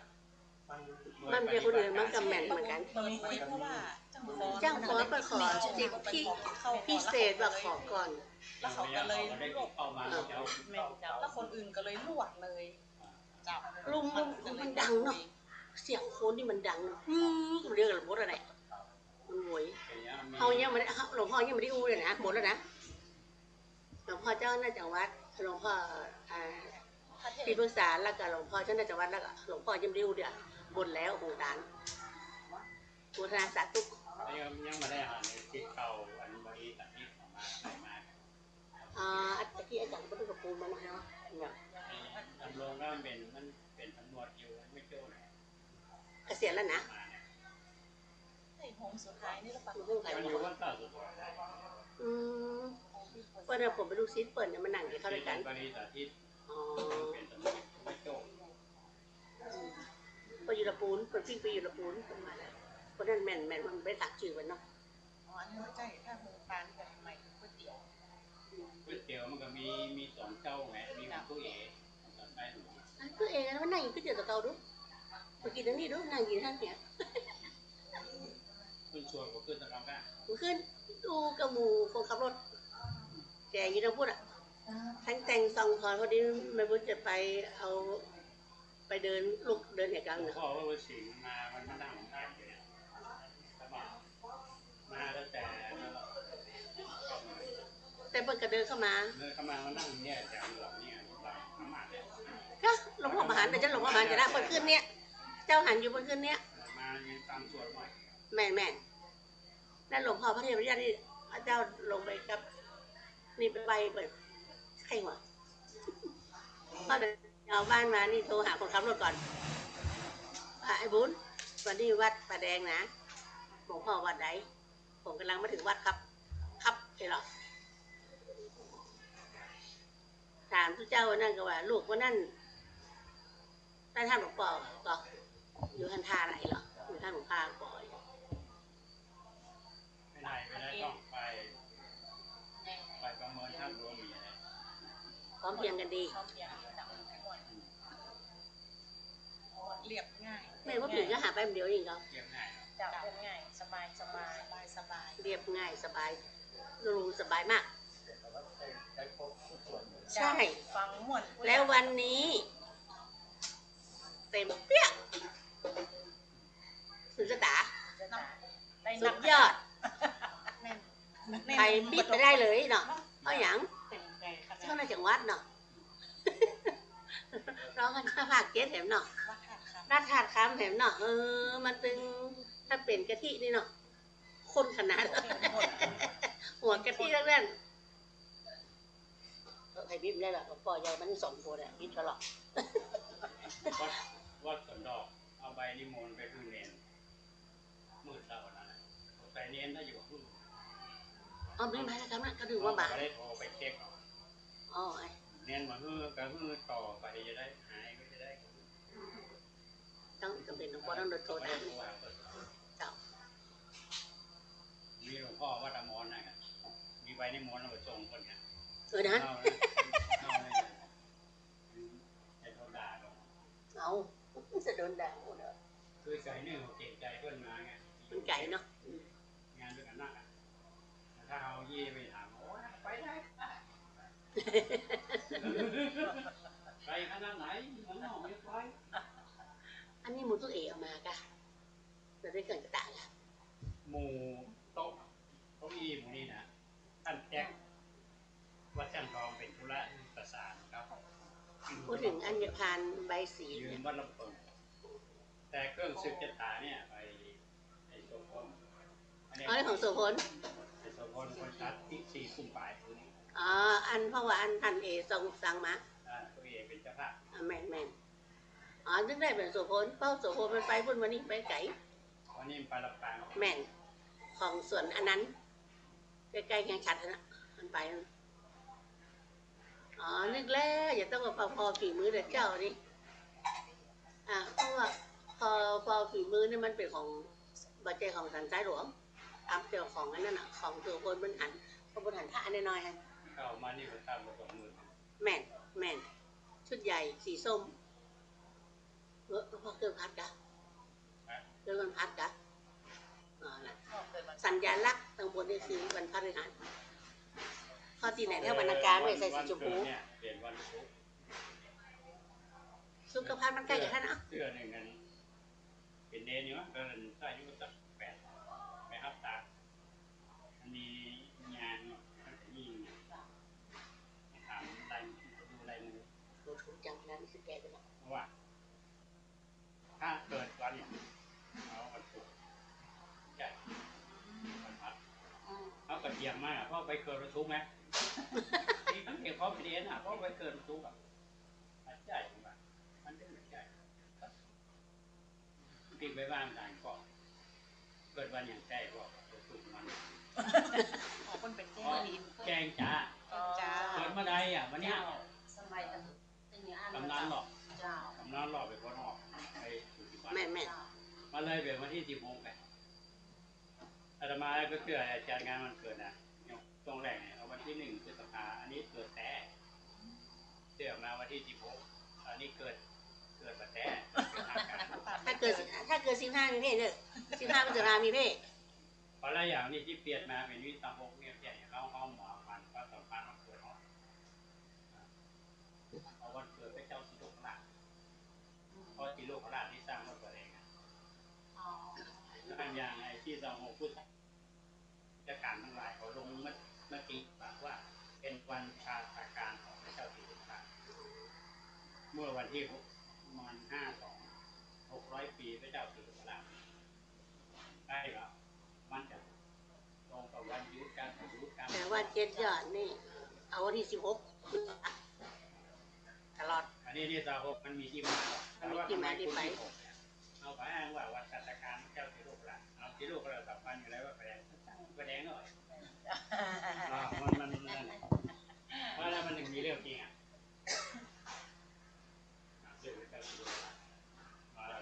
หลวงพ่อโอ้ก็ดีเกี่ยวดีเนาะหลวงพ่อก็โอ้ดีหลวงพึ่งสามหลวงพ่อพ่อคนมาอยู่ว่าเจียนหย่อนนะคนกันเอาคนละเจ้าปีโลกหลักมาใหม่เลยต้องอ่านจำเป็นก็ตัวเองมาอยู่วัดเปิดเนาะแม่แต่ว่าเอาใส่ถุงย่ามไปตุ้นลบหันใส่เปลี่ยนเลยอันนี้ของหลวงพ่อนี่แม่ไปมันแต่ว่าแม่อันลูกก็ไปเด้อว่ะหนังสือเนี่ยคนที่สนใจหนังสือเล่มนี้เป็นไงพ่อมันก็เจียวมดหรอกมดก็ถุงเจ้าวัดเมืองเหมา เจ้าฟ้าลงตอนเนี้ยเปิดจะปิกละแล้วไอ้เสื้อขาวเนี่ยบอกว่าแม่ไปบอกที่แม่เขานะก๋วยเตี๋ยวเอาได้เด้อพอดีจังพ่อมาพอดีวางกระเป๋ามาทั้งแม่ใหม่วุ่นวายเลยโอ้ไอ้เนี่ยไปบอกนั้นหวังอ่อนนะนอนลูกนอนเห็นแล้วเยอะเหมือนปนจากเตียงเนาะเขาเปิดโรงแรมปีนี้เปิดเจ้ากันจ้าแม่มาผมคนอื่นนี่เสียดูสีแพ้ผมมันจะร่างไข่ก็ว่าเปิ้ลอย่ามาขวายเปิ้ลกาจับพี่น้องการตลาดเปิ้ลมันนี่เขาเป็นของเขาก็ได้ทำข้าวต้มเลี้ยงเขาได้ทำข้าวต้มเปิดห้องแล้วไว้เปิดห้องแล้วไว้ต้องพร้อมมาดังนั้นกินกาแฟเนยเนี่ยบางทีนะมองก็ถ่ายรูปอ่ะแม่คนจริงมันต้องพร้อมตัวเก่ามาแต่บ้านแล้วกินกาแฟไปเดี๋ยวล็อกห้องได้แบบโอ้โหอยู่ไปล่าไว้อย่างนี้แม่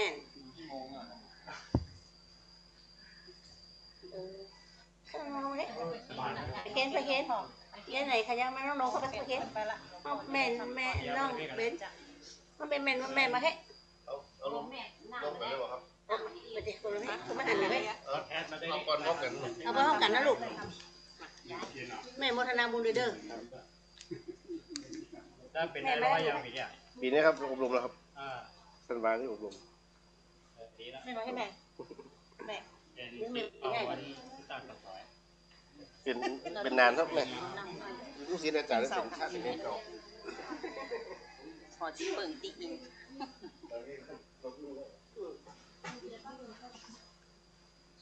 ไม่ไหนขยับไปพุ่น ไม่ไหนมาหาแม่บุญเพชร เอามาตั้งหลังนี่แม่ เอาไปลบไปนายนะแฟนเรา จะเห็นไหมเห็นเอานั่งกัน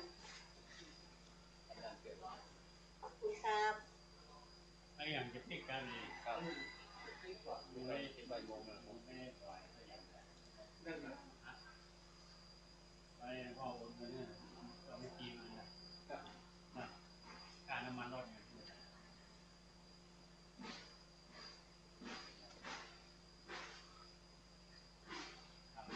เดี๋ยวอันนั้นเดี๋ยวไปโอนเงินไปถวายเพราะเป็นสร้างมันในสระน้ำวันนี้เราออนไว้ปีแล้วมันบวชเรียนเนี่ยปีละก่อนเนี่ย จำปีจ้ะ ท่านมาบวชวัดตาแล้วมาอยู่นี่แต่ละ15 วันนั่ง15 วันไปอยู่ระยอง บ้านทะเล ทะเล แต่ปีนี้บ้านไหน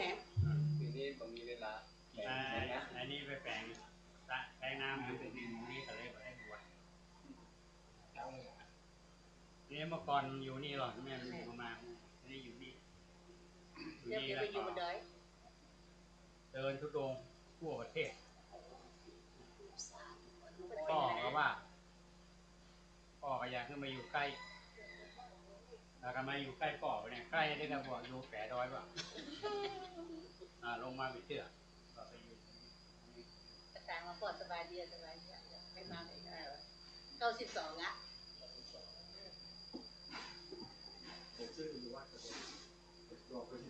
อยู่ไป ยังไปรัดวัดประแดงอยู่ไปลำเนาทะเบียนบ้านอยู่วัดประแดงอยู่พาสปอร์ตก็ยังอยู่วัดประแดงอยู่เอาอย่างนี้กันนะเดี๋ยวต้องไปถวายเนี่ยขอไปว่าไม่ได้ถวายไม่มีเวลาเนาะขอไปเนาะครับเอาละเดินทางสวัสดีครับ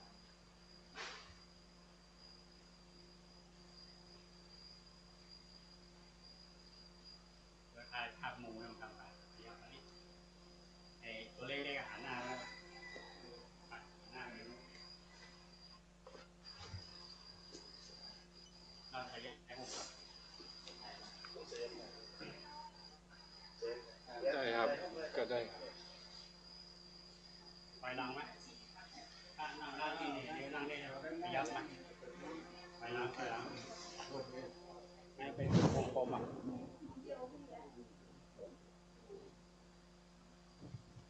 อันนี้มันอยู่นะอันนี้บังลุงนี่บังตอนนี้นั่งครึ่งวงกลมมันรู้จักครึ่งวงกลมไหมตรงนั้นพระเพียบแบบนี้พระเพียบป่ะพระเพียบครึ่งวงกลมได้เอาสยามได้ครับมือ1 2 1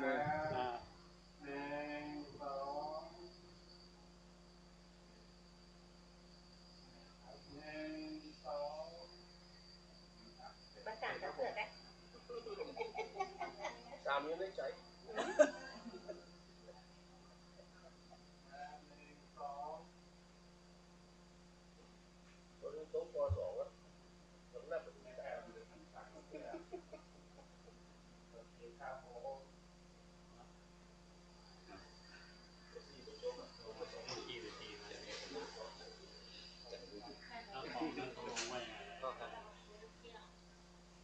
เก็บหมดแล้วกันแค่นั้นเองยังไงเจ้าฟ้อนนี่มีเยอะ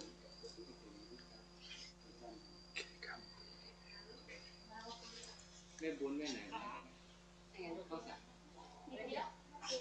กระเทียม เรียนไม่นั่งคิดไม่ได้ว่าขอบคุณมากก็ต่างกันหมดเลย สั่งนี่ก็ถ้าจะขายก็ถ้าจะขายก็บอกขายก็เลยอยู่ข้าวครับข้าวเกี๊ยวอ๋อ โอ้เอาได้ไปด้วยเหรอ ข้าวแต่เอาไปที่ในห้องอ่ะ นะกุญแจ ลูกเอาฝากไปแจกบนดอยเลย เอาไปหมดเลยเนี่ยกระเพาะ แม่นี่มันคนแฝง เอาไปเลย ลูกสุมาเอาไปหมดเลย บอกขึ้นมาบนดอยเอาไปเด้อ ไปเลยนั่นนะ เอาไปเลยนะท่านตีวางบนท่านนะเจาะโอ้แต่มันตีไม่รู้ไม่ไก่เนาะฮะเขาแต่แม่ไหนไม่ไก่เนาะไปบนดอยมาเด้โอ้สาธุสาธุ ตั้งแต่ไปกิ่งเมืองน้อยมันน่ะ อันนี้สมุนต้นสมุนปลาย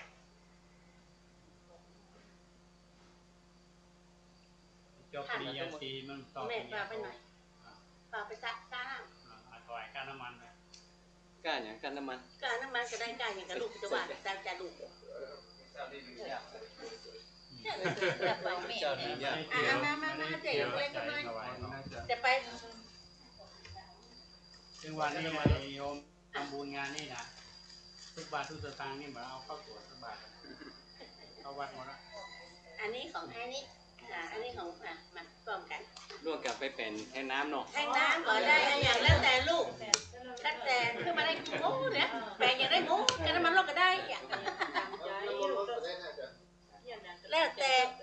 เป็นแทนน้ำนี่จะได้มีน้ำมีนวลมีตลอดกาล สาธุสาธุสาธุ เพื่อโมทนาเนอะโยม เจ้าสาธุกัน ไอ้ทุก โอ้สาธุเรื่องกำลังมา การนมัสการเจ้า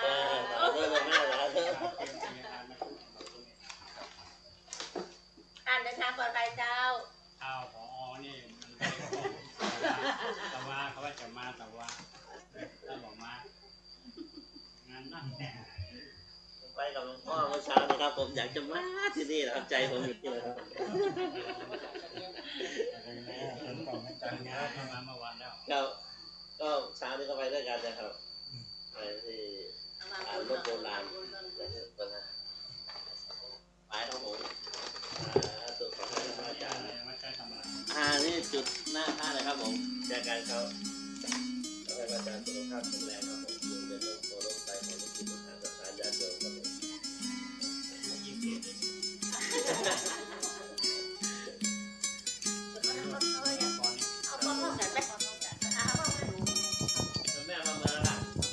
มันมาแต่เจ้าล่ะยะถาวาริวหาปุราปาริปุเรนติสาคารังเอวะเมวะอิโตทินังเปตานังอุปกปติอิเจตังปฏิตังตุมหังคิปเมวะสามิจันตุสเปปุเรนตุสังคปายันโทปนะระโสยะถามณิโชติระโสยะถาบัดมีหมายมีสมณะสทาพระครูปยัตเจตยานุรักษ์ผอ.วิไลสงฆ์มหาวิไลมหาจุฬาลงกรณราชวิทยาลัยวัดพระธาตุเจ้าในสุเทพพอเท่าแต่นั้นก็มีสิทธิบริสาธิตศึกษามชล.วิเขตเชียงใหม่และคุณจารุณีจังหวัดพะเยาร้านเฮาฮักแพ็กเกจจิ้งและก็คณะศรัทธาวัดเจียนยอดแล้วสามัคคีสามัคคีอันมีแม่ชนายมหาวันสุแม่สุสุเทียมเทพสมมารสแม่บุญมาวงตุนแม่เบญจพรใจคำแม่นงรักตันอุนเดชและศรัทธาท่านทั้งหลายได้น้อมนำมายังจตุปัจจัยมาทะปณะถวายมุทิตาจิต ในโอกาสเจตมาภาพมีอายุครบ72 ปีและร่วมอนุโมทนาในการทำบุญฉลองปริญญาดุษฎีบัณฑิตในวันนี้บุญกุศลที่สมณศรัทธาและมูลศรัทธาเจ้าทั้งหลายได้กระทำบำเพ็ญในวันนี้ขอให้ได้เป็นไปตามเจโตปณิธานกรรมกรรมภาธนาของสันทั้งหลาย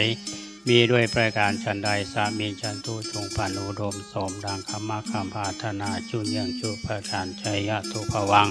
ใจยะมังคลังใจยะมหาสุขังสพีติโยวัจจันโทสภาโรโควินัสตุมาเตภวะตวันตรายโยสุขีติกายุโกภวะอภิวาทนาสีลิสานิจังวุธาปจายโนจัตตาโลธรรมาวัฏันติอายุวันโนสุขังภะลัง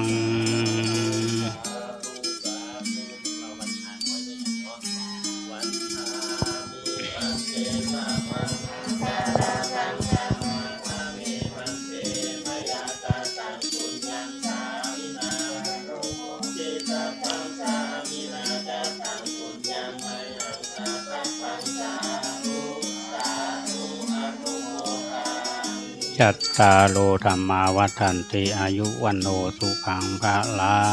ง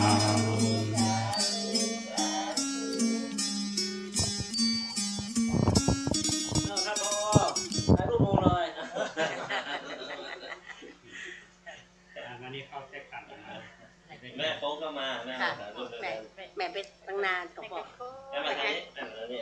พ่อมาทางนี้ด้วยจะได้แบ่ง ผู้ชาย แบ่ง ไป กับ ทาง ร้าน นู้น แบ่งกับ เป็น ร้าน ตะพุดไอ้นางเพชรเขาเนาะแม่ไม่หาหนูย้ายมาให้กับย้ายกับพอทางพุ่นหน่อยได้กันไหมได้กันทัน ได้ครับโอ้สีแจ๊บแล้วกัน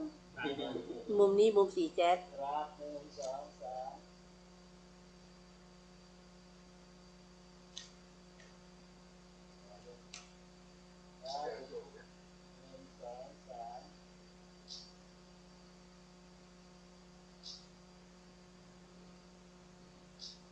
กล้องใหญ่ครับอันนี้โทรศัพท์อาจารย์หน่อยอาจารย์ไม่ทันเดี๋ยวผมส่งไลน์ให้คอมพิวเตอร์เอาไป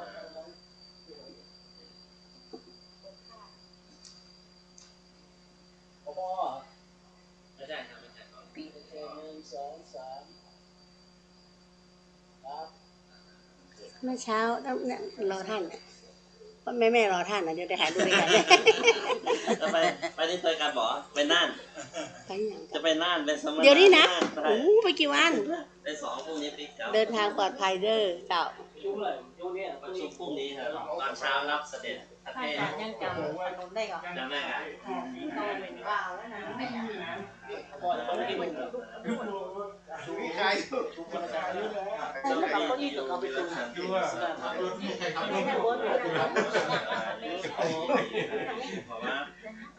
แม่ขอ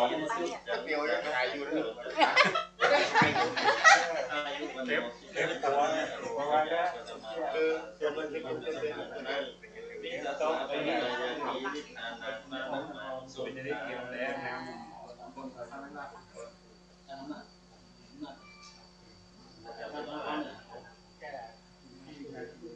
พ่อท่านก็อยากจะทำหนังสือว่าทำหนังสือเนี่ยผมว่าดีครับ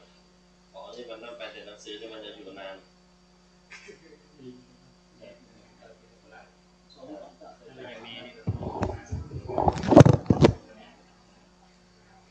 ผมยังคุยกับอาจารย์อาจารย์ทำแผนอะไรดีทางขึ้นทางอะไรเนี่ยชัดเจนเป็นต่อเป็นอะไรเนี่ยสวยงามครับถ้าวันนี้เป้าหมายที่ชัดเจนใครมาต่อก็ทำได้ครับตรงไหนครับ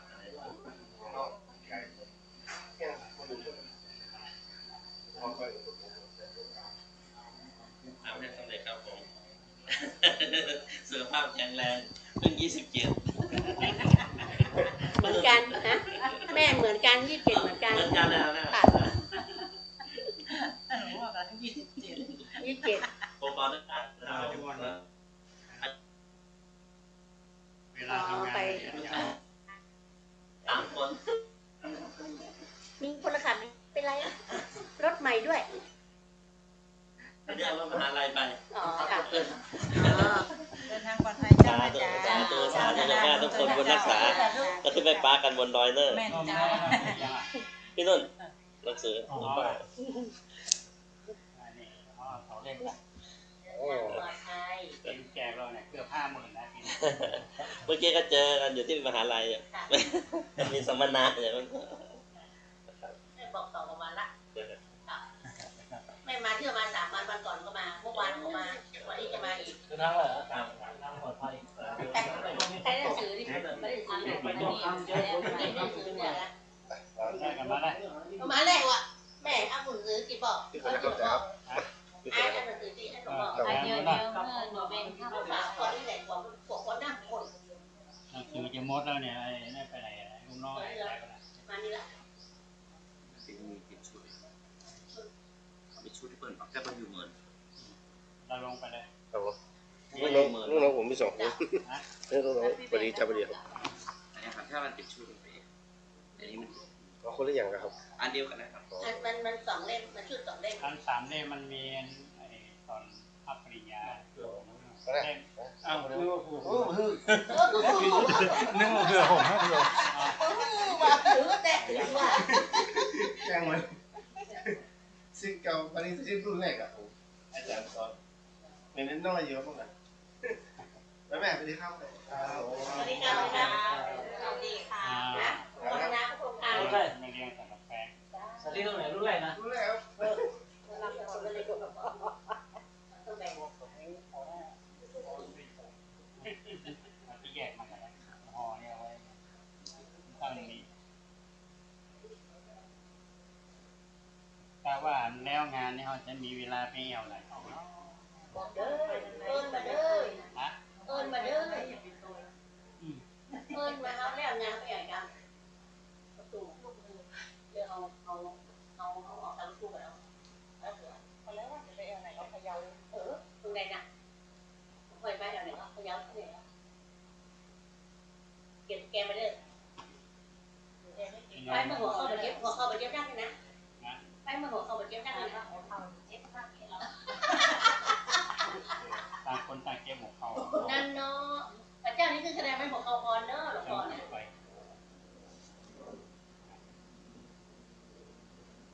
แม่เตรียมจ๋าเราจะนั่งให้น้องเบนมากแม่ยืดหัวเข้าละ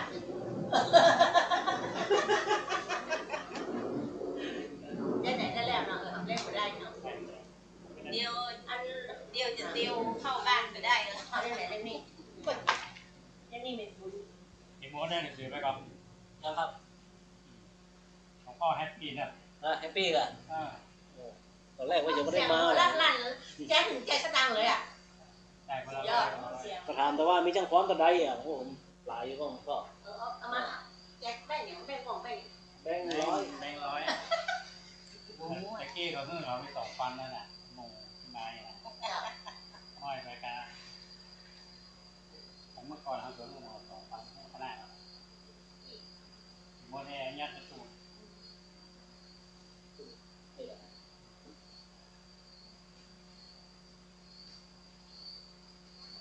ก็จะไปขึ้นเครื่องเชียงราย ทำเลยเนี่ยเรา ก็จะไม่ลูกออกกัน เอาไปเจออันนี้ทีมเพื่อที่จะเผยแพร่เรา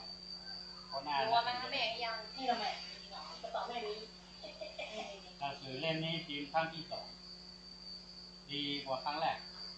ผมคิดว่าครั้งที่2นี่ภาพจะชัดเจนขึ้นนี่วัดนันทารามเพิ่งมาได้สนใจนะหล่อ แต่ต้องกินนะจ๊ะมันจะหล่อชัดเจน อันนี้เป็นกระดูกก็อยู่เมืองปานเนาะไปโยมวัดถางในเมืองปานมันเป็นมรณภาพที่ฮันนะครับเขาก็มาขอปูหมดวัดเนี่ยปูนี่ครูว่าชีวิตใจเป็นปูจะทำเนี่ยขอเนี่ยเรามาไปกับไปถ่ายรูปถ่ายเรามาเขียนเรื่อง300พระศรีมังคลาจารย์หลังนี่ถึงนี้เรื่องมันมีใครว่าตะโกโกติเนี่ยอย่างเงี้ยคนเกิดของบ้านมันที่คือที่ได้พักผ่อนขนาดก่อนจะพักผ่อนจังแล้วก่อนจะไปยังไหนก็ว่านั้นเพราะสีแดงเป็นคนเต้นเนาะ ท่านคนเต้นนี่ท่านสำราญนั่นนะมันมาเฮือนี่ก็สำราญนั่นแหละ ร้านไหนตรงรังอ่ะ วันนอนสองรัง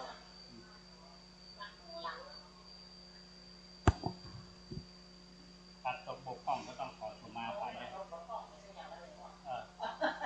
พอโยมมาก็ดีใจนะแต่ว่ามันอู้กันอยู่ไปมันจะมีไผ่มาบ้าง เต็มหมดเลยค่ะจะมีเห็นมาเต็มหมดเลยสะพานบนยา ถ้าคนมานี่มาเกือบทุกวัน 3 วันแล้วแต่ส่งมาหลวงพ่อบอกมาเนอะถ่ายรูป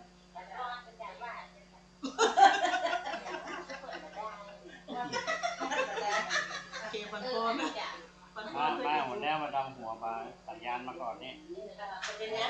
ได้หมดป้ากันนะเอาปากเอาวางไว้หน้าประตู เทวดาต้องเทวดาว่าไง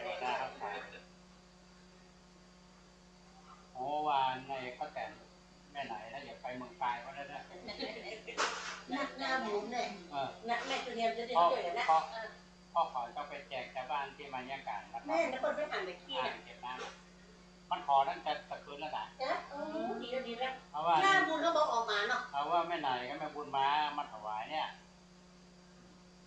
ก็ไปตัวเดียวช่วยกันนะไปกลุ่มเนี่ยคนช่วยกันโอ้ยมันจะไปไหนนะ เตียวอยู่แถวเนี้ยจ้ะ เพราะว่าจะได้สมุนเราสืบได้เลยนะ ช่างสำรวจอ่ะ รู้สึกว่าด็อกเตอร์นี่ท่านจะฟุ้งหายไปเลยท่านนะฟุ้งหายไปเลย เดินทางบ่อย ประเดี๋ยวนี้ท่านด็อกเตอร์มีต้องสอนเรื่องปอดลูกเนาะด็อกเตอร์สุดยอดเหมาะเลยเลยรักษาสุขภาพได้แม่จะไปส่งแม่ไม่ได้ ในเล่มไหนที่อัศจรรย์นะผมจะอ่านเล่มนั้นอัศจรรย์ทุกเล่ม อัศจรรย์ทุกเล่มอ่ะ บ้านขามเนี่ยในวิหารเนี่ยเอาไว้ว่าจะกรชาย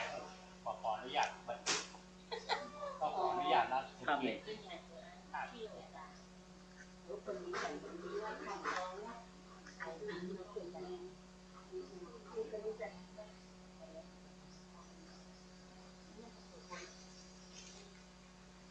ไลฟ์สดไหลช็อต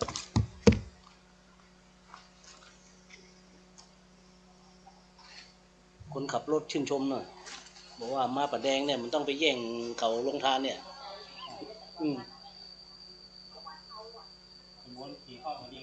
กินด้วยกันเนี่ยกันผมก็นั่งด้วยเขาที่อื่นมันต้องรอแล้วก่อนมันแจ้งหนองพ่อแล้วเรามันก็ขึ้นรถเลยหรอไปอ่ะกินมากินมุมเรื่องน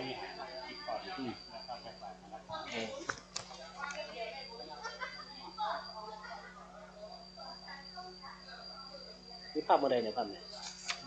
ภาพเนี่ยภาพอะไร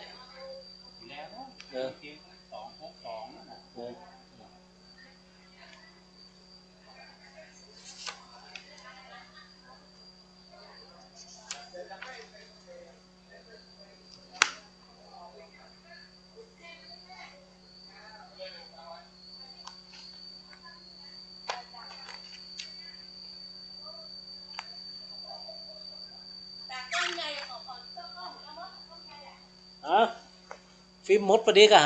ฮะเมื่อฟิล์มมดประเดี๋ยวกันช่วงพ่อครับเก็บเลยนะครับ โอเคขอบใจมากจริง ไหนตรงไหนจัดฉากไว้ ไหนฟันตรงนี้